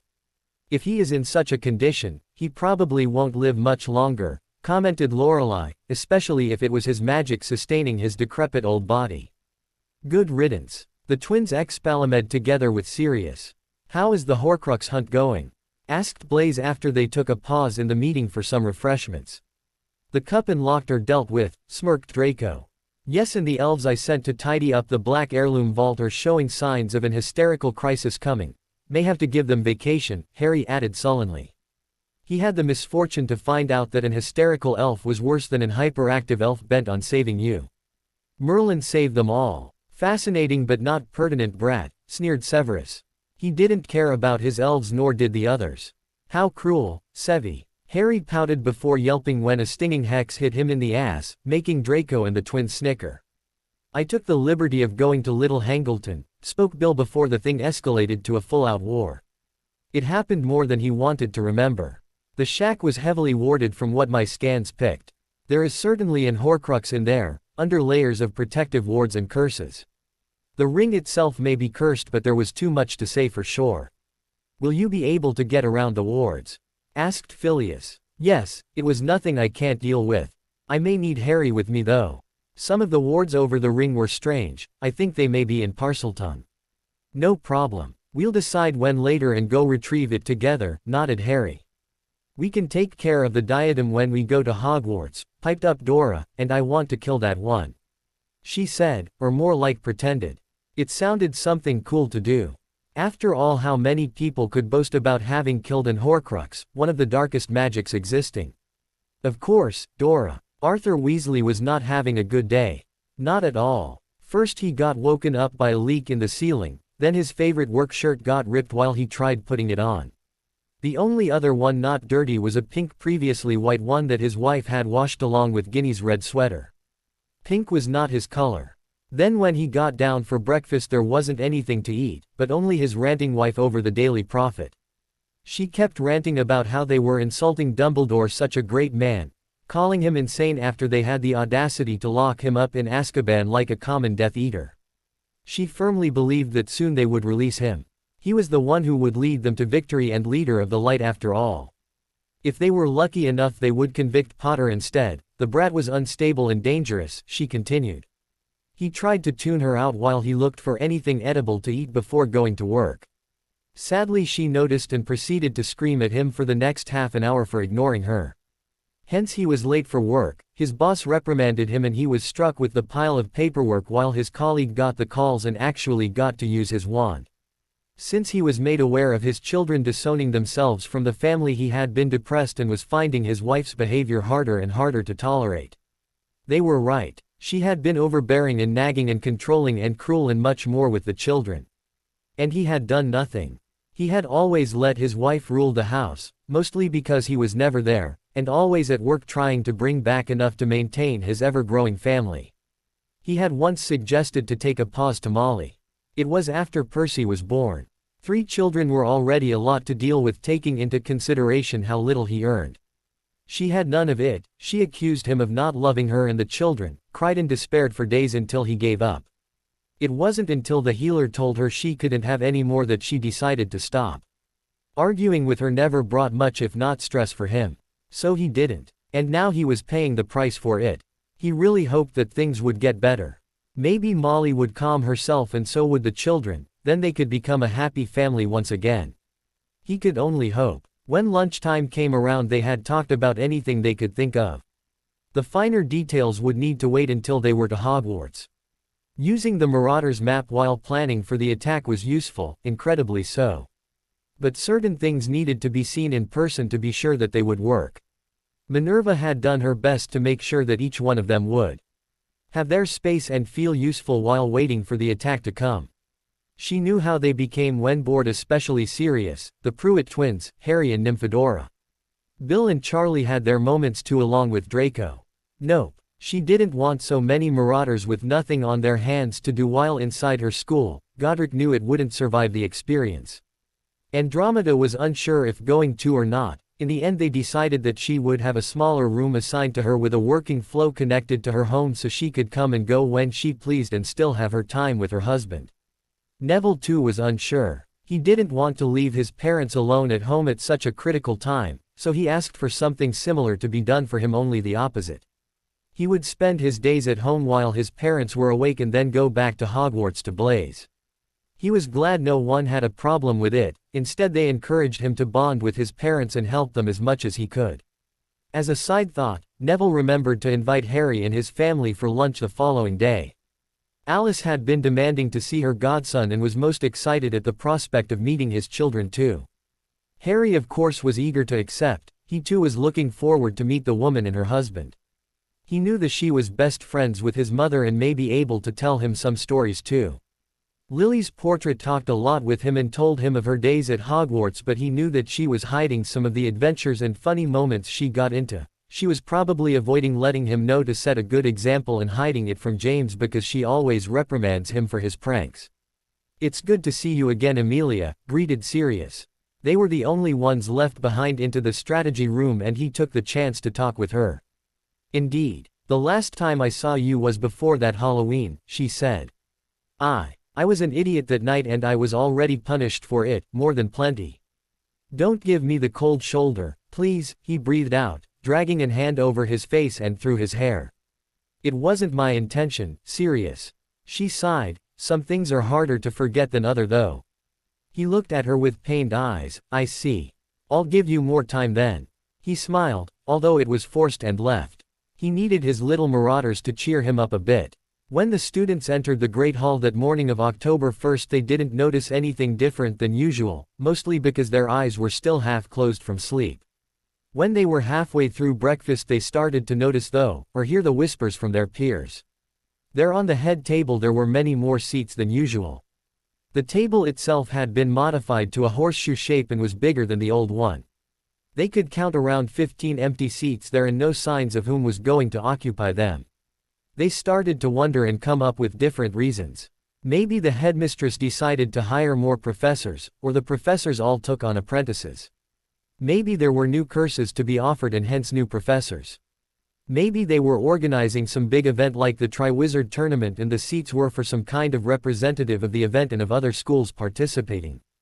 Headmistress McGonagall rose from her seat and shoot off sparks from her wand to catch the students' attention. "Good morning to you all. As you surely have noticed, the head table changed to accommodate more seats. And if you can devote your attention to me for the next few minutes I will explain why," she started. "Those are troubling times to live. The return of Lord Voldemort has cast a shadow over our community and no one is truly safe from him, until he will be defeated. Unfortunately, we are no exception." Murmurs started to rise and she stopped them before panic could settle. "We at Hogwarts will protect our children with all of our magic. I will not rest until I am sure that each and every one of you will be safe and away from harm. Not only that, Hogwarts can claim her very own protectors. For the next several weeks they will live with us and help us and you to protect our home and our lives. I ask all of you to be respectful of them as you will be about their lives and privacy. Student of Hogwarts, please give a warm welcome to our guests," she encouraged them. The doors banged open by what seemed force of wind and all turned to that side to see Lord Willem Pruitt, Master Cursebreaker and son of Gryffindor. His wife Nymphadora Pruitt née Tonks, Auror and daughter of Hufflepuff. She announced as the tall redhead and his cheery wife entered the hall and proceed to the head table. The students were shocked and still incredulous but started clapping, almost automatically. Charles Pruitt, Master Dragon Tamer and son of Gryffindor, with his wife Lorelei Pruitt, Healing Mistress, I hope you will show her a warm welcome in Hogwarts. The students were starting to seem more present and with that the realization that they will be protected. Severus Prince, Potion Master and son of Slytherin, the House of Snakes started to clap like mad, glad that the only protector they had during the school year was back. Slughorn wasn't as good with them. And his husband Remus Lupin Prince, Defense Master and son of Gryffindor. The clapping rose again, everyone remembered the best Dada professor they ever had and was happy to see him back. They didn't even care if he was a werewolf. Fred and George Pruitt, master pranksters and inventors, they're the two bowed dramatically, sons of Gryffindor and their lovely wives.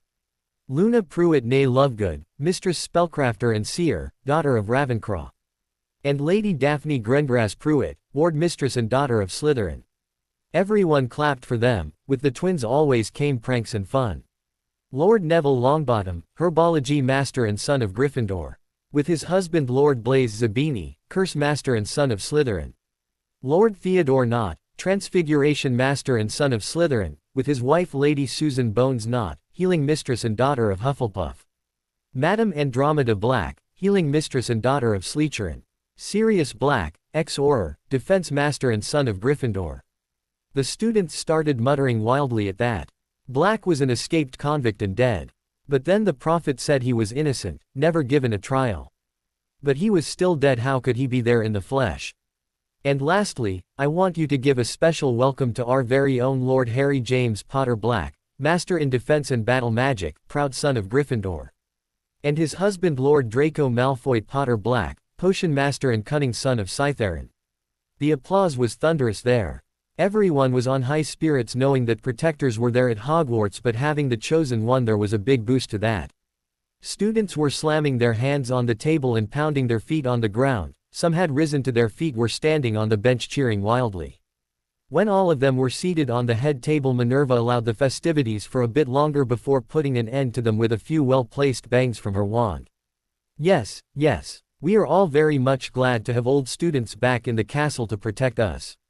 I need you to pay attention just a bit longer though, she demanded. Good. Now security systems will be put into action in the next few days. The first of them will be on the mail. All incoming and outgoing mail will be scanned and monitored. I am sorry, but at the moment you are not allowed to tell anyone, not even your family, of our guests' presence in the school. Those who are found trying to leak the information will be punished. She informed them sternly. Fortunately, there were a number of elves ready to read and scan all mail for anything dangerous. You can put your letters to send out into a special mail box that will be put near the entrance of the Great Hall later in the morning, and our elves will be sure to have them delivered. Your incoming mail will appear in the morning next to your plates when you take a seat at your house tables. I know that many of you will feel that measure invasive and exaggerated, but it's only to protect you and your peers. It will last only as long as Voldemort isn't defeated. Older students were nodding along with her, understanding the need of it. Younger ones were unsure but decided to go along with it. If Harry Potter agreed, it was a good thing, right? Only a few students were frowning and sending glares. They were the children of Death Eaters that actually were loyal to the dark. Harry, along with the others, made a mental note of their faces and the names of those he knew to keep an eye on them and make sure they didn't cause trouble. Minerva had ordered the elves to clean all the North Tower and prepare the suits for Harry and the other families' stay at Hogwarts the previous day, eager to have them back in the castle. Each suite had a living room, a kitchenette, a study and a different amount of bedrooms depending on the members of the family, all with their own bathrooms. The interesting thing was that all the portraits that protected the rooms were of relatives and descendants of the founders. She also made sure that the tower's meeting room was in order so they could meet and plan there without having to travel all the way to the 7th floor to have the privacy of the room of requirement. Safe in this secured rooms, behind the portrait of Geoffrey Gryffindor, the grandson of Godric, were all the plans of the castle, the ward schemes and anything she thought could be of use to them. While the parents made their grand entrance in the Great Hall at breakfast, the children were instead playing in the toy room of the tower with a couple of nanny elves to supervise them. This room was located behind the painting of Lucretia Slytherin, Aunt of Salazar, and she would open for no other than their parents, so they were as safe as possible. "Well, we sure made an entrance, guys," grinned Sirius from his seat, trying very hard to restrain himself from bouncing like a certain diminutive professor at his side. "That we did. Hogwarts will be much more lively now that we are back," the twins exclaimed, already planning different pranks to pull. "After all, those poor students deserved a good laugh." "No. Please refrain to destroy the castle, you two," pleaded Minerva. "What is the meaning of this, Minerva? This goes against all the rules," spoke up Madame Pomfrey, frowning at their appearance and presence in the castle itself. Needless to say, the school healer was deep in Dumbledore's pocket. She was loyal to him, and more than once she swept accidents and medical files under the rug on his order. Like Harry's abuse at the hands of the Muggles and the results of all his adventures in the school. Often she would just heal the bare minimum, in part from laziness and part because of orders. She would also refuse to heal the Slytherins unless Severus was glaring at her with his hateful eyes or they were in grave danger. The only reason Minerva hadn't fired her on the spot at the beginning of the year was that on such a short notice no one would be able to replace her. Now though, thought the woman, sending a side glance toward the young healer who joined them. A smirk wound its way to her face. "None at all, Poppy, and you shouldn't poke your nose where it doesn't belong. I would be more worried about my own job if I were in your place," she said, casually dropping the hint. If all went well, she would have a new healer within the week. "It would be prudent to have a meeting with the staff as soon as possible, Minerva," drawled Severus from his place. He never liked Poppy. "We have much to discuss after all." "Indeed, Severus. I will cancel classes in the afternoon probably, since most of us has higher years classes that can do some self-study." A cough coming from Harry interrupted her. "Yes, I know. No one actually studies. I will call a meeting later anyway." A blond man eerily resembling Lockhart cleared his throat loudly. "It's such an honor to make the acquaintance of our savior. Feel free to come to me if you need anything, young man, be it advice or information," he smiled, showing his gleaming teeth. Harry looked at him with an eyebrow raised. "And who would you be?" he drawled. "Oh, how silly. I'm Amadeus Bubble, the new defense teacher," he continued, smiling. "Joy, another Ponce," Draco muttered from his side, making them snicker. "Dumbledore had already hired him. I couldn't do anything unless he proves himself to be incompetent for the position," Minerva sighed. "Won't take him long then," muttered Remus. None of them was particularly quiet with their comments, but the man seemed oblivious to it all, too much busy with making himself look good. "Maybe we should have Bill here look into that infamous curse of the Dada position, see if there is really one, or it was just Dumble's fault that none of the teachers are competent," proposed Dora. The day before, after deciding that they would move at Hogwarts until the threat was past, Harry made arrangements to have a journalist of the Prophet come to Potter Manor for a special interview. Briar Lawrence hoped to have some scoop or exclusive photo of the family, maybe of the little heirs of the most ancient and most noble houses Harry represented. Instead, it was the Lord alone to receive her and guide toward his study. "Let's get things cleared immediately. No photo or gossip about my children will be put on that newspaper or I will sue all of you," he said with a hard voice, pureblood mask firmly in place. "Of course, Lord Potter Black. May I inquire is the reason of this meeting?" she asked meekly. She was a good journalist and wrote really well, but she didn't have the boldness to demand things or poke her nose around like many of her colleagues. 2 weeks ago something happened. Minister Bones had been alerted by the shift of magic during one of her late nights at work, had me called to her office to show me something. The event had been classified and kept a secret for safety reasons, until now," he started. "It regards the Veil of Death. No one knows how it works exactly, no matter how much Unspeakables studied it, we just know that it was used to condemn people when Dementors weren't yet in existence. Well, that night the veil activated itself and let one of its prisoners free. Someone escaped the Veil of Death." "Who?" she asked, captivated. "That would be me," a voice called from behind her. She turned to see a very much alive and healthy Sirius Black. "Oh my," she breathed. As you can understand, even though Sirius had been declared innocent after the events at the Dom and cleared of all charges, many people would still have tried to do something to him. "I wouldn't have allowed anything to happen to my godfather while he was vulnerable. Now he is healthy again and ready to take back his place among the living." May I ask a few questions, Mr. Black? She asked. Go ahead. How do you feel about the trial they gave you after your death? Took them long enough. I had been shipped to hell without one, and had they thought about it before instead of taking things for granted, that rat would have been paying for his betrayal long ago, he spat. Will you take back your title as Lord Black? Nah, I've never been one for politics and boring lordly stuff. And Harry here is doing a magnificent job already. Do you think you will join the Aurors again? They sure could use someone of your experience. Moody was your instructor, was he not? Yes, he was. I don't know yet if I'll go back, but I'll think about it. I've never been one to stay at home and sit on his ass like many purebloods, he grinned. The journalist had told them that the article would be published in the morning or evening edition the following day. As promised, owls bringing the paper with said article came flying into the Great Hall. The students were now both relieved that the man at the head table was not some kind of strange apparition, and curious about that bit of exceptional magic and if it was possible to happen again. Of course Harry would never admit to being the one who actually bought back the man. People would be hounding him to have him do it again or know how it's done, and chaos would ensue. Nope, better let them believe it was an accident, something unexplainable, and leave it at that. The important people to him knew the truth, and that was enough. See Remus. I still have my charm. Look at that perfect picture. I'll have women knocking at my door day and night. He laughed, though Harry noticed that it didn't reach his eyes, which looked sad for some reason. Mum, Dad, I'm back, Neville shouted from the flow room while getting rid of the chute on his clothes. We're in the sitting room, dear, hollered back the woman. Hey Mum, he smiled once he entered the room. Look who I got with me, he said, indicating behind him. Beside Blassie, who was holding Rosie, there were the Potter Black family.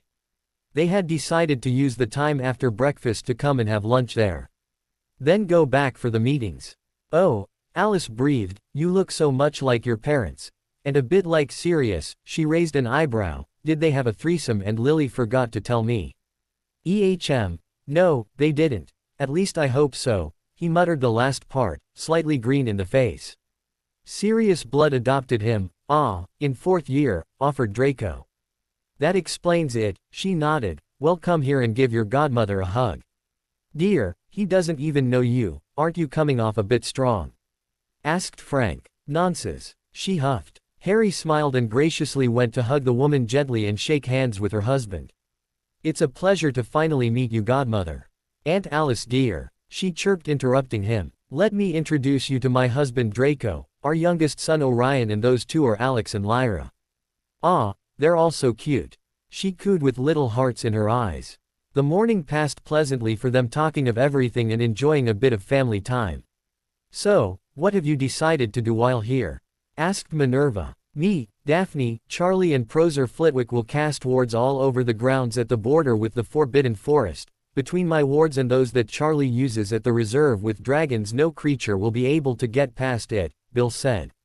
Me, Lorelei and Susan will work in the infirmary and offer older students to learn a bit of healing, said Andromeda. Lorelei had already talked with Minerva and accepted to become the new school healer as soon as Poppy made a wrong step and got herself fired. I will resume my old position as head of house and take on the 5th through 7th year classes. Horace had a too high accidents record in his career for my tastes, and the few deaths in between don't reassure me at all, drawled Severus. Draco can teach the lower classes instead. The man is too old anyway to be still teaching.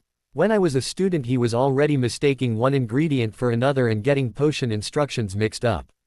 I will have to fire him too then. Sighed Minerva. Will you stay after, or do I need a new potion master or two? I may be convinced to stay if there is another teacher to mind the lower years and some of my time is off limits for my experiments. Severus said. He was not willing to negotiate on that. What about you, Draco? She asked. I don't know. Honestly, I'd prefer stay at home with my children and experiment, but I'm willing to remain until you have found a competent substitute, he said. He knew that if he wanted to do it, Harry would have supported him, but he would miss the children too much. At home he could leave a potion whenever he wanted. If something happened, there it was not possible. He didn't want to risk losing Orion's first word or steps to watch after a few snot-nosed brats. Very well. I trust you will stock up on potions for the infirmary for everything that could happen. Of course, whenever have I done things halfway? Sneered Severus. Never. Me and Forge will put traps all over the outer wall of Hogwarts, at the entrance of the secret passages, around the path coming from Hogsmeade as well, said the twins in their usual way.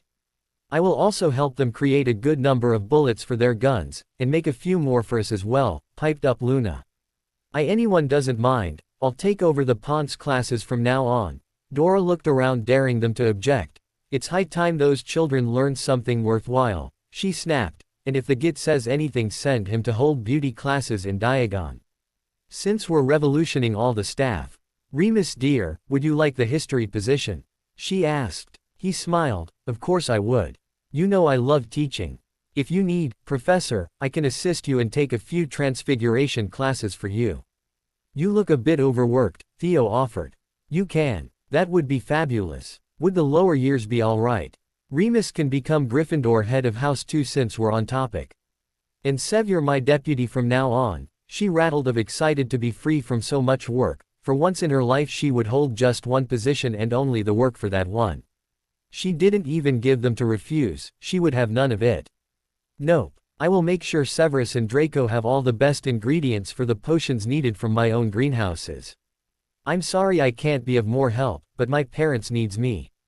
Apologized Neville. Nonsense, young man, chided Professor Sprout, and you're always welcome in my greenhouses. You have a way with plants like no one else I've ever seen, she smiled at him. I guess I'll work on the strategies in our side project then, said Harry blinking owlishly. There wasn't much left for him anyway. I will also go down the chamber and bring Bill to add some temporary wards and Sev to harvest the basilisk. There was also an awful lot of shed skin. He mused. Draco widened his eyes at that and turning lightning fast he clutched at his husband's arm, his iron grip making the man wince. Me, chamber, basilisk. Or you can't forget to touch me until the twins are of age, he threatened with an overly sweet voice. Everyone laughed at Harry's horror-struck face and Draco's excitement at the prospect of seeing a basilisk, a real one, even though long dead. A week later things seemed to have settled into a routine and peace was now reigning over Hogwarts. Hermione, Ron and Ginny had been by Ching all day when they arrived, talking about making them pay and insulting them, only to be sent to the infirmary when their housemates, finally tired of hearing them talk so bad of people who weren't obliged to come to protect them but came anyway on their own will, hexed them with a great number of prank hexes and some mildly painful ones. After that they had been silent, still glaring at Harry and company, but thankfully silent. Be it because they wised up or because they didn't want a repeat wasn't known. Poppy had been fired after 2 days, when she refused to offer assistance to a second-year snake who had a sprained wrist from flying lesson. Severus had stormed inside and dragged her to the headmistress with force to have her removed while Lorelei took care of the child. Horace had been all too happy to leave his post in Hogwarts, since being there only put him in danger. He had always been a coward after all and only came because Albus lured him with the promise that Harry Potter would be in his class and club, which he wasn't. Binns had been exorcised and the children could now learn something other than goblin rebellions and enjoy the class, which Remus made interesting and sometimes even funny. The article about Sirius had been the talk of several days only to be outshined by the interview given by Neville, announcing the magical recovery of his parents by the hands of Draco and his new potions, as well as their fast healing. When Augusta read the prophet she thought it was a very bad joke and even threatened the paper, but then she was told to talk with her nephew if she didn't know anything about it. She tried, but thing is the elf always answered the fire calls and always told her that his master was busy. She didn't know but it was actually Frank who ordered the elf to refuse the woman's calls. He would leave her with the doubt until he thought she felt bad enough, a bit of payback for how she treated his son. And it was only the beginning. Severus had found the time to go to Gringotts and talk with his account manager. While he had been informed while under the dome that he was Lord Prince, he didn't know the details. Apparently his grandfather had left him everything from possessions to the title on his death, but Dumbledore had blocked his post so he never knew. He now owned quite a lot. Enough to forget working altogether but he would get mad by boredom without nothing to do. Harry had gone to the ROR and retrieved the diadem. Pretty little thing it was, not so much the scream that rose from the artifact after he was done with it. Now there was only the snake left. The trip to the chamber had been rewarding.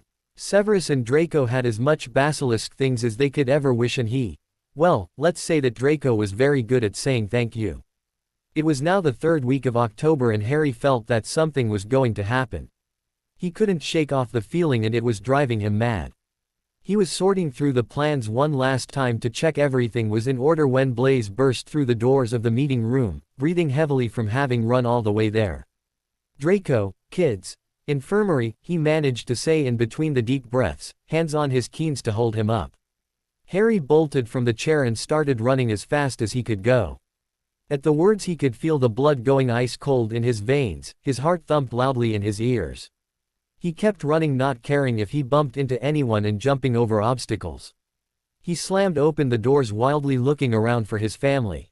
"Harry, calm down dear, everything is all right now," Andromeda was quick to reassure him before leading him to the right bed. Draco was laying down, a twin on each side of him cuddling asleep. The blonde himself was awake and he could see his bloodied shirt on the ground, leaving his bandaged chest uncovered. "What happened?" he ground out, half worried and half mad at whomever dared to hurt his love. "Calm down or you'll wake them," Draco whispered. Harry just gave him a talk now, look. It was the Weasel, with Weaselette and the Know-It-All as backup. "They came up to me while I was taking the children outside for a walk, since the weather was nice today. Anyway, they started saying how they would making me pay for turning you dark and taking you away from them, then they started to threaten he children, so I got mad and I kind of insulted them, heavily. He was faster than I imagined and I didn't have time to cast a shite over all of us, so I shielded them myself. Got a bad cutter to the chest, nothing to worry about too much." The man shrugged. "Before you start on a rant or a revenge party, I've broken a lot of bones on the idiot," he said, nodding toward a bed with curtains drawn. "I've also stunned the other two, while I was there. No need for more trouble when the twins were already scared enough. I'm going to have them arrested," Harry swore with fury in his emerald eyes before they got a more gentle look. "Are you sure you're okay?" he asked, caressing his cheek. "I'm fine really. Thanks to Lorelei I won't even have a scar," he smiled. Everyone wanted a piece of them when they heard of the attack, but fortunately the Aurors had already come and taken the three into custody, awaiting trial. Minerva had expelled them for their actions and snapped their wands as punishment, like was custom in such a case. Ron had been violent and kept saying that they should arrest Draco cause he was a Death Eater. Ginny was crying Harry's name like he would come and rescue her from prison, still convinced that they were destined together. Hermione was by Ching, acting like she knew the laws better than the Aurors and demanded things like a lawyer. Poor stupid still didn't know that the wizarding world worked differently from the Muggle one. At the Burrow, Molly and Arthur had just received the letter from the headmistress regarding their children's expulsion and the reason of it. Molly was ranting wildly and there was no way to make her stop. After an hour Arthur just had enough and slapped her. "Shut the F.K. up. I'm tired of your shit. You will learn to keep your mouth shut from now on and mind your place. As for those two, I'm ashamed to call them my children, they deserve that and much more. I will do nothing to defend them at the trial, and after that they will have to find their own place. I won't have them under my roof. And it will be the same for you if you don't calm down," he said before leaving the house. Molly was shocked. She couldn't believe her doormat of a husband said those things to her. And he wanted to have her babies out of the house. On her dead body, she swore. It was the 30th of October now and everyone was nervous and paranoid. The students could sense the tension around the adults and became nervous too. During the month they had taken all necessary precautions for the attack without outright telling them about it. All the students were to take refuge in the previously prepared ROR, that had asked it to stay like they made it until they dismissed it, so the children had a safe place without revealing the secret of the room. Professor Sprout was staying with them along with the astronomy, runes and arithmancy teachers. The older students had wanted to fight too, but Harry would never let them on the battlefield, so they had to negotiate. They were divided into groups.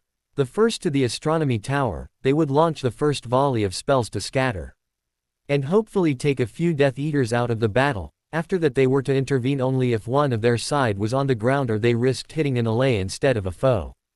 The second group was the best fighters. They would be stationed at the entrance of the castle and attack anyone who got close enough to the doors. The last one was to go outside of the ROR and protect the room and the students inside. Their own children would be safe in the inside tower where they resided the last month. The tower itself was invisible from the outside of the castle, and since designed to hold the relatives of the founders while alive, it had more protections on it. Luna was charged with staying with them since she didn't like to fight, and the visions she had could be fatal while on the battlefield if she lost concentration for even a second. While there, she would inform them with the mirror, that had been transfigured into earpieces for the day, if she saw anything of importance, and keep a look on the castle and passages with the Marauder's map. Lorelei, Susan and Andromeda were the healers in charge and would wait in the infirmary for any wounded to come. All the fighters had been equipped with a portkey that would send them to the infirmary instead of having to bleed around while walking there. The only ones who would be on the battlefield itself were the protectors, the professors and the Aurors that Amelia sent the day before the attack under the maximum secrecy, along with the minister herself. They were all ready. Now all was left to do was wait. Frank was at home, angry at himself for not being fit enough to join the battle. He actually wanted to go anyway, but his son made him see reason. It was too dangerous in his condition, and he didn't want to force his son to lose a father he just got back. Not to mention he wanted to see at least his granddaughter grow up. He thought back to the day he finally spoke with his mother. After a week of denying her answers, he told the elf to allow her entry. When she entered the room with her head high and fuming in anger, expecting to see Neville and rant to him probably, she had quite surprised finding his son there. She had tried to hug him, overjoyed to have her son back, but he refused her. "How can you act like that with me after the way you treated my son?" he asked in anger. "What? The boy was weak, his magic was weak, I just tried to tough him up a bit. Have him a bit more like you. He would have never made it as an Auror otherwise," and she started to babble. "He is not me. He is his own person, and you have no right to belittle him if he has different dreams or abilities than what you like," he told her harshly. "You wanted him to be me. You didn't care if you were hurting your grandson, my son. Don't make it bigger than it is, Frank," she tried to reason. "Enough. I always knew you were demanding and too proud to admit you were wrong, but that goes over any limit. I want you to stay away from me and my family. At least until you have learned to admit what you did wrong and changed your attitude. Don't look for me until then," he ordered, standing tall and strong in front of the woman who gave him life and nurtured him, but wasn't able to do the same to his precious child. He felt anything but strong at the moment. He could feel his legs aching, and the argument had tired him out greatly, even though short, but he would never show it in front of her. "I am to leave the manor then?" she inquired, still too proud even in front of the rejection of her son. "Not yet. I will send an elf to inform you should I decide to take residence there again." After that the woman just left, and he hadn't heard of her yet. He wasn't surprised. His father always said that one day the woman would drive away all that she loved because of her all-commanding attitude, and he couldn't fault them. He was sad that those words became true, but he couldn't forgive her, not unless she showed true remorse at least. He sighed, looking at the book that had been laying open in his lap for the last hour.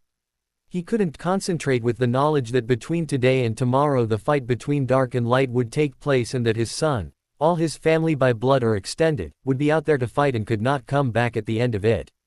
Alice had to be put under a sleeping potion because she was getting too worked up, and it would probably last until the morning of the first. At times he wished he had asked for the same treatment, but he didn't want to take the easy way out. Instead he closed the book for good, and closing his eyes he prayed Mother Magic to watch over his child, over Harry, over all those fighting for the good and their families, in the day of the battle, and have them all come home safe. Halloween came, and with his the decorations and the feast associated with the feast. The usual banquet had been moved to lunch, in order to have them enjoy it fully instead of having it ruined by the attack and leaving the children with half-empty stomachs.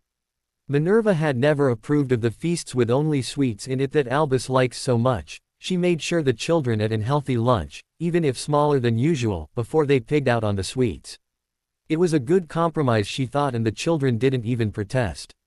Probably even they knew that it wasn't healthy eating only sweets, and she knew more than one student who didn't like sweets at all. In the afternoon they closed the doors of the castle so no child could go outside without permission. If they were all inside it would be easier to sound the alarm and have them safe in the quickest time possible. Dinner came, and still no trace of Voldemort. The students had been allowed to eat in the common rooms, passing it as a house party for them since the teachers were busy with something. It was 9 in the evening when the wards placed outside of Hogwarts alerted Minerva and the others of Death Eater's presence. The headmistress sounded the alarm in the common rooms and the prefect led the students to the ROR, all in a neat column walking at a brisk pace, without panic or running around. They probably thought it was just another practice probably.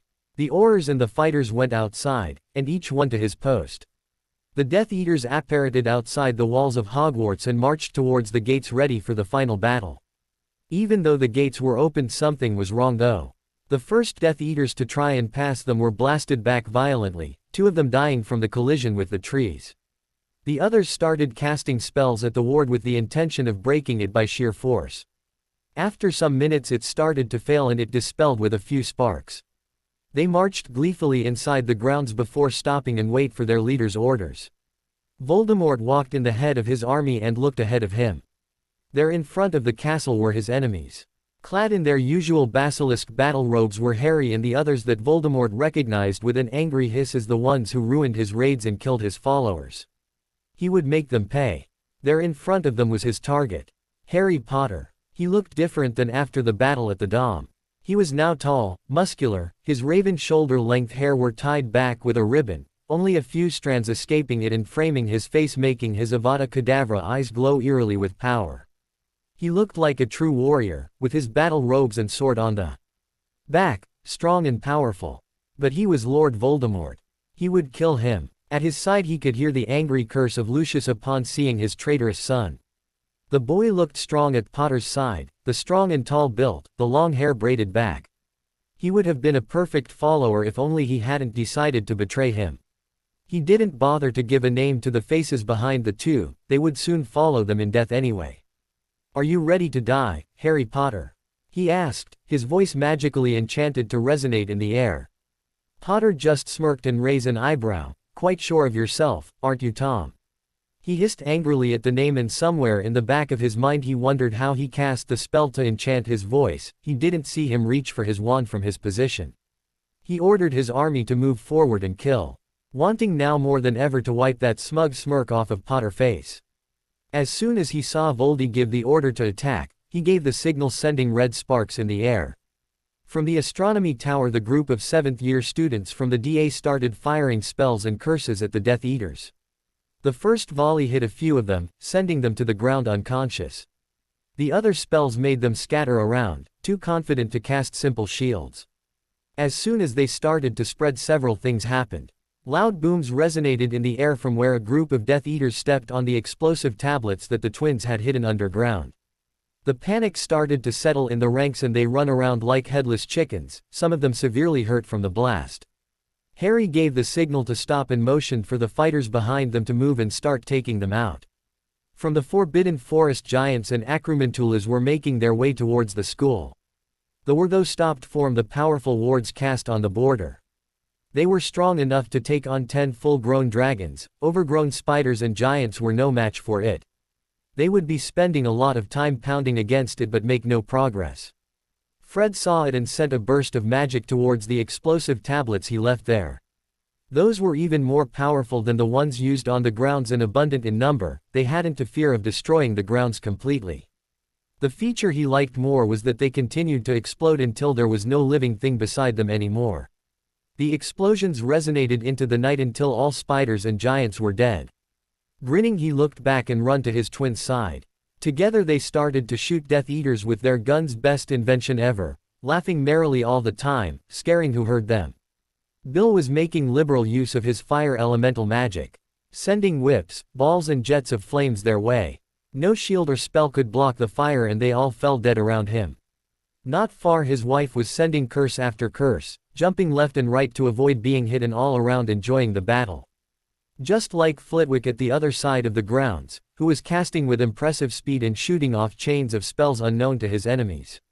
Charlie was doing something similar to his brother, only with less finesse. He just wanted for it to be over and done with, so he could go back to his lovely pregnant wife. Theo was using his talent in transfiguration and fighting back to back with the headmistress, both of them combining the suit of armors and the conjured animals against the Death Eaters, creating weapons to throw at them. Severus was using every curse he knew and ever invented, going through Death Eaters like a knife through butter, Remus always at his side fighting with him in an impressive example of teamwork. Daphne was showing an Impressive mastery over her wind affinity, Blaze preferred using his sword to cut them up instead. From the tower and the doors, the students of the DA were watching awed how those protectors, who should have been their age and in their year, fought with a grace and power never seen before. It was like no one could oppose to them, those who faced them all fell in front of their superiority. More and more Death Eaters' bodies were covering the grounds, never to wake up again. They felt like that was a too elaborated dream, or nightmare maybe. And would wake up soon. It also seemed too easy the way they were winning. They had seen from their house some of the Auror's portkey to the infirmary after being too badly wounded. The minister though was still fighting. Sirius Black dueling back to back with Madame Bones.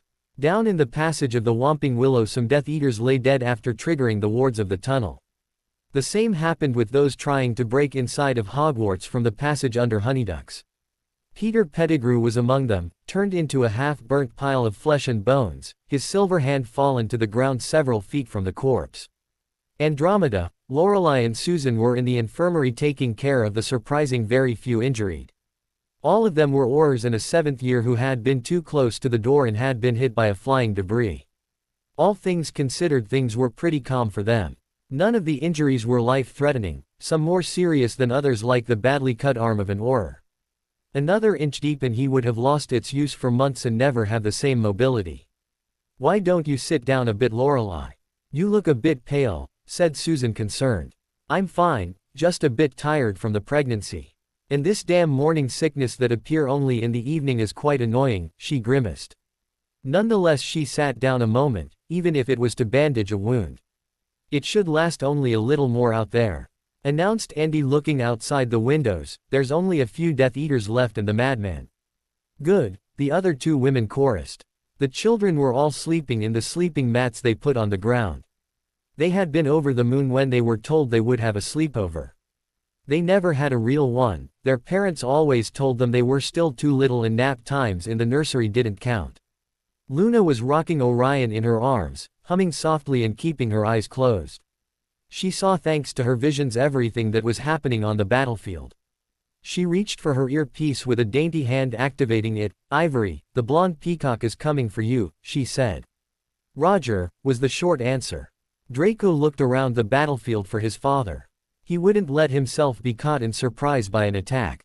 He knew the man and he didn't have an honorable bone in his body, he would attack him from the back if given the chance.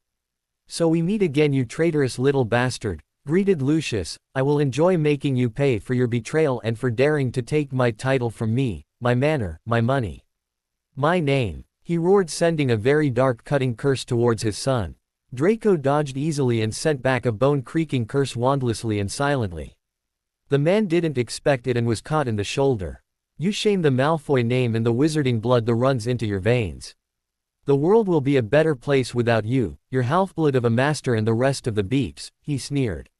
Lucius grew angry at the words and started sending curse after curse, without giving Draco a moment to go on the offense. "That's the best you can do. Pathetic," Draco taunted the man, sending a wind blade towards him. Lucius found himself wounded but didn't know nor understand how. "I will kill you," he roared, "and then I will kill your mudblood children. I will lay their mangled bodies in front of you before killing you." Now, Draco was a calm and level-headed person normally. Normally being the key word. At the threats to his children he saw red and growled low in his throat, sending a shiver down the older man's spine. He sent several wind blades to slash at the man's sides. His Sectum Sempra cut his wand arm clean off its shoulder and the bone breaker shattered his knee. Lucius was still standing though. Enraged that he wouldn't just lay down and die, Draco let his instincts take over and went to attack. He transformed into his snow leopard form in mid-jump, landing painfully on the man's chest. Growling loudly he snarled and clawed at the face Lucius was so proud of before going for the throat. He sliced it like it was butter with his fangs. Lucius died choking on his own blood, now aware of the number one rule. Never threaten a mother's carrier's child. Harry advanced through the grounds, swatting Death Eaters away from him like they were flies. Their bodies landing on the ground, dead. His target was Voldemort, his friends could enjoy themselves with the little fishes. Neville too had a clear target in mind. Or three. Seeing them through the chaos he went and sent a powerful bombarda at their backs. Bellatrix and the Lestrange brothers fell heavily on the ground. Their backs were badly burnt and injured, but they still got back to their feet, vowing revenge on who dared to attack them. "Look, if it isn't Itty Bitty Longbottom. How are Mummy and Daddy?" crackled the man-woman. Neville raised an eyebrow, surprising the woman. She expected tears or anger. "There's something called newspaper, Bella dear, you should start to read it. That is, if you still remember how to read. Anyway, they are doing fabulously, thanks for asking," he smiled. "What?" she said, shocked. "What did she miss? Also, they told me to give you something from them," he continued to smile. "Crucio." His curse hurt more than she expected and she fell to the ground screaming, her throat hoarse. Rodolphus and Rabastan tried to help her and curse the brat, but found themselves tied to two trees that had grown from nothing behind them. The more they tried to get free, the more the vines tightened their hold. "No fear, there's enough for you too," he told them, "just wait your turn," never breaking the hold of the Cruciatus curse he had Bellatrix under. He went on for a good minute before stopping and hitting her with a blood-boiling curse. Her screams were quite good. He dreamed for so long to make her pay for what she did to his parents. While she was writhing on the ground, her body feeling on fire from the inside out, he cast a few well-placed bone breakers and cutters to the other two, helpless to defend themselves. "Simba, snake coming to your right in 5, came Luna's voice through the earpiece. He grumbled at having to cut this short. "Well, it was funny, but duty calls," he announced. He tightened a fist in a silent command to the vines to circle the brothers' necks and strangle. For Bellatrix, he decided to have her suffer a bit more. He cut off her legs, so she wouldn't run, and then punctured both her lungs with an overpowered piercing hex. She would suffocate with her blood, alone and scared. Turning to the side, he went for the next target. He reached behind him for the sword he rarely used and prepared to strike on sight. "There it is," he thought, seeing the snake slithering around. It hadn't seen him, so he was able to come from behind it and behead it with a swift strike. A black mass emerged from it. "Snake is dead. Snake is dead. You can go for the kill, Ebony," he announced to the earpiece. "It's down to the two of USSS now, Potter," Voldemort hissed angrily. Those damned brats were going through his followers like it was a game. True, those were not his best fighters, those were residing in Azkaban without their magic, but they shouldn't have been defeated by school children. No matter if they looked older. Indeed. "Are you ready to die?" he taunted, twirling his wand between his fingers. "Are you?" "I'm not going to die tonight, Potter. I can't die." He laughed madly. "Really? Even without your diary, locket, cup, diadem, ring and snake?"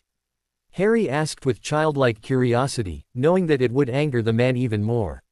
The Dark Lord felt his inside twist at the statement. His Horcrux, his precious Horcrux, the only things keeping him alive no matter what, were destroyed. No, it couldn't be. There was no way the brat could have done it. Only basilisk venom and FYN fire could destroy them.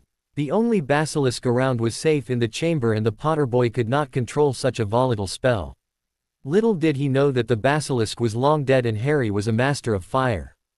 "Avada Kedavra," he shouted, launching the green curse. Harry sidestepped it, almost casually, before firing back one of his own. His opponent wasn't expecting it and dodged at the last minute, a part of his robe flying off with the spell. "So the little golden boy uses dark magic. I can do more than that," Harry said. "Bombarda," he hissed. The spell came off overpowered and Voldemort's shield broke, sending him flat on his back. Sirius was dueling like never in his life. Not even in the First War he dueled like that. Back then he was too cocky and missed many chances to kill the enemy. Though that was also because of Albus, stun-only, policy, ridiculous. Amelia was behind him, fighting just as hard. He looked back at her from the corner of his eye and saw a Death Eater casting something. She wouldn't see it until too late, and he couldn't warn her in time nor shield her himself, since he was halfway through casting his own curse. Taking a split decision, he let his curse go, impacting heavily with the target, and launched himself toward the woman. The curse, a dark cutter, hit him in the side, making him grunt loudly in pain and hold his ribs with his free hand before blasting the bloke off his feet. "Sirius!" Amelia shouted, seeing the scene happen in front of her eyes, without her being able to do anything. "I'm fine," he grunted. "Let's take them out, then I'll go to Andy to be patched up," he said, already casting, albeit with a bit of difficulty. "You're impossible," she shook her head. And you love me for it, he answered before giving his brain time to think. I'm growing tired of you, announced Harry, let's just end it. I more than agree. Voldemort cast two Avada Kedavra at him. How original, thought Harry, while Harry sent back his own. While dodging the curses, Harry launched himself forward, sword in hand. Voldemort didn't see him, too occupied to dodge the Avada sent at him. When he brought his attention back to Harry, it was too late already. Harry was kneeled in front of him, the sword going through his chest. He made a choking sound before falling back, the sword sliding out with the motion, and dying. The light had won. Harry raised to his feet looking around for his friends and husband. They were all fine he saw, and Draco was walking toward him with a smile on his face. Finally it was over. He had avenged his parents. He had killed the man who made his life a living hell, threatening his life every year since he came to the wizarding world.